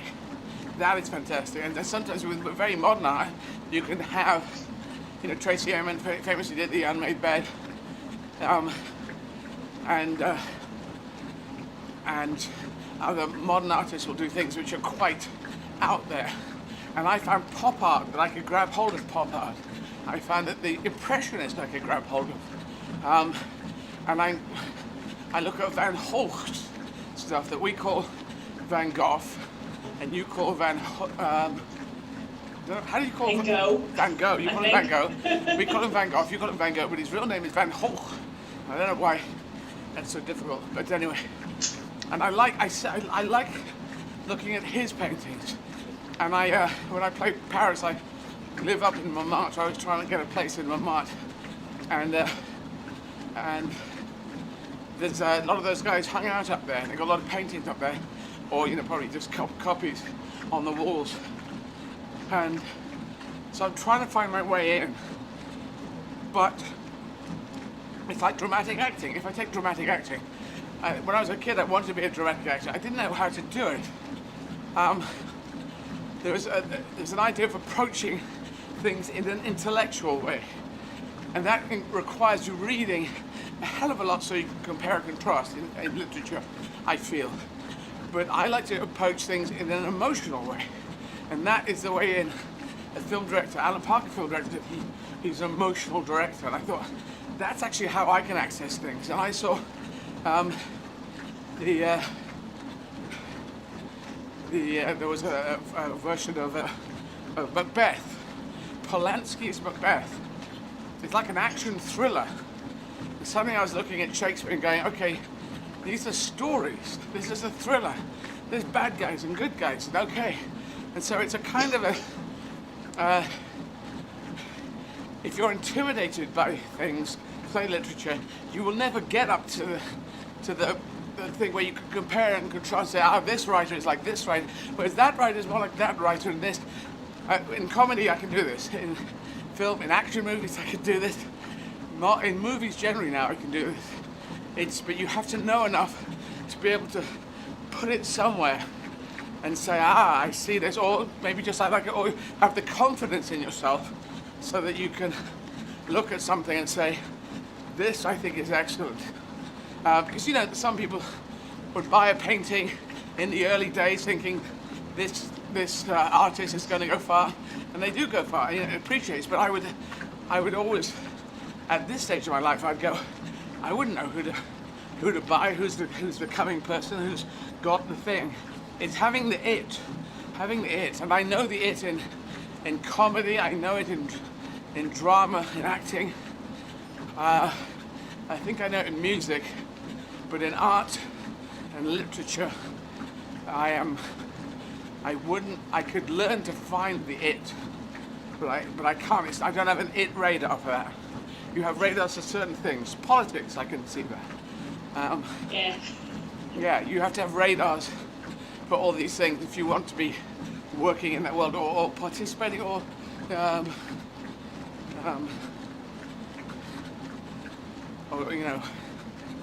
or even just chatting about that world. I'd never want to be in a chat about art pretending that I knew everything about art. So there's certain things I know and I could be semi-encyclopedic about, and certain things I know less of, and so I can't compare and contrast. If that long answer answers your question.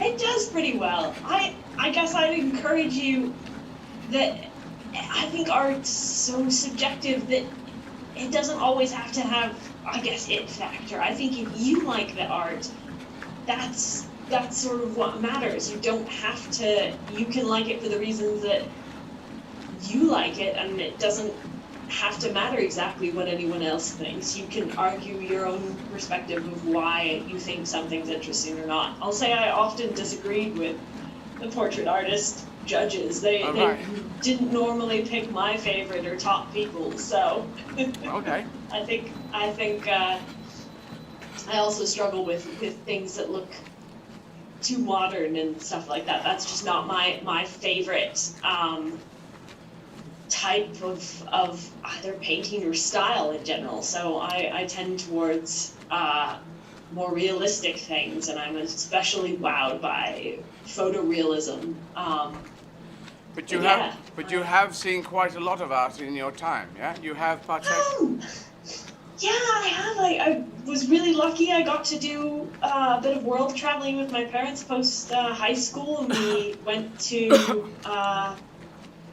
Paris, France, Barcelona, Spain, and Florence in Italy. Yeah. And so hit up all the major museums there. I think in Barcelona I mostly looked at Gaudi's architecture that I was very wowed by, but I've certainly, I don't know, seen a lot of things, but I don't think that's what makes... No, that is part of it, because then you can go, that's great, that's shit, that's great, that's shit.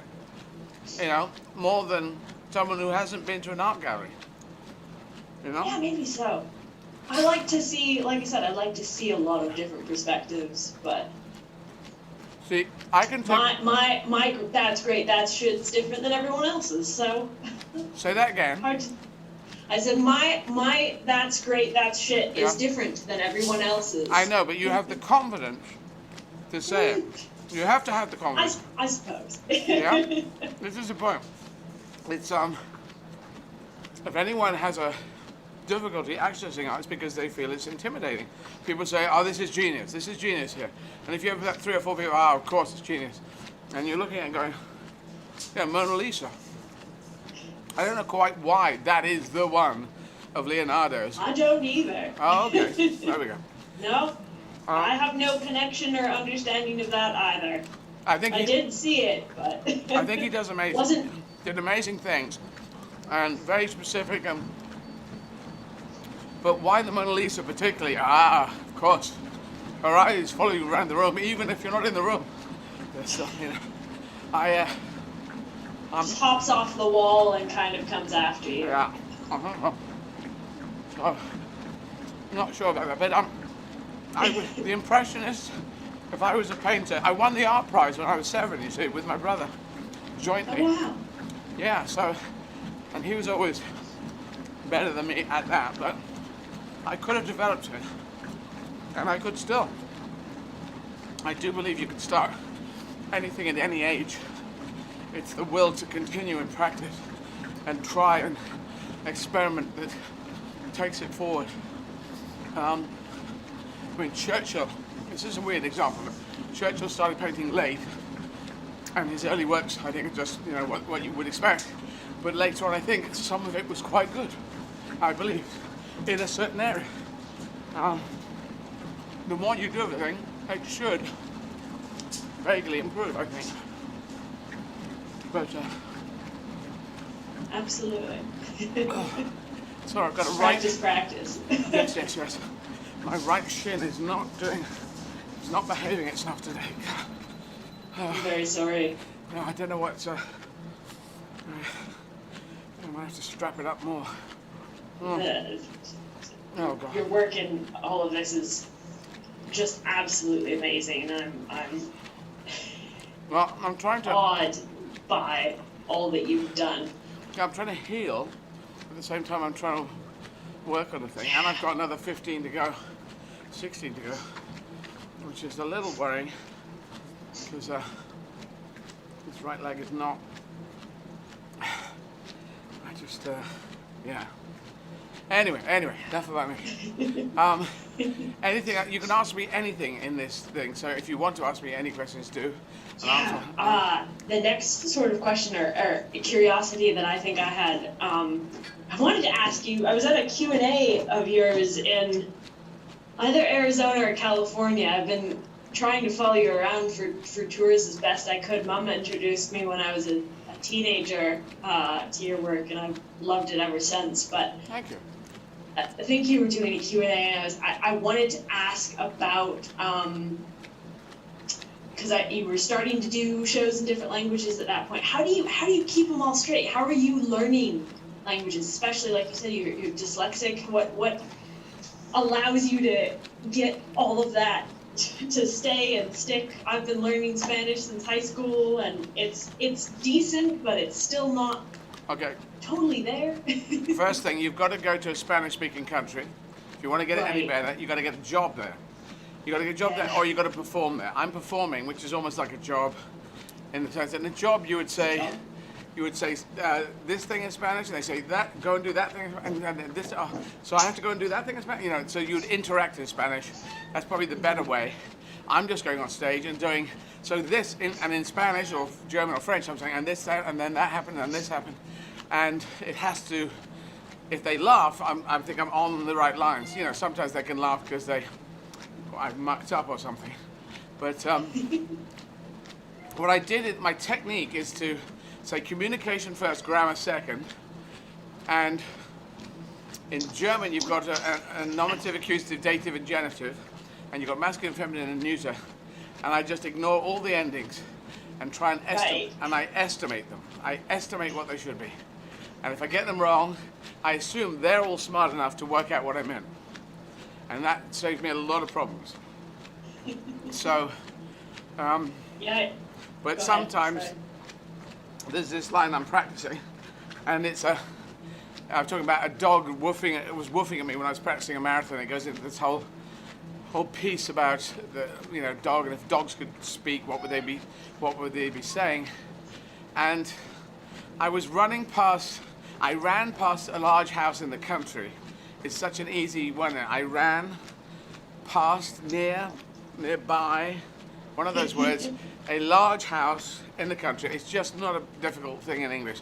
But in German, it's ich bin, which means ich bin, I am.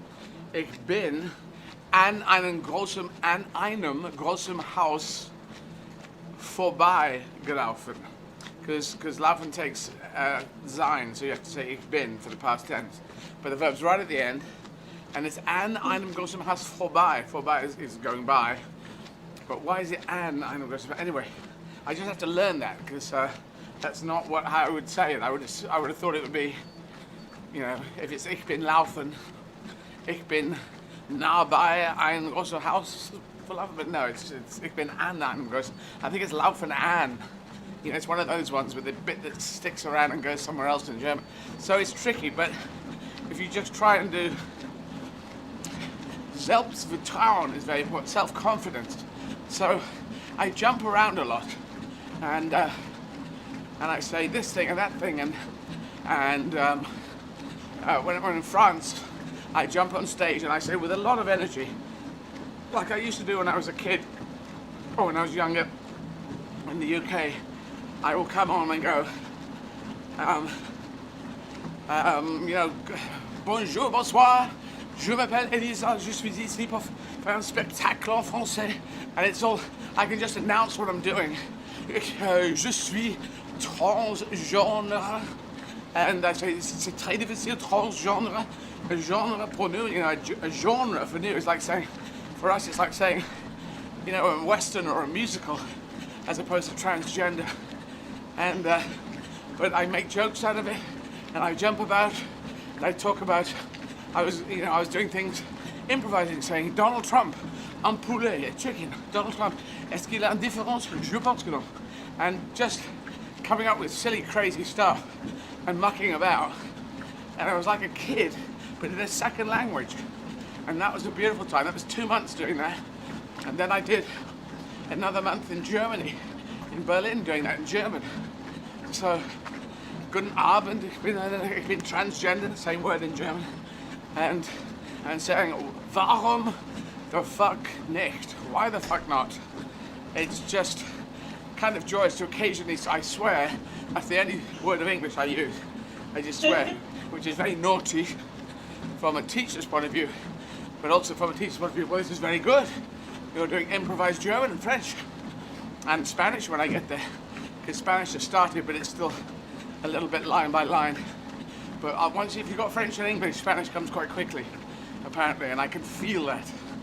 I can feel the Spanish in my fingertips. So I'm quite able to read articles and things now, but the speaking and understanding, I'm struggling with a bit. Could you get a job as waiting staff somewhere? Yeah. That's the one. A vegan restaurant in Spain. Yeah, go to Mexico City, or go to Spain. Oh yeah. Yeah. You know, Mexico, South America. I don't know why I forget about stuff. Yeah, we'll do that. We'll get you that. They'll need someone who can translate, and you can say, I've got good written Spanish, but I need to get it. And they'll see that. It'll be hard work. It'll be hell. The first 2 weeks will be hell. Third week will ease up, and each week will ease up, and there'll be a point where you'll go, boom, I'm doing this, and you'll be able to say, buenas fucking noches, everyone, you know, and just off you go, because I can't improvise in Spanish, so I have 60 minutos todo en español, so that's what I have. I have 60 minutes that I learned from an older show, but now I'd like to do my new show. This is my trick. I get one show in English. Well, actually, the last show, Wunderbar, I developed in French and German first, before English. So I didn't have to translate it into French. It was already in French, which is beautiful. And now it's copying Samuel Beckett, who did that for Waiting for Godot. Wrote it in French first. And, yeah. So that's where we are. Now, is there anything else you'd like me to ask you, to like to talk about? Because I have to jump on and there's another live interview going to come up soon. So, Kelly, tell me, anything else? Oh, gosh. Anything else you'd like to say? Anything else you'd like to ask me? It's my brain. No, I just feel like thanking you so much. Like, I do so much nonprofit work here with mostly animals, but I'm so appreciative of all that you do. I've always been passionate about charity work and trying to do it and contribute as much as possible, but your marathon running is just incredible, and then all that leads to and rounds up to help gosh, it's just so impressive. Well, thank you. That helps. That's great for me. And thank you. You keep doing what you're doing, and try and get a gig. Try and get a working gig in a land if you want to get your Spanish up, because your Spanish is right there, but it's your confidence in spoken compared to your confidence in writing. I think your confidence in writing is good. That often happens. You know, I could write, quite well in French, but confidence in speaking was low, and you've got to swap that round, because speaking is mainly what you do when we go around the world. You don't meet people and then write them a note, do you? It's mainly the face-to-face, and the most grabbable thing I think is waiting staff, is what I think. Yeah. Anyway, have a think about it. But yeah, I certainly tried when I was in Spain. I tried to use it when I could. We were only there for a week, and that's not long enough. Quite a ways back. That was an interesting time because I had just gone vegan to travel the world, but it was great. It was surprising how many other countries, Britain included, are much better at leaving unnecessary things out of food. Right. Already. America just fills everything with as much stuff, preservatives, added bits and bobs that we don't need as possible, and yeah. We don't need the bits and bobs. All right, you take care, Kelly. Thanks for chatting. Thank you so much. Thanks for donating. It was wonderful meeting you. Bye. Cheers. Bye-bye. Okay, so that was Kelly Winslow, and she has donated at eddyizzard.com, where anywhere in the world you can donate there, or if you're in the UK, 70810, and write the word 10 TEN to donate £10, or 20 TWENTY to donate £20 to 70810. I'm having a loo break, and then I will be back. Thank you.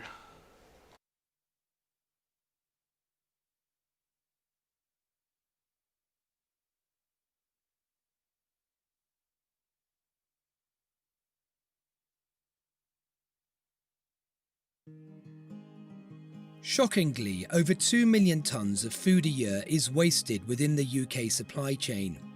FareShare is tackling this problem in a strikingly simple way. We work with farmers, producers, distributors and retailers to save good quality fresh food from being wasted, so we can get it onto people's plates instead. In practice, it's a huge logistical feat, involving hundreds of volunteers working tirelessly to unload the produce, unpack and sort it at any one of our network of food warehouses across the UK. The food might be surplus, but it looks and tastes just like the food you'd eat at home. Most of it arrives well before it would have hit the supermarket shelves. Food becomes surplus for all sorts of reasons: a glut of courgettes from overproduction, or a lack of demand as unpredictable weather plays its part. Incorrect packaging and labelling, wonky fruits and veg, and cancelled orders. Wherever it comes from, with the support of our team of volunteers, we prioritise the incoming food, itemising it for traceability and breaking it down into smaller quantities for redistribution. FareShare gives nearly 11,000 charities access to food, all of whom are onboarded safely and meet all food safety regulations. These charities and groups range from food banks, children's breakfast clubs and homeless centres to small local community groups. Not only does this food save charities thousands of pounds on their food bills, it means they can offer the people they support more fresh, healthy fruit and veg and a wider range of food in general.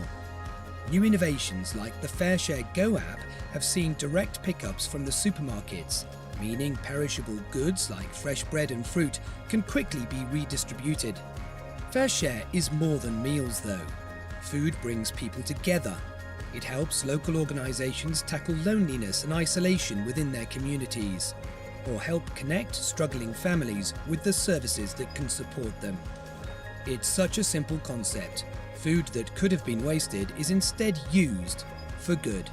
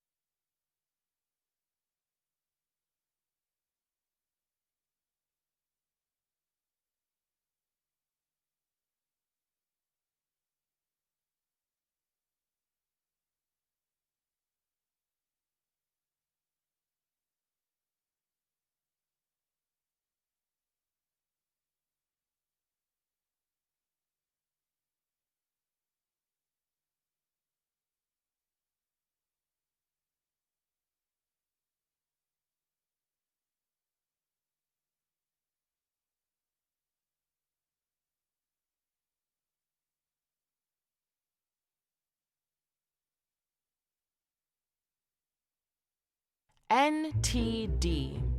It's not terribly descriptive. Needlessly tricky denomination. We need to disentangle. Need to define. Nothing to declare. National Turnip Day. Never tickle dinosaurs. No, that's daft. Now the disclosure. Neglected tropical diseases. Not that difficult. Neglected though? Deserted. Disenfranchised.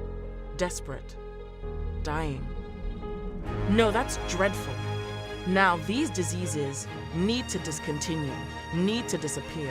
Never mind the difficulties. No more tedious delays. Now's the decade.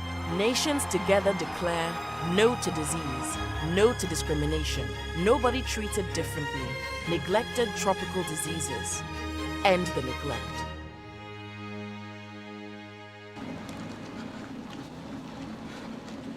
Okay.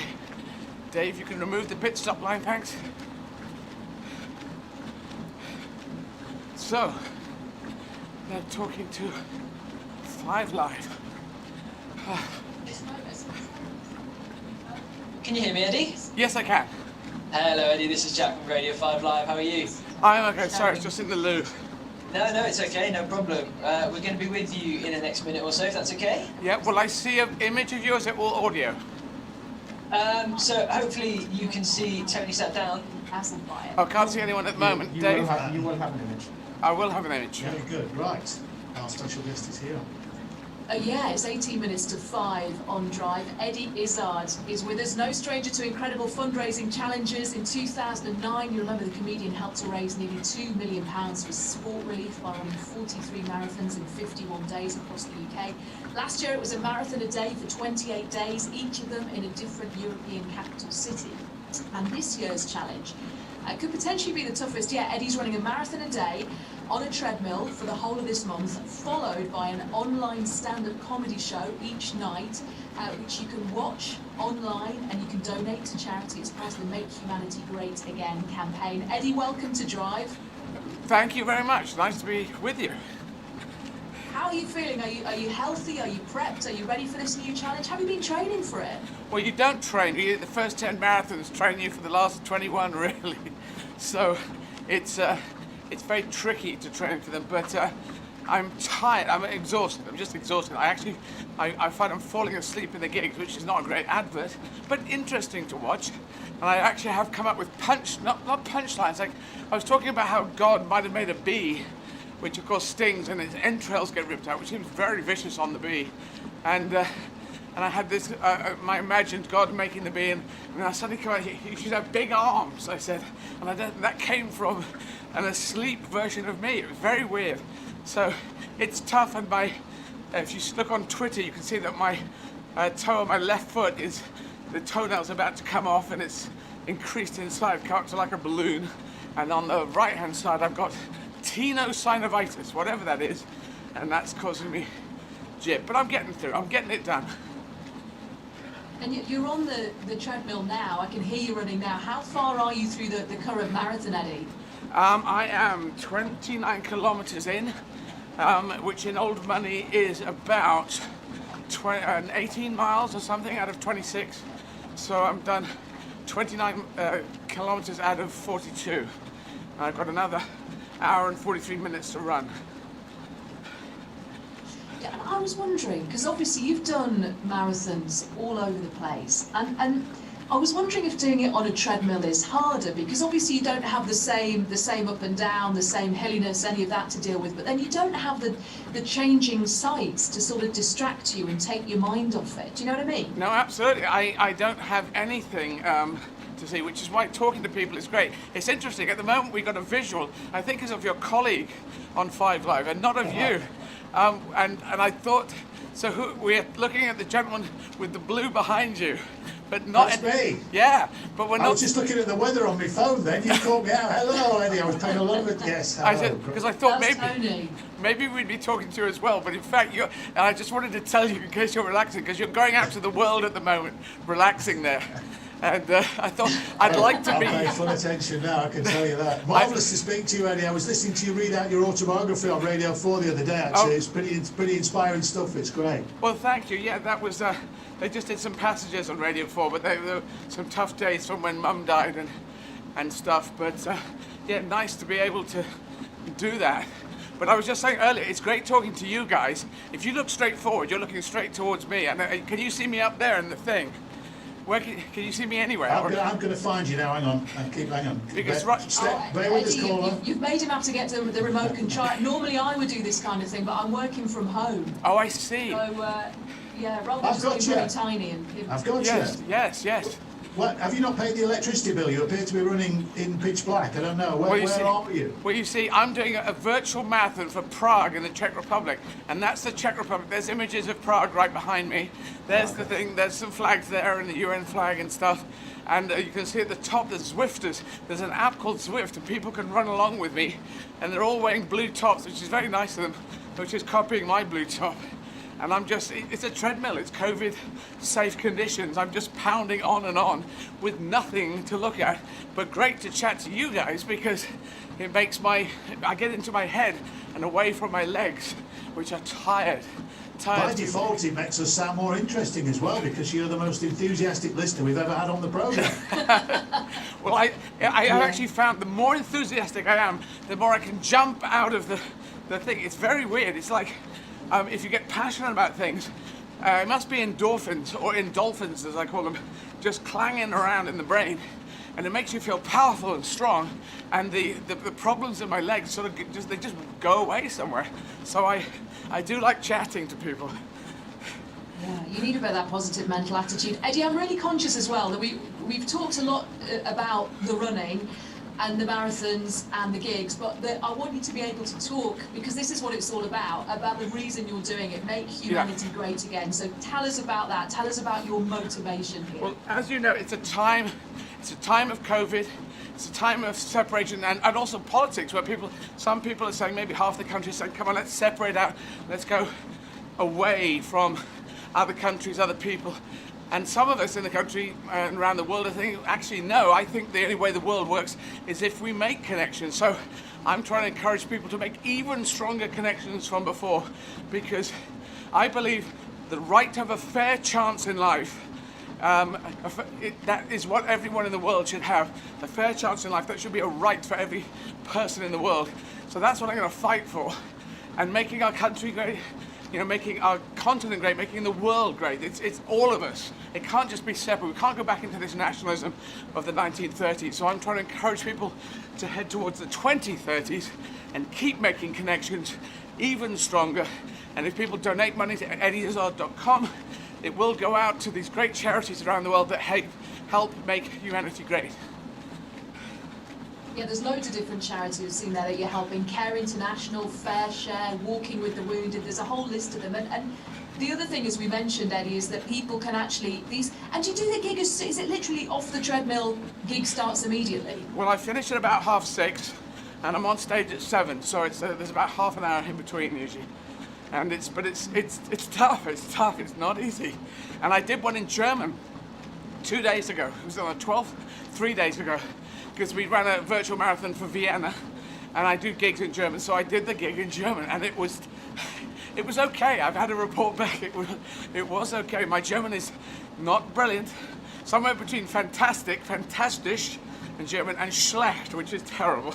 So I'm just above terrible in the kind of okay bit, but it's great. Doing a gig in German after 12 marathons, I was impressed. I wasn't worried if anyone else was. I thought it was quite good. I'm impressed. I think that's a bit of a lukewarm review to say it's okay. I think it's quite impressive, actually. Well, I have to do that myself. I actually gave myself about a 7 out of 10, because my German isn't brilliant, and I did make some mistakes, but it's quite funny. I do have dogs woofing in German, and monkey people learning how to speak by discovering FOXP2, the FOXP2 gene, just lying around and eating it, and then suddenly speaking in German to each other. So it's my stand-up, but just literally flipped over into German. So it's fun for me. Eddie, I think you're remarkable. I feel like we should spend the rest of the programme just cheering you on. I feel bad that we're going to let you go now and have to continue running on your own. But it's been lovely to talk to you. I'm so glad you came on. It's brilliant stuff you're doing.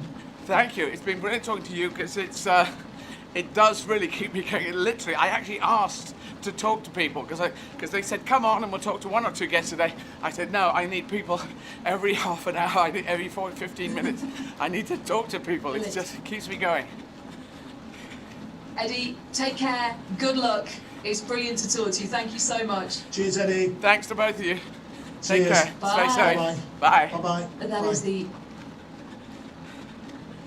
Okay. That was good. Sorry, I was in the loo there.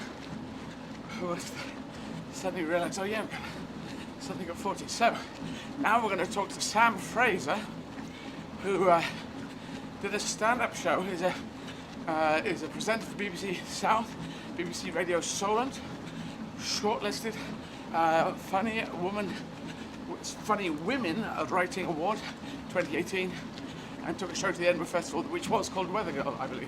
Yes, we figured that one out, yes.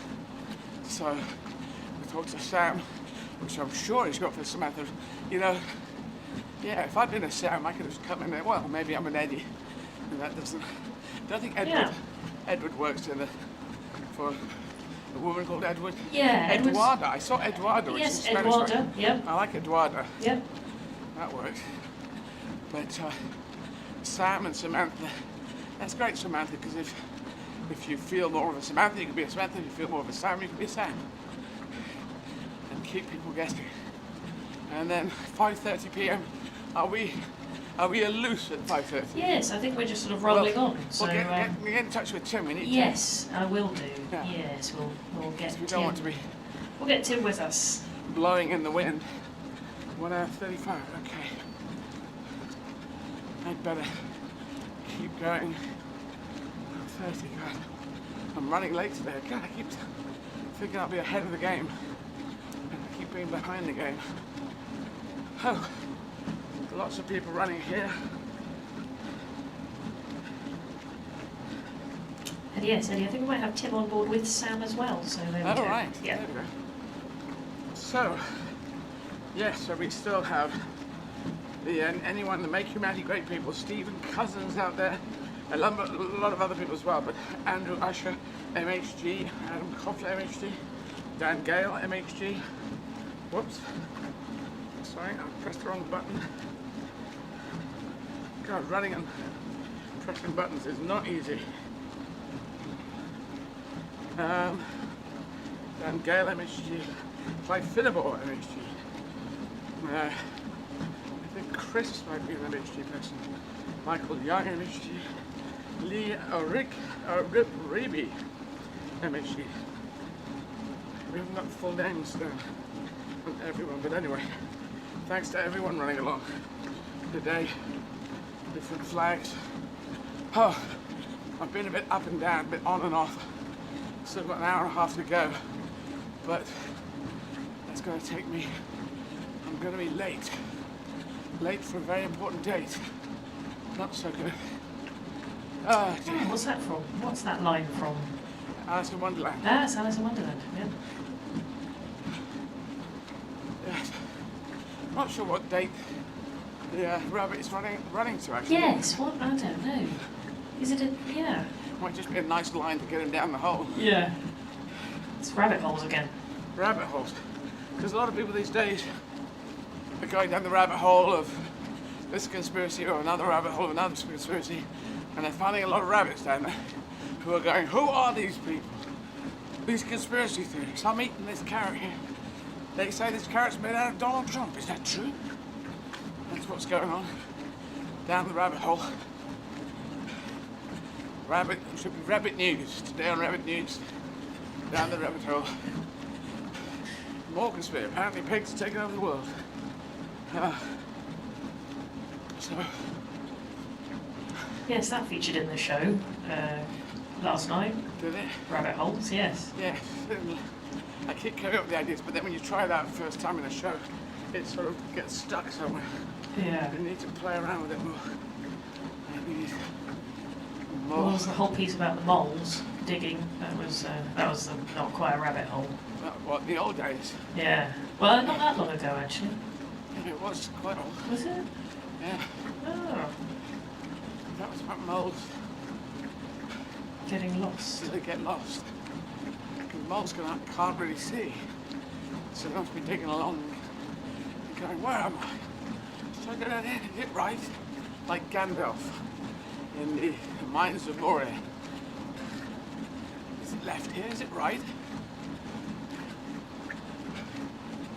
I do like the moles with their map. Yeah. When they get no GPS either.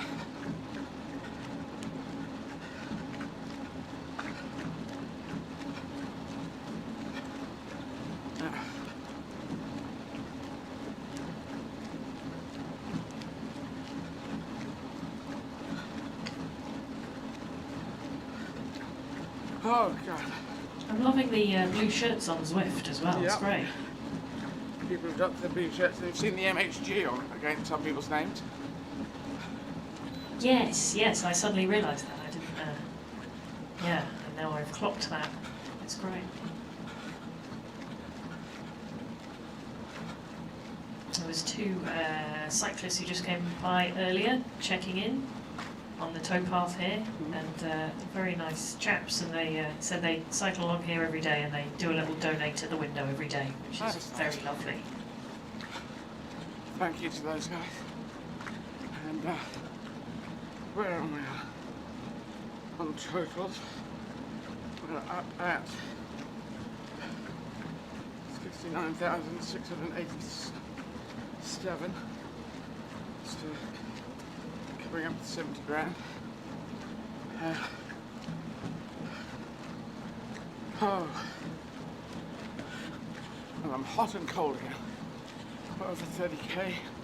When I get to 32, it'll be less than 10. Always a good psychological place to get to. Eddie, I have Sam and Tim for you. Hi there. Hi, Eddie. Good. Ahoy! Hi. Lovely day. How are you? Well, I've just spent 3 minutes learning Czech, and that's what I've come up with. And what was it? Say that line again, because it bleeped out. It kind of went out of the sound. It was too so loud. So once again. I said, Dobry den. Dobry den, and that means? Good day. Well, good. Dobry den to you too.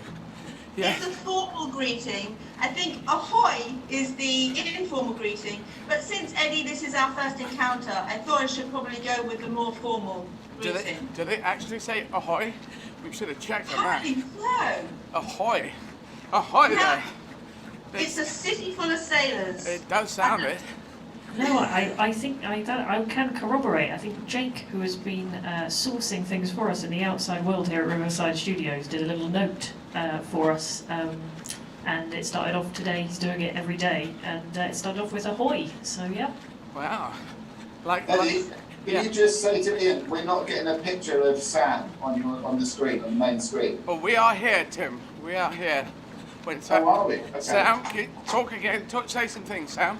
I'm going to say just because I think it must be cocktail hour in Prague. Yep. So have a Key Royale here to keep us going. Yep. I'm imagining, Eddie, that what we've done is we've kind of hung out in Prague. We've maybe been to the zoo. We're planning an evening with some real tigers. And now we're in a bar. Hang on. So, we're going to spend an evening with some real tigers. Yeah, some tigers. What is that? Well, they could be real or metaphorical. Okay. Because they could eat, they often eat people, so I wouldn't spend that long with a tiger thing, unless you were really nice. But, okay, but given how potentially you could be smelling, it's 15 marathons, I don't know how fresh you are, perhaps that could be tiger repellent, I don't know. I still, even that, as a conjecture, I wouldn't take a conjecture into a tiger pen. Go and see the tigers. You could be smelling bad. We don't know if that works at all, but it could smell more tasty. It could, and in fact, yes, pheromones. I think I smell pretty good because pretty good food and nutrition is going in, you tend to smell bad when you're sweating, when you're eating the wrong stuff.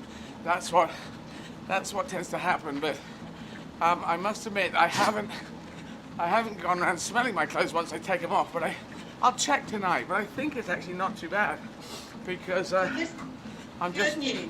because you know, I'm trying to be healthy as I'm doing this. So tell us about yourself.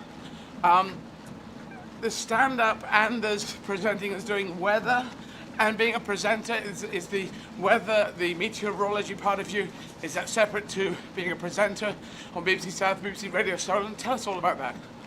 Well, I think my problem is I have a issue with commitment, and also with being employed. So I have spent a lot of time, I think my whole life has been about trying out careers and not actually achieving anything in any of them.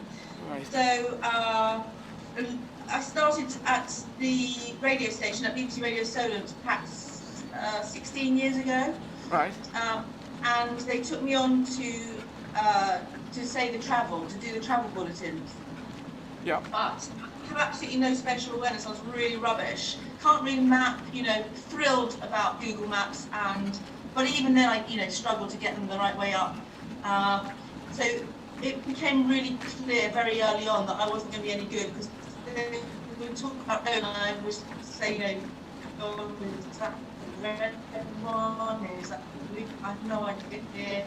It took me 3 attempts to pass my driving test. I was not the old candidate for this kind of role. Do the weather bulletins.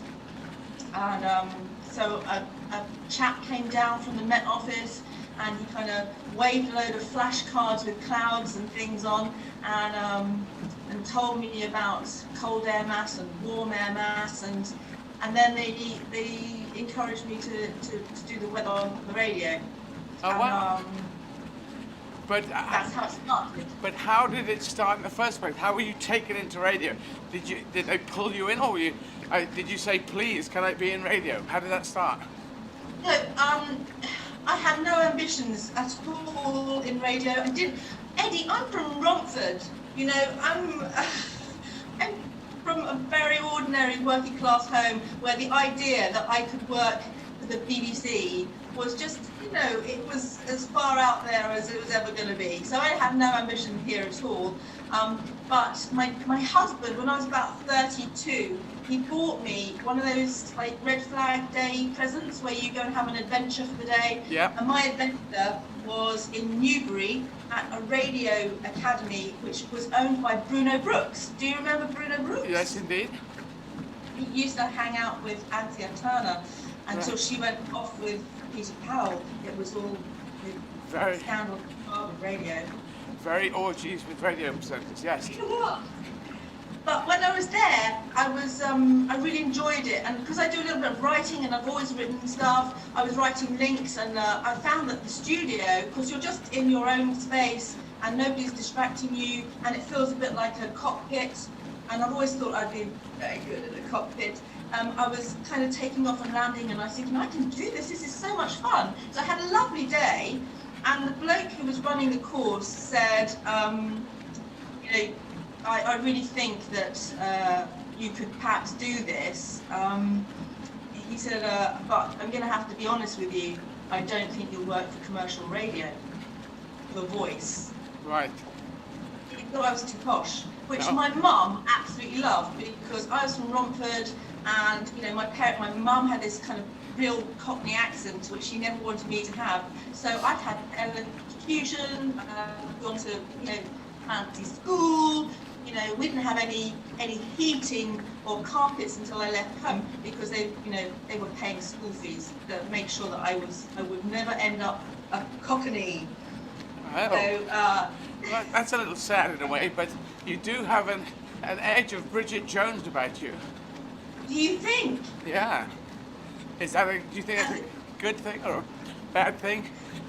Well, it's funny you should say that, because there is striking similarities in Bridget's world. Also, you know, I have a reputation for liability broadcasting. You know, my bosses bite their nails when I'm on air. So but anyway, just to get back to the story. Yeah. I still had no intention because I had 2 small children, 2 babies, and I also was running a theatre school for children at the weekends. And one of my mums that weekend, she was the only person that I told I'd done this extraordinary afternoon in Newbury. And she said, "Oh, Sam, I know somebody who's got a little radio station in the New Forest." And I laughingly said, "Tell him there's a 19-year-old blonde who makes a really good cup of tea looking for some work experience." And the next weekend, I was installed as the co-presenter of the breakfast show. Wow. And just for community radio. It was, I think I scared him, Eddie. I scared him, the guy who owned the station. I turned up in a pair of PVC leather, faux leather trousers. And I think I just said, "Oh, I really would be happy to make tea. I'm really good at tea." And he said, "I'm looking for a presenter to do the," and I said, "Well, I've only done an afternoon. I don't know anything." But it turns out it's not difficult. It's just talking. Yeah. So while I was there were these lovely guys who, behind my back, sent off a demonstration of my voice and my, being on air to Radio Solent. I had no idea they'd done it. Right. I went out for a lunch with a girlfriend. I got a call, and they said, "Come in for a voice test," and I didn't know what they were talking about. But I said yes, because you should always say yes. So I did, and that's how I ended up there. Wow. So now, Tim, as a co-presenter here, you can ask a question. But okay, Sam, you got into a little bit of hot water with some saucy weather forecasting. What was that story? What, last month? Yeah, I think it was every month. Eventually my career at the BBC took me to the point where I became a standby TV weather presenter. And the last month I went viral, and it's my first experience of going viral because, that's not something that happens very often to ordinary people. And so I was doing a weather forecast on the telly, and we always give out the inshore waters because the Solent area, of course, is marine based. We've got coastal waters, and I was doing the forecast for the inshore waters, and I think I said something like winds cyclonic becoming northwesterly 4 to 6 later, and the automatic software which does the subtitling subtitled this as becoming northwesterly for the 6 later. So I was then bombarded with people who wanted to know the best wind direction when they were becoming amorous later on that evening. Oh, right. That was fun. I became sex gaff forecaster then. But you hadn't actually done anything wrong, it was just an automatic... I hadn't done anything wrong. Oh, that was my phone. No, I haven't actually done anything wrong. I used to do comedy versions, improvised versions of the Radio 4 weather, the weather shipping forecast. Particularly to get one joke out, which I would repeat endlessly. You may understand it, people listening might understand it if you've listened to shipping forecast. There's the last word, every bit that is put out of a forecast. I have a private pilot's license, so I know that the reports come in bits. And the last bit's always about visibility. Yeah. And if it's good visibility. There must be other words like poor, low. I'm not sure quite what the variation is. But on the Radio 4, in my mind, from growing up and having my dad play it used to go, winds like, it's a very nice, strong voice, quite often men doing it, women doing it as well, I'm not sure, but anyway, you'll know this, and they go through winds like this to there, attentional... North Sarah, yes, Viking, Dogger, fish, trot, baked potato, bean plant, helicopter, and wazupi. I would make up the names because some of them were quite out there. Silly, very silly, and completely silly, which is the Scilly Isles. And then I'd say winds like variable things, incoming showers, and then I would up it. Obviously, I'm not trying to denigrate anyone who's in ships and having a bad time, but this is me in a comedy show, just going through stuff, and I would say, you know, hurricanes coming, gale force, 10 to 9, lashing thing, hailstones, and then I'd finish up with this word, good, which was obviously for the visibility, but it was as if they were commenting on all the fact that I made it so that the guy was commenting back on, you're going to get hellish weather, good. And because we never know what the hell the good means, but you do if you're in a ship, because you know that's visibility. So I would repeat it again and again and go into this very crazy place, and I'd laugh myself silly, not because people have just the idea that the good, you know, some vicious announcer of weather was making comments on bad weather for people. So there you go. That's my. That's I don't think weather has played much of a role in your comedy there, Eddie. Not hugely, but I did play a role. There's a film called Castles in the Sky, and I played Sir Robert Watson-Watt, and he was from Angus, and in the northeast of Scotland, north of Edinburgh. So I played him in a drama about the invention of radar. So I had to be in this accent, I had to be in Scottish and locked down and working on this thing. This was about 5 years ago we did it. And it's a fantastic story because he's a hero. He invented radar in 35 so that we were ready in 39. And what he was a meteorologist. And he was shooting radio waves and bouncing them off cloud formations. So he could tell cloud formations were coming in. And he said, I think I can do this against planes. And they thought he was crazy. And you're a meteorologist, and what do you know? Well, you know, I think I could do it. And he did it.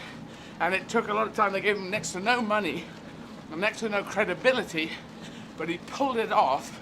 And we got radar. It's a beautiful little film done for the BBC and Open University, interestingly. So all the facts are actually correct. And we did it, and his name was Sir Robert Watson-Watt. He got knighted in 42. They really didn't, once they invented it, they said, now go away, we want to play with this. And they turned it into the defense system for the UK, which really helped us when the Luftwaffe was coming in. So That's very interesting, because I think the military has played such a huge part in the development of our weather forecasting, you know, and in the history of it. I think lots of our forecasters come via the RAF. Yes. So, and still to this day, I know even Laura Tobin did a stint at the RAF. So that all fits. I might look that up because I certainly haven't watched it myself. No, have a look. I can recommend it because my brother recommends it. And my brother is one of my harshest critics, my older brother Mark. He will say, it's not very good, is it? You know, if it's not very good. He won't mince words. He has a bedside manner that's quite tough. But he said he thought it was one of the best bits of work I ever did, best acting roles. I think I've done good ones since then as well. Victoria and Abdul is very proud of. And I've got 6 Minutes to Midnight, a new film coming out with Judi Dench. When is that out, Eddie? 26th of March.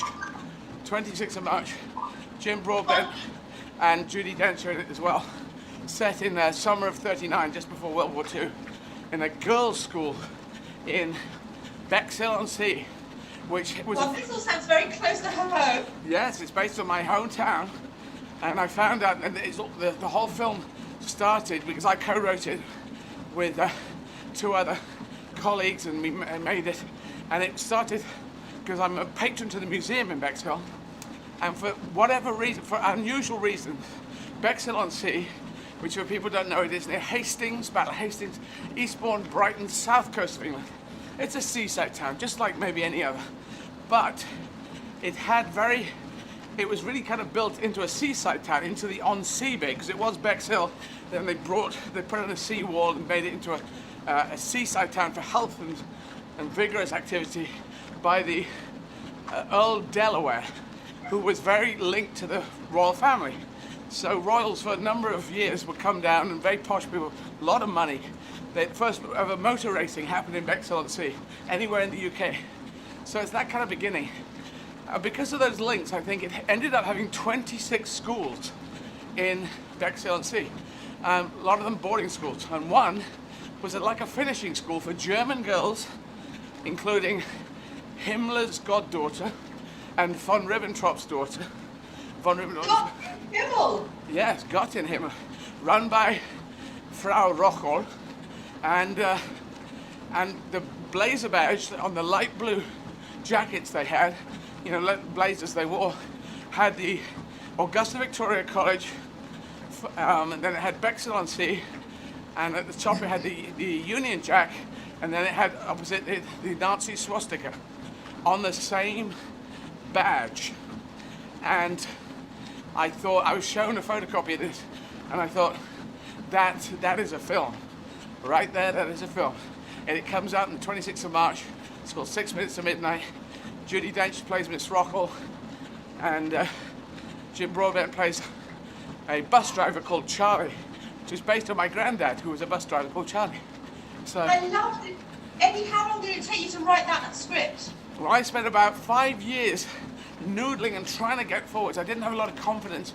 I didn't want to write a bad script, but then I started working with another actor who was in Castles in the Sky, Kellen Jones, who had already written a film with director Andy Goddard.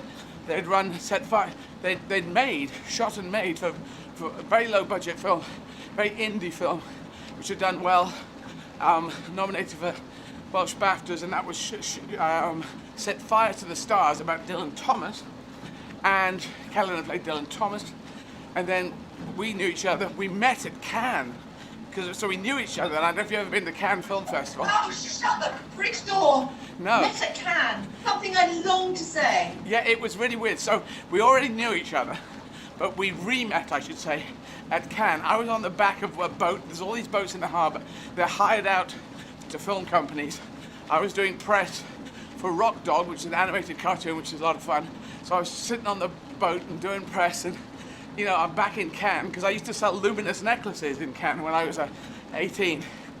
And then suddenly I look out the back of the boat, and along the jetty, Kellen is walking with his other fellow producers, because they set up a company called Mad as Birds.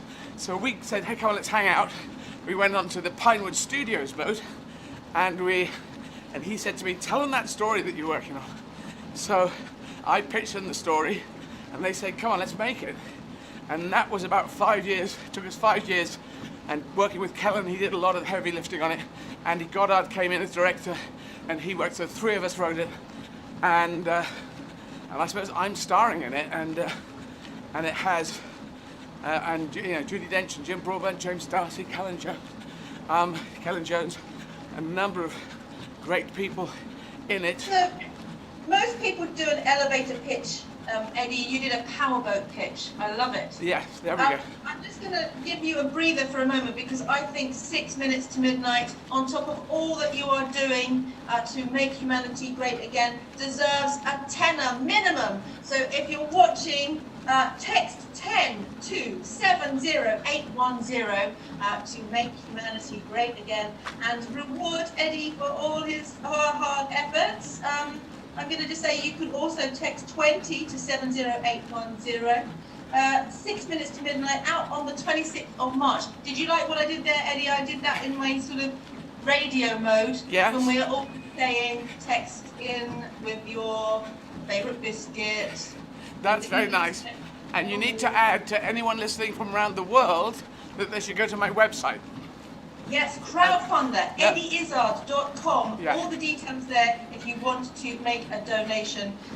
Eddie doing all this absolutely fantastic work to make humanity great again. So and Ed, I just have to say, I'm massively in awe, because I am a new runner.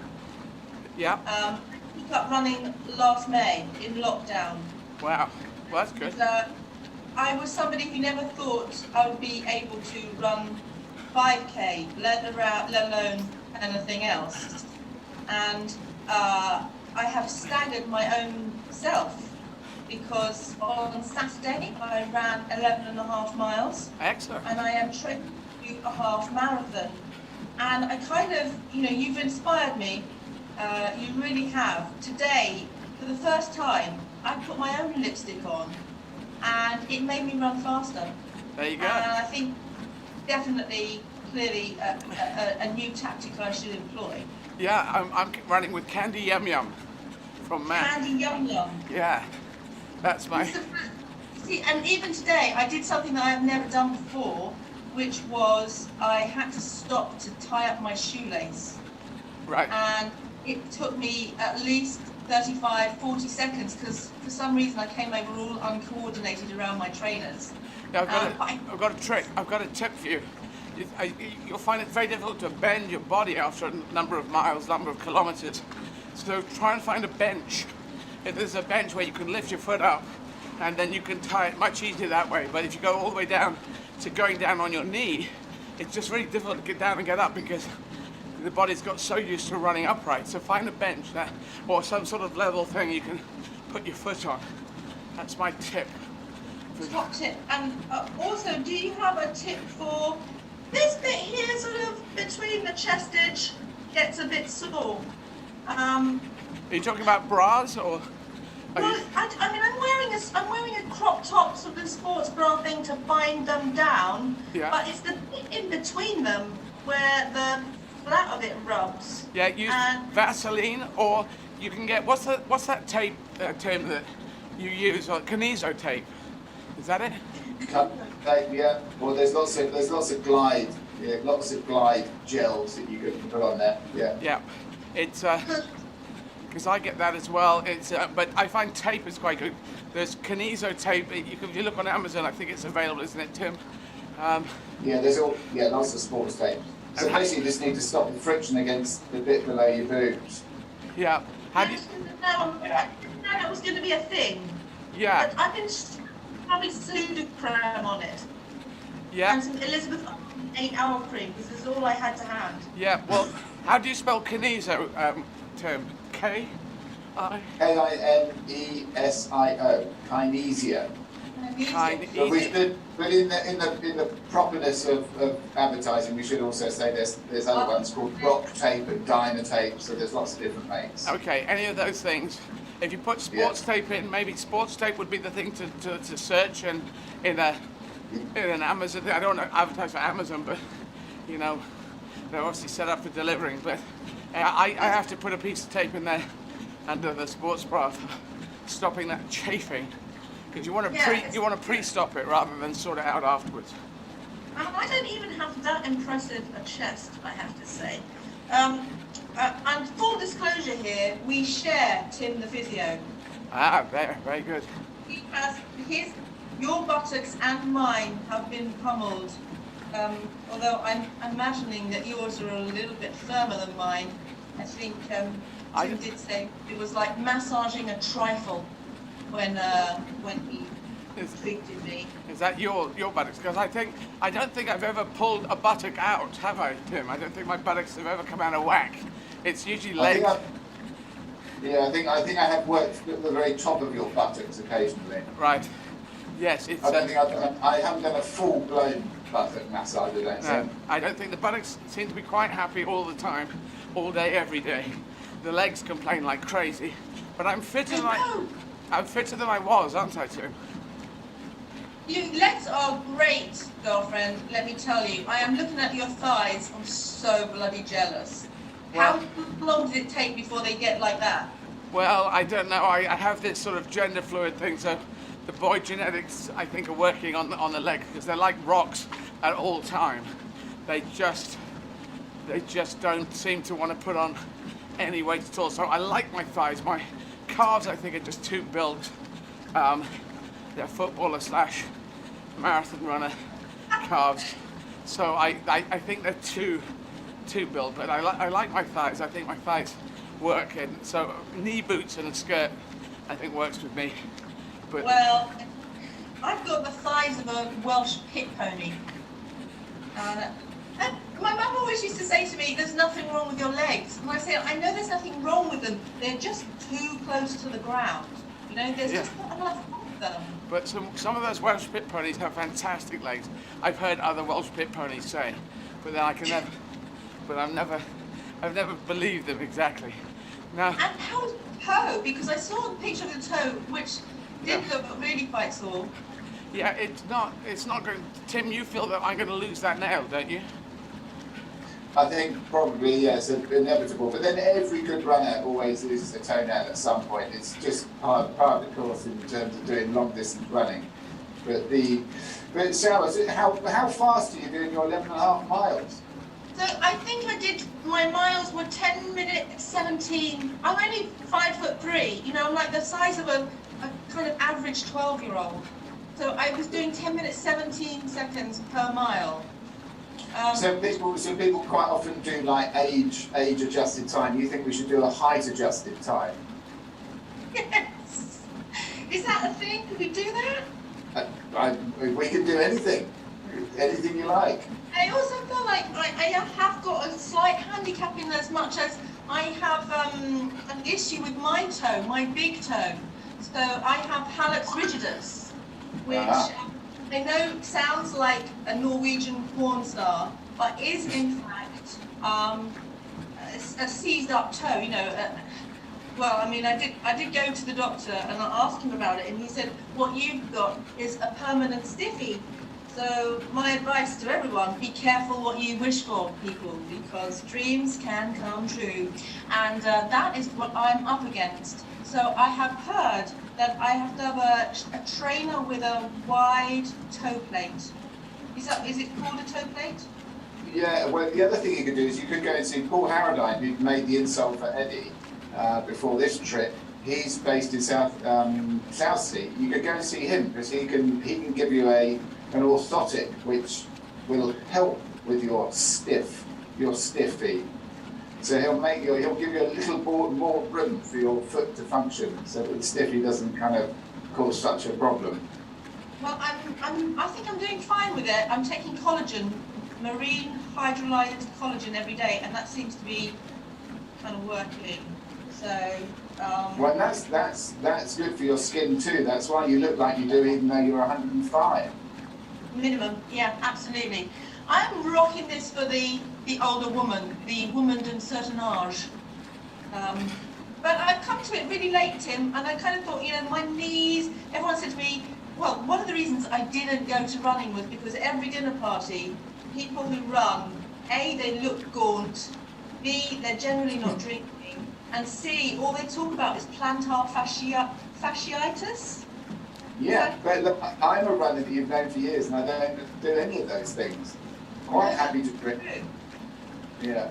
That is true. But I thought that I would actually, you know, I'm kind of hoping for a little bit of gaunt now because, you know, lockdown, the COVID kilos have gone on. It's not happening. I haven't lost a single pound. You know, I ran for 2 hours on Saturday and the needle has not moved. What am I doing wrong? I've been calling it lockdown lard. Yeah, that's me. Smeared. Our body is made in the kitchen though, isn't it, Tim?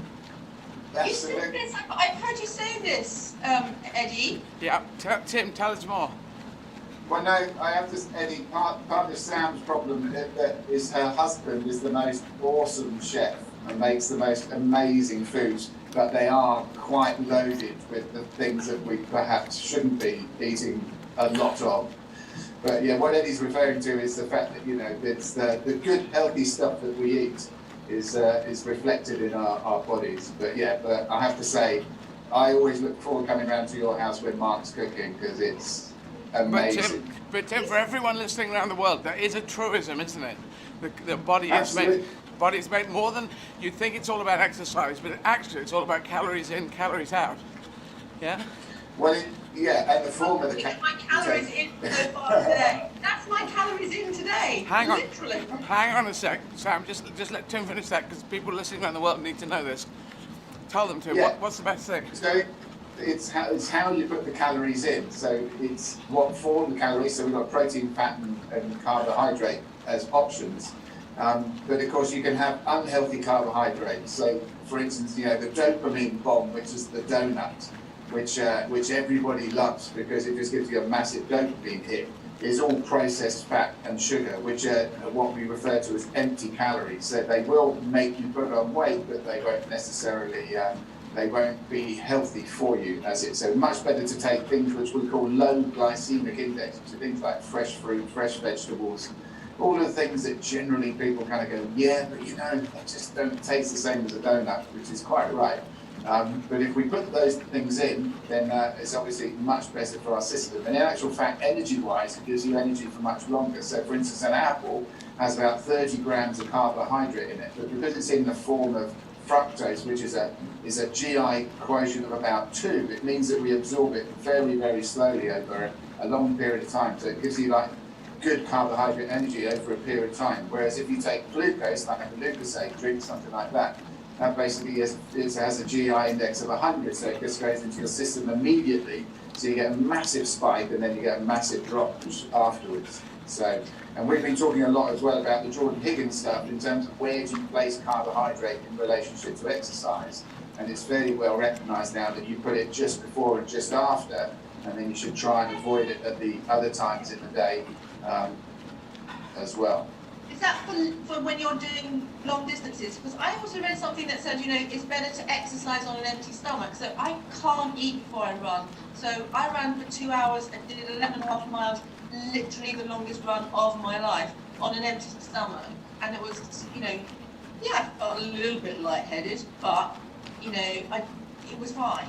But yeah, that's a really good point. It's a really good question. Yeah, it's a great point to make in terms of the running faster, because the running faster thing has been a fad that's been, well, it's not even fair to say a fad. It has been a technique people have been using for about the last sort of 10 years or so. Tim Noakes, who wrote The Law of Running, his one chapter that he wishes he never wrote in the first edition was his dietary one, the nutrition one, because he was all about carbohydrate. He's completely flipped that on the head now and talks about exercise and fasting so that you learn to burn fat. But again, there's some issues with that. While it does actually make the lipids move between cells better, there's no great evidence that you will actually burn more fat by doing that. So that one's being debated at the moment in terms of whether running fast does make you burn fat. Obviously, you will burn fat because if you've got no carbohydrate in your system, then you've got to go somewhere, and that will either be fat or protein. But unfortunately, the body will quite often go for protein first rather than fat, and that's not good because then you're breaking down muscles. Yeah. So it's a very complicated subject. Haven't lost a pound, 8 months.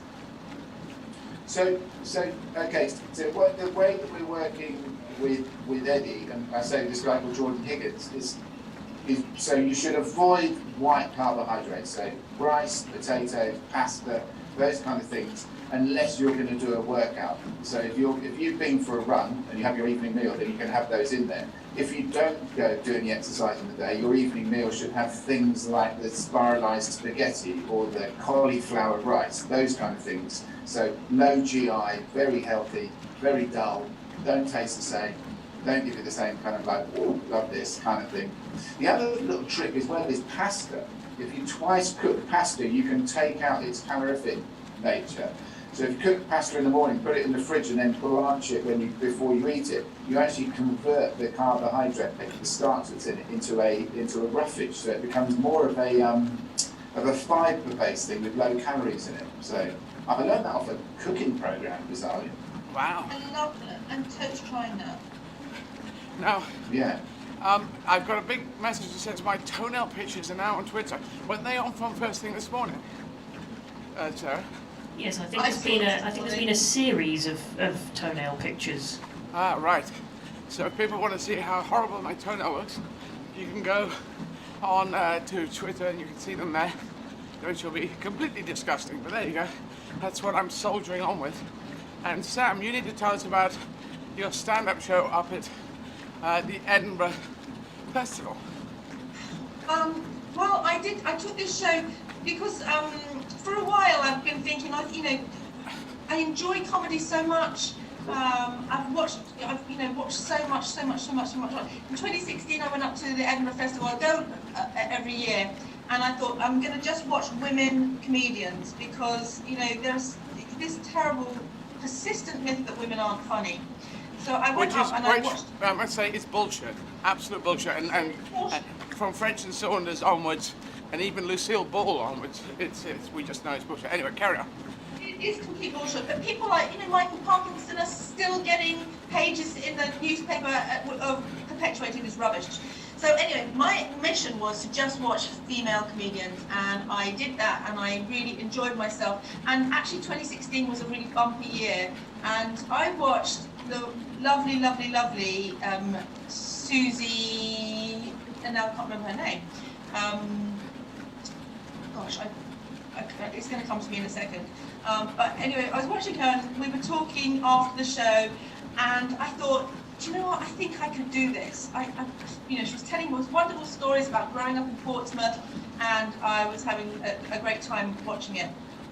And I decided that I would write myself a show, because where I lived, they were having a festival, the Shaftesbury Festival in North Dorset, and they were looking for acts, and I thought, yeah, well, I'll just write a show. I had no idea that comedians started out by doing a type 5 and then going all around the clubs and trying out their material. Yeah. So I just wrote a show, an hour's worth of material that I booked to do in a delicatessen. I was thinking, what's the worst that can happen? Someone falafels me off stage.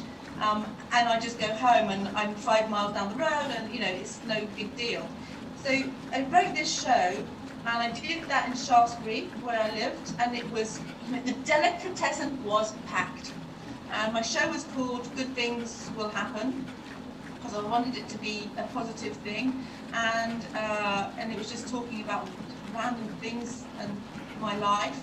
And that following week, I was hosting a ball for a charity, and this bloke said to me, who was looking after me for the charity, so I'm going to be on a comedy night, do you want to do 10 minutes? And I was like, yeah.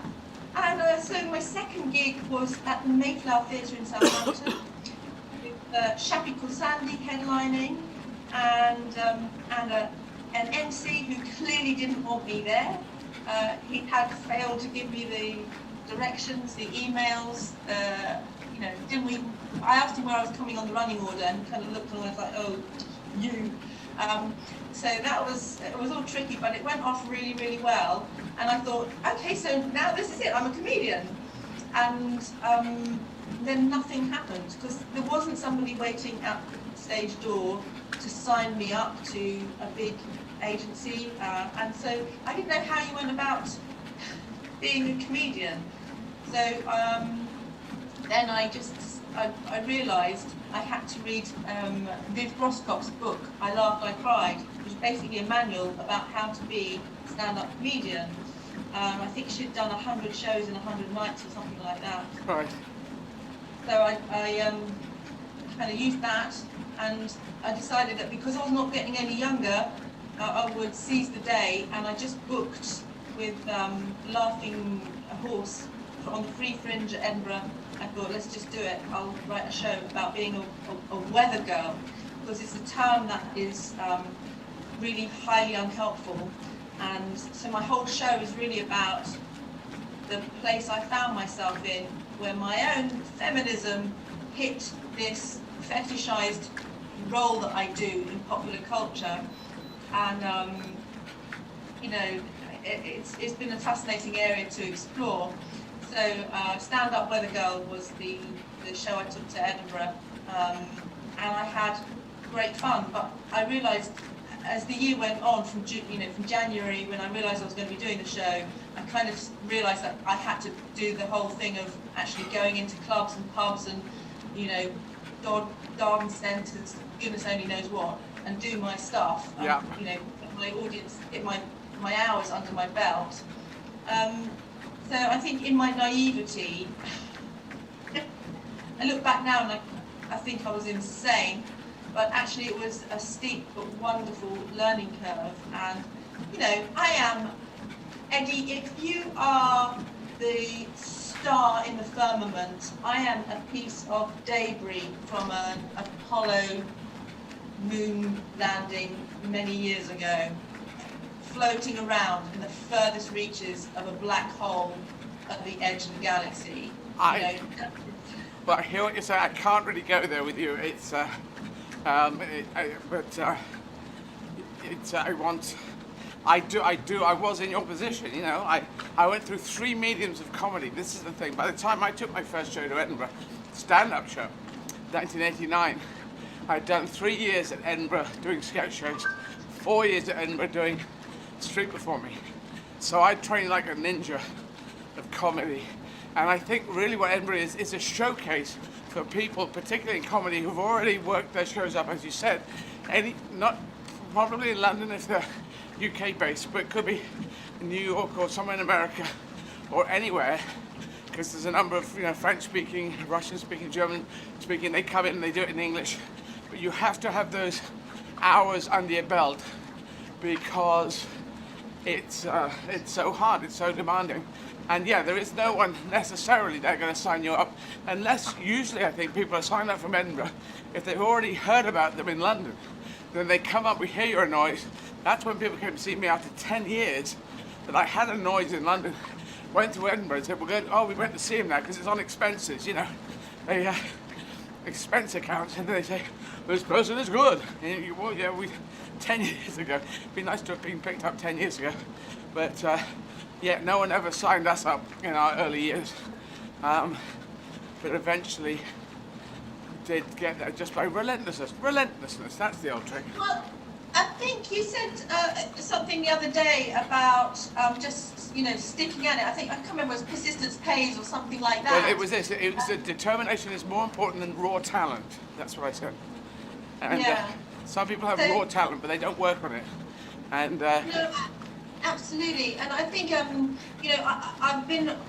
done the circuits now. I'm still doing them. I mean, obviously my career, such as it is, has had a massive hiatus, and there's, and I have to say, I watched you last night on your stand-up show, okay. And I'm amazed how you managed to keep being funny without an audience, without that continual feedback.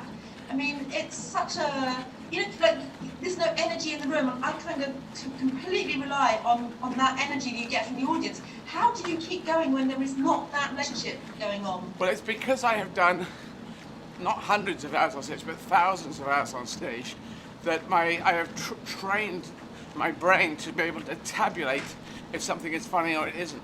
And the pieces I'm doing are older pieces that I did. I know they work. So, there's a bit I start the show with, I don't know if you saw the beginning, and it's one of the first jokes I ever did that was very me, as opposed to anyone else. And it was always good to go on stage and they say, get them in the first 30 seconds, which eventually I started playing against that, but at the beginning of your career, it's a very good idea. One joke, a real banker of a joke, this one tends to get them nearly every time. And so you've got to come up with your own version of that. And mine was, I'd get on stage. I remember doing it at the Comedy Store, and I'd come and say, God, I'm so tired. Yesterday it was a friend's birthday, so we went to a pub and we had a few jars. And then I went on to another pub, we had a few more jars, and then back to his place and had a few more jars. And after that I thought, well, that's enough jam for me. And just the idea of having a few jars and then you realize that they're eating jam, it would always hit. And I'd do that sort of hand motion. And even if you're from America and you might say, what is a few jars, or anywhere else in the world? But because I'm doing the hand motion, they get the hang of what I'm doing. But it would be so stupid, but it was so perfect to me. And I'd leave and when I do it, I'll do it again tonight, I just leave the pause there. And if people don't laugh at home, then fine, I just know there is a laugh there. If I've done it right, I've got a laugh there. And so that's what it is. Even the new stuff, because I'm actually improvising on stuff about dung beetles. I got obsessed with dung beetles, and down the rabbit hole. Everyone's talking about, God, I went down this rabbit hole of chickens and helicopters, and the whole conspiracy theory rabbit hole. And I'm wondering, what are the rabbits down that rabbit hole going? Who are these fucking people? I'm here eating my carrots. You've got all this QAnon people going, all these right-wing crazy people. And is this carrot made out of Donald Trump? What is going on? So there's I love the idea of the rabbits down all these rabbit holes, saying, why did everyone start coming down rabbit holes just the last few years? It's crazy. Let's go and see Alice. So I will play with those stories, and I don't really care if no one finds it funny, because I'm finding the seam of comedy I'm crafting it in front of my eyes. So I do it for me. I do the shows for me. I'm the first person in the audience, and then hopefully I bring everyone else along. But I have done so many thousands of hours, and in French and German and Spanish, you know, so I've tested it in 4 languages now. It seems to work. So I trust myself. That's how I do it. So Sam, when you wrote yours, who did you practice in front of? So obviously, I started out with a few sections that I was using, you know, on the circuit. I was kind of sewing together little chunks, and I guess the first time when I was doing the gig at the Mayflower Theatre, and the MC on that show really upset me, and I was waiting in the wings, really kind of cross, because I knew he didn't want me on that lineup, because he rightly didn't think I should be there, because I hadn't done a whole load of work towards being a stand-up, although I'd done performance in all sorts of other ways. So I remember my first joke was, he said, you know, he introduced me, and I said, I'd better get on with this, because what's his name tells me I've got a tight slot. Beat, personal, but I'll take a compliment from anywhere these days. You know, and that was my first joke, and it went down brilliantly, and the confidence that I got from, you know, I had reassured the audience that I could make them laugh instantly, you know, in that first joke. And so I worked out exactly as Eddie says, which is completely right. You have to reassure your audience, you know, when they're gonna want to go along with you. And so then I did I was just sewing together little bits that I had put together on the circuit, and steadily created a sort of thesis around my role as a weather woman. I mean, Eddie's show is incredibly different, because she's using all kinds of surreal humour, and it's just, you know, everybody has their distinct voice, I think. And, you know, I mean, Tim, you and I know each other, so, you know, I've got a kind of British seaside sense of humour, you know, seaside postcard. But I think actually that's probably quite, you know, some aspects of that are really unfashionable now. So I have to work to resist all my incessant double entendres and stuff. So my show now is, it is funny, and, you know, it does talk about the response I get. You know, the whole role of the weather presenter, the weather girl, is fetishized. And what I learned about myself, you know, I went to the internet to see what people were saying about me, and it was, you know, it was a real eye-opener. So, you know, I get to play this. So this is a question for both of you guests, is that, because I don't mean stand-up comedy, but is there a danger when you go into comedy, when you're doing what you're doing in stand-up, is that going where your heart wants to go and going where you think society or the trend wants you to go? Is that, do you get drawn away, or do you always just stick with what it is that you think you want to do? Well, I think Eddie gets to say what she likes, because she's earned the right to do it. For me, you know, I'm a bit more careful, I guess. Yeah. Okay. Without being inauthentic. I'm going to interrupt you just for a sec, Sarah. Can you explain what's going to happen? Yeah. So hey Tim, hey Sam, hello. Hi. Eddie's just going to have a quick pit stop, so I'm going to jump in and we can have a chat, and then Eddie will come back again, and then I'll go away. I'm just going away for 3 minutes to have a quick pee. So you guys carry on chatting, Sam and Tim and Sarah, and I'm out for 3 minutes. Okay. So this would be a good point to say that we're having lovely chats with Eddie, and Sarah. If you would like to help to make humanity great again, we should all be texting our sums 10 or 20 to 70810, or visiting izzard.com, where the crowdfunder is waiting your donation. That's brilliant. Thanks. Any money from any country works. Yeah, pennies down the back of the sofa, or euro, or yen, dollars, whatever you got. Yeah, carrots. No, we don't want Don't carrots. listen to Tim. Carrots don't work. You can't pay for anything with carrots, as far as I'm aware. But No, that's fantastic. That's better than I can say it. So yes, thank you everyone. Yes, please do donate. Eddie is having a bit of a tough one today. Yeah, Tim, you're probably better to have a little chat on this. But yes, we have a toe that is not happy and a shin that is not happy. You might have already talked about this a little bit, but yeah, we're a little running longer today. Everyone might notice with the countdown clock, and I think that's been a few additional stops that we've needed to do today with a bit of difficulty with the shin and the toe. And for anyone with a weak stomach, probably best to avoid Eddie's Twitter page at the moment. There's a few toe pictures on there, or if you like very graphic toe pictures, forge ahead. But yeah, it's probably a very graphic way of showing you that this is not an easy thing. So Eddie's doing it for a very good reason, and any donations are fantastic. And as you say, you can donate from anywhere in the world. If you are anywhere in the world, easiest place to go to is eddyizzard.com. All the details are there. Please do give what you can, because even just for the pictures of Eddie's toe, that would be great. But yeah, Tim, I probably need an update, don't I? Because I'm kind of your robot arms at the moment in our COVID-safe scenario. So hopefully I'm doing all right. I think Eddie's still got 10 toes, so that's good. Only just. Just. The other thing I was thinking is that you're posting all of the pictures on it. I think we should you should see if you can get that recording of Eddie's ankle. You should probably download that as well.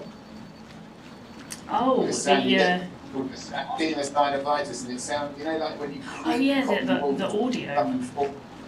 That's what it sounds like. Eddie sent that to me at 10 to 4 in the morning. I think it was Monday. Yeah. That's the fun. That's what it's like on these trips. It's just. I'm going to remember this.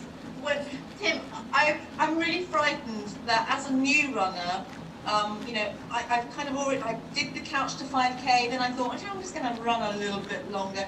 And I hate to say it, I'm really, really enjoying the running, and I'm training to do a half marathon.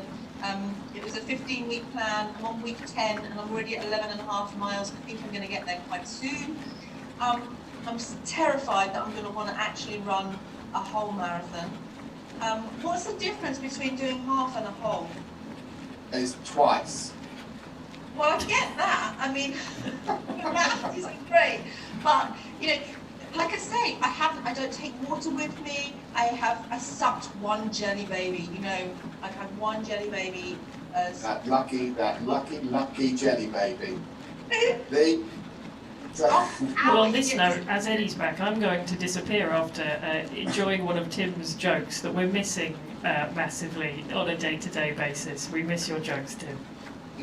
Well, if you want a serious answer to that, Sam, the difference between half marathon and a marathon is I've always said to people, I think anyone can run a half marathon, regardless, of whatever disability or whatever it is. I think a half marathon is within most people's ability, and the only reason that they can't do that would be they're personally, psychologically blocking themselves from giving themselves that chance.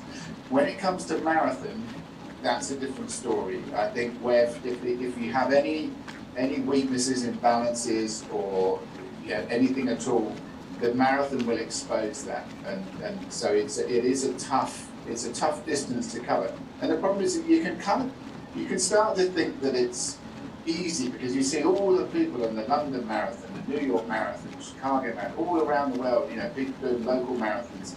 Bournemouth, hundreds of people running the Bournemouth Marathon. So you kind of think, oh, it must be okay, it must be easy. But it's a tough distance to run. And the one message I give to anyone who does think about running a marathon is you cannot hide from the miles. What I mean by that is you have to put the miles in. So Eddie's a classic example is that when we went to South Africa, the miles hadn't been put in. Eddie hadn't done the training. In fact, I was doing kilometers actually. Well, it did, yes. So they had put the kilometres that perhaps you should have done. And as a result of that, the marathons that we did in South Africa were significantly longer than the marathons that Eddie's doing now. But the reason that Eddie's able to do them at 6 hours now is because she was continuing to do marathons throughout the year, from February when we went round Europe to now. So Eddie's been doing 2 marathons a month. Yeah, every other week I do a marathon, and every other week in between I do a half marathon. So, but with you ever get bored, Eddie? Yes, you do. But what I'm trying to make is not deal with boredom, but to deal with. I make it so that it's a natural thing to do, and I can listen to podcasts. So I do listen to audiobooks actually. But it is tough. But if you make it more standard, if you make it more normal by doing it more often, then hopefully it shouldn't be so grueling. But right now it's fairly grueling. I'm having to speed up because I won't finish until 6:30, and then I'm on stage in half an hour after that. So it's really it's tough. Because somebody told me that resting is training too, and I don't see you getting very much rest. I know. I don't want to. In February, I have a big rest. A rest for 2 or 3 weeks. No, 2 weeks, and then I'm working again. But, so, Sam, what do you listen to? Do you listen to music? Do you listen to podcasts? No, I listen to music. I'm not very good at listening to podcasts because I'm worried. Because sometimes I just zone out. Because I've never been good at mindfulness. For me, the running is a meditative act as well, and it's a place where I can let my thoughts come and go. So if I've got music on, sometimes I think, oh my goodness, Chaka Khan has been and gone. I didn't even notice, because I was thinking about something else. But I need to listen to the music, it's there. Whereas I don't want to disrespect the work of a podcast or the work of an audiobook and not, and just zone out and not listen to it because, how do you stay with something that's important? That's not good for me. But yeah, so music, steps really helps me round. Because if I need to go a bit faster, or a little bit of disco bacteria, so if you have steps there, it's all good, I'm sure that they help me to run a little bit faster. Yeah, and I personally, I don't listen to anything when I run. Very rarely do I listen to a podcast or music, and I think I agree with you completely in terms of it's a meditative thing. I really I just get into the run, and after about 45 minutes, that's when it goes quiet for me. So your head's busy with all this stuff, and then slowly but surely you've answered all your questions, you've made your list, you've answered the questions on the list, and then suddenly it all just goes very serene. And I think that's why I like the long distance running. Yeah, and I have to have the music because I cannot bear to hear myself breathing. I just can't. I find it incredibly distracting. If I'm acting or, just thinking, oh God, it just sounds awful. Oh, you must have hated yourself in the womb. But you weren't breathing like that. You weren't breathing actually, were you? So you were doing something else, as we all were. I was sucking my thumb. I can tell that I was sucking my thumb because I still suck my thumb. Eddie, I know that our time is up soon, but I'd like to say I've got 30 more minutes. Do you need to get away? I don't need to get away anywhere. Okay. I'm so enjoying let me tell you how we're going to do this. You're going to both stay with me to the next 30 minutes to get me through it. And you need to ask me questions, Sam. Tim can ask me questions as well, but he's probably asked me every question that there exists. But can you see the clock? Can you see a countdown clock? That's good. I can see the clock. It's got 42.2. That's the number of kilometers in orange. And beneath that, it's got 20. It's got 32 because people want to look at. Can you see the 32 counting down? 32. Yeah, 32, 00, 31, 59. Yeah, that's it. That's how long we've got to go. So that's what we're looking at. Well, I wanted to talk to you really a bit about your performing as an actor. Yes. Because I mentioned to a girlfriend that I was going to be chatting to you today, and she said, "Oh, please ask her about her time at Eastbourne College," which I know wasn't a great experience for you, but I have a handwritten program here from a show called Free as Air, in which you played Francois the barman. Right. I don't know if you. This is not ringing a bell. Can you name anyone else? Can you name the top of the cast? Okay, well I can tell you that Michael Prince, Oh. Michael Praed, Yeah. played Jack Amersham, a racing motorist. Right. And I just wondered, and also, so there's a chorus of island girls and a chorus of island men and mechanics. I have absolutely no idea. But just give me any names around Mike Prince, Mike Praed. Okay, I can tell you. So Tim Cross. Yes, Tim. Sarah Payne, James Newton, David Osborne. Okay. Mark Burnell. He sounds quite. Yes. And I was who? Francois the barman. Francois the barman. That is an interesting one. Can you send it through send it to Tim so I can get it to me? Because that is one of the plays that has gone out of my brain. But I think it was kind of like a South Pacific-y kind of thing. But Mike Prince, as he was then, he played great big hero parts, the kind of roles I wanted to play.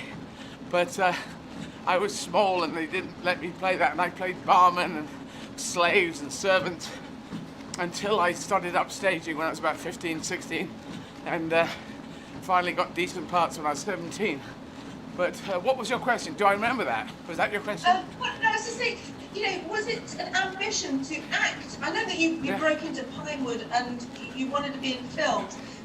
So acting, comedy, you've managed to do both. Yeah. But was there a driving, was one of your preference? I'll tell you how that went. Comedy, don't they? You can't get seen.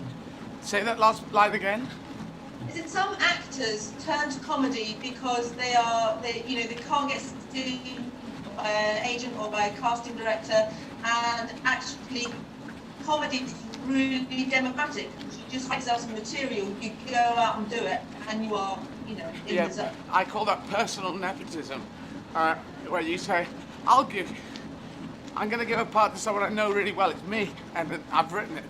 So that's what it is. And if you co-write your own film, 6 Minutes to Midnight, that again is personal nepotism. But it started when I was 7. I saw a play at Bede School. Now at Eastbourne College, I didn't hate my time there. It was fine. It was a boarding school. It was quite straight and conservative. I didn't like that aspect of it. Wasn't wild, if I was at a stage school, I didn't even know these stage schools existed. I would have loved that, but that wasn't allowed. So it wasn't a problem. Boarding school after Mum died, that was tough. But by the age you get to, well, I stopped crying at 11, and after that I could deal with it. Excuse me, I just got something in my throat. And I saw this play when I was 7. Boy with a Cup by Stephen Fry. No, by Christopher Fry. Excuse me, Stephen. Christopher Fry. And the kid on stage was getting laughs and reaction. The audience was loving him. And my mum had died about a year before, and it just suddenly hit me, I need to do this. And that was age 7. So acting. I love comedy on television. I didn't know you could specialize in it.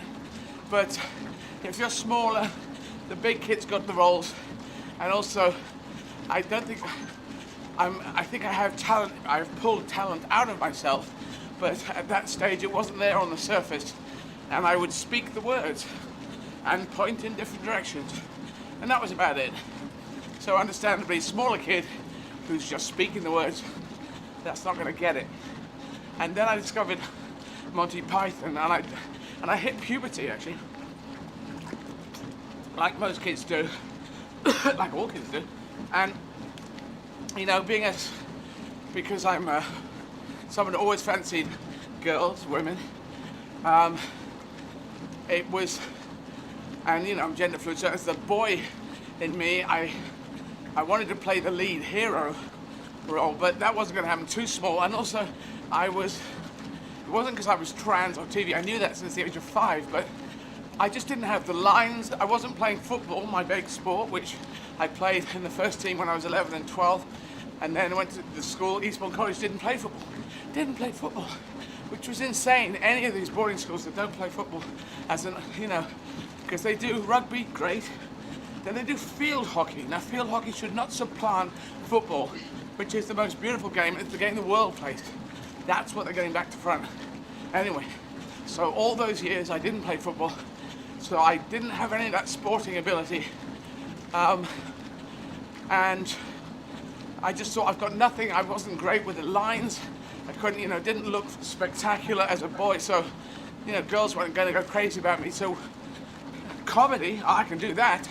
I couldn't really say, I love you, Susan, I love you, Sheila. I didn't know how to make that work, but I love you, Susan. I am full of love. I've got 10 buckets of it at the back. I could do a comedy version of it. So I thought, okay, these real emotions are too hard.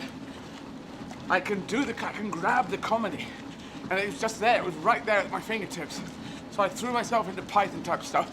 And I went up and I had to go to university, certain parental pressure to go, accounting and financial management with mathematics at Sheffield.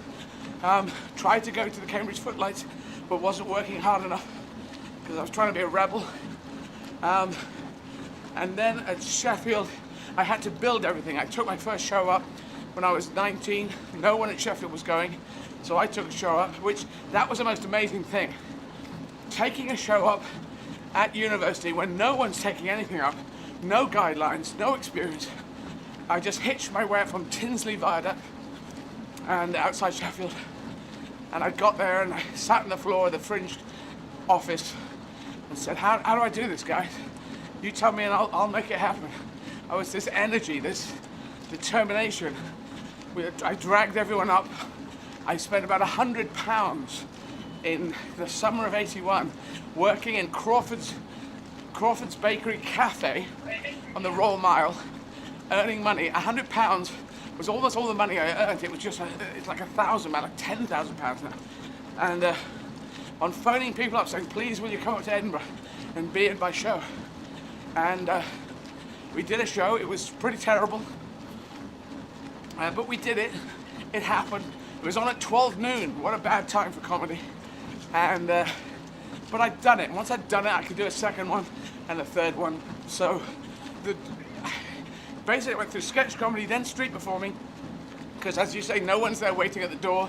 When you've done a quite good show after 3 years, still no one paid any interest. And then street performing, you could just do a show anywhere, very democratic. Walk on at Covent Garden, Edinburgh, so that's 85, 86, 87, 88, 89 I started stand-up, 90, I was best newcomer, 91 I was nominated, 92 they wouldn't let me be in the Perrier, 93 I sold out the biggest room they got there, and then 94 I never went back. So that was it. It was like it was a massive attack, a relentless attack, on and on and on. And when I could feel the stand-up taking off, so 91, 92, I left the circuit. 92 I played theatres in London. 93 I played the West End without a TV show, which was kind of unheard of. You had to have a TV show, then you play the West End. I was playing the West End just with word of mouth. And at that point I got an agent. I got a separate acting agent. And I said, I'm not going to do sketch comedy. I'm not going to do sitcom. I'm not going to do comedy films. I'm capping my comedy career right here. I will do stand-up all around the world. I hadn't got the languages in my head there, but all around the world. I want to do America, but I'm going to go sideways, get a separate acting agent, go to the bottom of the drama mountain, and I'll start hacking my way up there. Instead of jumping across the top when you're famous for being in films and comedy films, and you just parachuted into a cameo, say, in a drama, I'm going to hack my way up from the bottom. And when Stephen Frears gave me the role of Edward VII up against Judi Dench, I knew this is kind of it. This is getting through to it. What a great film, what great actors to be with, great director. And it's a dramatic role, there's not a laugh in it. It's about what you can do and bring to those scenes. And I knew what I was doing by then. And it took me some time. Did you feel fit for it? Sorry? You know, did you feel fit for that? Or when they gave you that role, did you feel intimidated? Did you think this is going to take more skills and I have a mask? Nope. I was very ready. I was very ready. And it happened, the readiness happened like this. I did a series called The Riches, a guy called John Landgraf, who I think still runs FX. He probably has more responsibilities now, great guy. He let me, along with Minnie Driver, be in a series called The Riches, playing travelers, grifters in America. We had 2 seasons of that. That was film school and drama school for me. After that, so I tried really hard to be full of technique in that, but the technique was all at the front of my eyes, and it wasn't quite right. Got better as I went on through the series. Then I did United States of Tara. I was beginning to let go. And then there were some other things, Treasure Island, playing Long John Silver, particularly the second, there were 2 hour-and-a-halves, the second 90 minutes. As the director said, and as I think, I really started to be John Silver. I was John Silver right there and then. Then I went into another film called Lost Christmas, 2 weeks after the end of Treasure Island. I had no time to overthink things. I made sharp decisions, and I went for it. And I was doing takes from the beginning, from the get-go. John Hay, the director, was going, Eddie, this is beautiful, this is wonderful. I thought he was just being really nice. But it seems that I was hitting something, because I didn't quite know what I was doing. And I was letting go for the first time. Angelica Houston, I remember, had said, prepare, prepare, prepare, prepare, let go. And I finally knew what she meant. I was just letting go, and stuff was coming out. I'd worked out the engine of my character, and it was kind of beautiful. It's a beautiful film, Lost Christmas. The BBC needs to release it on iTunes, because it's not out there, I think. From then on, my confidence was up. Hannibal, I did Hannibal, the TV series. Got great reaction for that. Valkyrie, okay, got better in the middle of that. Stuff in Ocean's 12, Ocean's 13, again, getting there. But by the time I got Victoria and Abdul, I was ready. I'm ready now. 6 minutes to midnight. I'm very happy with. I trust in the tabulation of what's up here, and that's how I do it. You know, you prepare, you can work out where your character is driving, what's the essential engine, and then you let go, and you just feel the scenes, and it can be very. Now, yeah. Is that as a more rewarding experience, or do you still get a huge reward from the comedy? You know, they're very different vehicles. Yeah, they are very different. The bottom line, this is what people get confused on, totally understandably. The bottom line of comedy is to be funny. If you break character and it's funny, it still works. Even in a sitcom, it's beautiful if you don't. If you watch Porridge, never break character. But I said this to Matt LeBlanc from Friends, and I said, have you guys ever broken character to get a laugh? He said, yeah, we did sometimes. And I've noticed that in comedy, it's like a rule. Get funny. Funny is first. That's king. Bottom line of drama is to be truthful. And they are different things. You can be truthful and funny in drama. You can be funny and truthful. You get them both, it's kind of beautiful, but the bottom lines are different. And I love doing dramatic films. I love watching the camera line up and seeing what the shot's going to be. I love being inside the shot. I love it all. I mean, well, you're getting a comprehensive experience now, and screenwriting is another skill altogether, but presumably you have picked that up, you've absorbed technique. I mean, structurally, writing a film is a massive achievement. And, it's tricky. And also, there are so many rules. Did you know any of them? No, well, I had studied, I did do, there's great people who teach about writing, and I have looked at that. I'm not a great reader on things, but the best way to get good at writing is to write. And writing with other people is the thing I need to do. I know there are more film scripts in me. I did not write 6 Minutes to Midnight. I co-wrote it with Kellen Jones and Andy Goddard, and that's what got it to the post.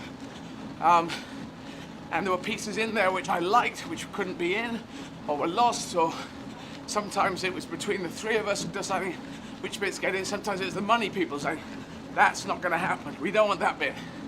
And but I knew when doing the film, as long as the film worked, I don't mind, and I sort of guided my character in And I think between all three of us, we're all very happy with the result. And hopefully Judy is, Jim Broadbent is, and David Schofield and James Darcy. It's a great cast, and it's set in this, it's kind of hashtag Nazis by the seaside. That's the... The story sounds absolutely fabulous. I can't wait for it. It's already gripped me. But given your involvement with it, how controlling have you been as an originator of the idea? Explain that a bit more. How do you mean, how controlling? Well, so obviously you've written it. Yeah. You've co-written it. Imagined it. You've co-written it. You've clearly got a big involvement with the film. Yep. And how easy has it been, as somebody whose idea it is, to step back from the overall control? Yeah. Yeah. Well, it is an interesting point. You can't. At this stage of my experience of screenwriting, I couldn't say do this because this is right. I'm also quite a slow writer. Kellen is much faster than I am, can get through scenes much quicker, commits to it, and I overthink things. I can get better at this, but I found it very tough. But once we got into it, there was places like I wanted the story to go, and they said it might be better this way, or Lionsgate, who was with us, is now coming a Sky Original film, and when we were working with Lionsgate on development, they might say we wanted to go in that direction. And I say, okay, well, as long as they're giving us the money to make the film, I'm okay on us going this direction instead of that direction. Let's all make it work as good as we can. And I could control where my character was going, and also the history of it. As Andy will know, the director, and Kellen, I was very specific. Like there was the girls were there essentially as ambassadors. They would go up to, because von Ribbentrop he was the ambassador to England from Germany, and then he became foreign secretary. And there, foreign secretary is a very powerful position. And so his daughter was delivered to the school in a armor-plated Mercedes with, uniformed, SA guys, Sturmabteilung guys, Nazi uniforms. And they went up to the German embassy often, and we got a picture of them in the Times, 1937, 38, at the coronation of George VI, after Edward abdicated. And they're there doing the Nazi salute. This is a girl from Bexhill doing the Nazi salute, offering a bunch of flowers to Herr Blomberg. So I was very particular on the history. We've got to make it fit the history as close as possible. But the story on it, from the initial beginnings of the school, the girls, we don't really go into Himmler's goddaughter there. We don't really do it. It's just all the girls are linked to the Nazi high command, and so we do it that way. And we keep it more general, and it's all about hearts and minds. But I kept everything very specific. There's a big party that happens there. A lot of British people were Nazi sympathetic. A lot of right-wing people back then, maybe now still. And so they had a big get-together at the school. And there were certain flags out. And I came rushing in saying, that flag can't be there. That's Weimar Republic. They would have hated the Weimar Republic. So we had to pull, we'd already shot scenes, and then we pulled it out. We shot the entrance scene, and they just painted it out in post. And so all the flags do match up now. They would be the flags they would use. And I was just very on it. And they would ask me, would this be there or that be there? And getting the dates right, timeline. It's set in August 39, leading up to September the 3rd. It finishes on September the 3rd. So, yeah, I had that kind of control. I didn't want to be controlling on it. I just wanted it to be good in the end, and to have it a feeling of real, this could well have happened. That's what I really wanted. It's very interesting listening to you talking about that, the way that you have had to let go of certain, decision-making processes around the film. But you also talk about letting go in your development as an actor. Yeah. And it reminds me of a phrase that somebody told me when I became a mother, which is that parenthood is a series of letting go. And it's almost as though, you have birthed yourself as an actor, as a creative, just in the way you talk about the work that you've done. Well, it is. Yeah, if you've got to trust and you can see your other colleagues working on a film, and you're going, you know, especially the cinematographer Chris Seeger lining up a shot, and the director and the cinematographer have worked together before, and you can see what they were going for, and I could look through the monitor and see it lining up, and I love the attention to detail, the set design, the overall production design, costume design, the colors in it, the girls. Our main 6 girls are all cast from Germany. Our teacher is playing a German, an ex-girl, ex-pupil who's come back to teach, and she is Swiss, Carla Yuri. Carla Yuri's very good at the role that she did. And then we had 16 background artists, extras, who were essentially British. One was actually half German as well. But at this beautiful moment, because background artists, you may know, they're kept separate from the actors. I've been one. Well, you are looking at Woman with Wound and Woman by Vending Machine. Well, you'll know this. You're kept in a separate place, aren't you? It's a separate status on the set.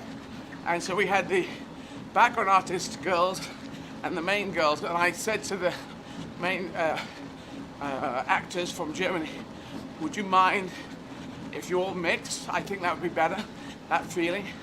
And they said they were cool with it. So we had all 20 girls moving together, playing together. All the German girls spoke good English, and the film was shot in English. So it was a wonderful experience, just wonderful experience. And do you think you've got more stories in you that are going to make it to screen? Oh yes. Oh yeah, this is just the beginning. I waited 40 years after breaking into Pinewood because I needed to make sure I did good work. I didn't want to do not good work. You know, you could get in and say, I'll do this one, and people go, that was not good. My early drama was not good, and my early dramatic film work is not good, and I know why. And and it had to be not good, in fact. If you go from comedy to drama, you've developed comedy muscles. You know how to, boom, do something that makes people laugh, and you have it instinctively on you. You go into a dramatic role, those skills are not useful. In fact, they're negative on the useful scale because you're trying to be truthful. And so I switched them all off.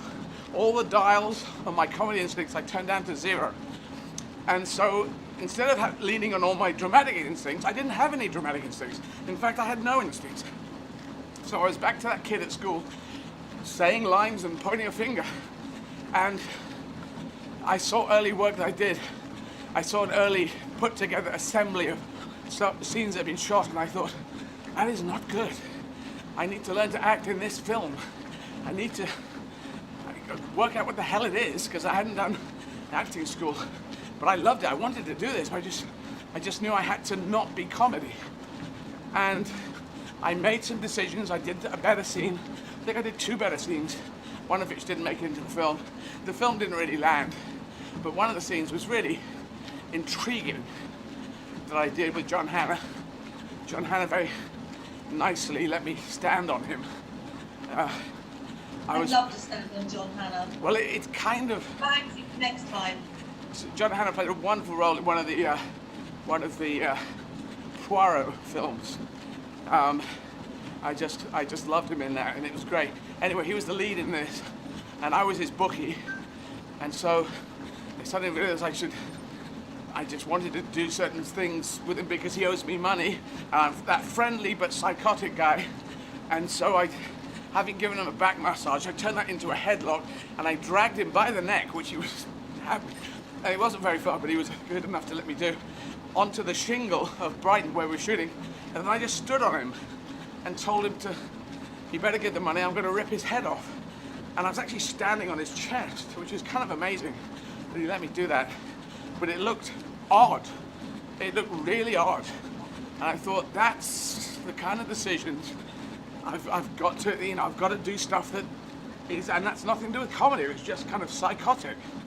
So I realized, okay, you've got to experiment, you've got to make mistakes, and that was what I started to do from there. It took me some time, but I always start slow. Mistakes for learning. Eddie, which brings me on to another question really, because obviously you've had lots of success now in different fields. Let's hope that 6 minutes to midnight is another big success for you. Yeah. But you know, disappointment is part of any performer's life, anybody's life. Has there been any major disappointments in your career, and if there were, how did you respond to them? Yeah, well, the first 11 years was a major disappointment. I think I came through the disappointment thing, so I will try and do things which I think are good. I will take chances now, take risks in what I'm doing. If it blows up, no problem, because I'll go on to the next thing, but I'm trying to do good work in drama or in comedy. I'm doing improv in French and German and Spanish. Even if it's not good, at least I'm having a go. And if I keep having a go, it'll get better. So that's my logic. And that's how I approach, maybe that's how I approach life. But I want you to, if you've got another question, just hold it a second, because I want to show one more video. Dave, do we have the last video with us? I have it, I'm just lining it up now. Okay, I'm going to show this. Tim, you still there? Yeah, I'm still there. Yeah, we got this video, which is Sam, I shot 3 videos every day that I ran in February when I ran around Europe.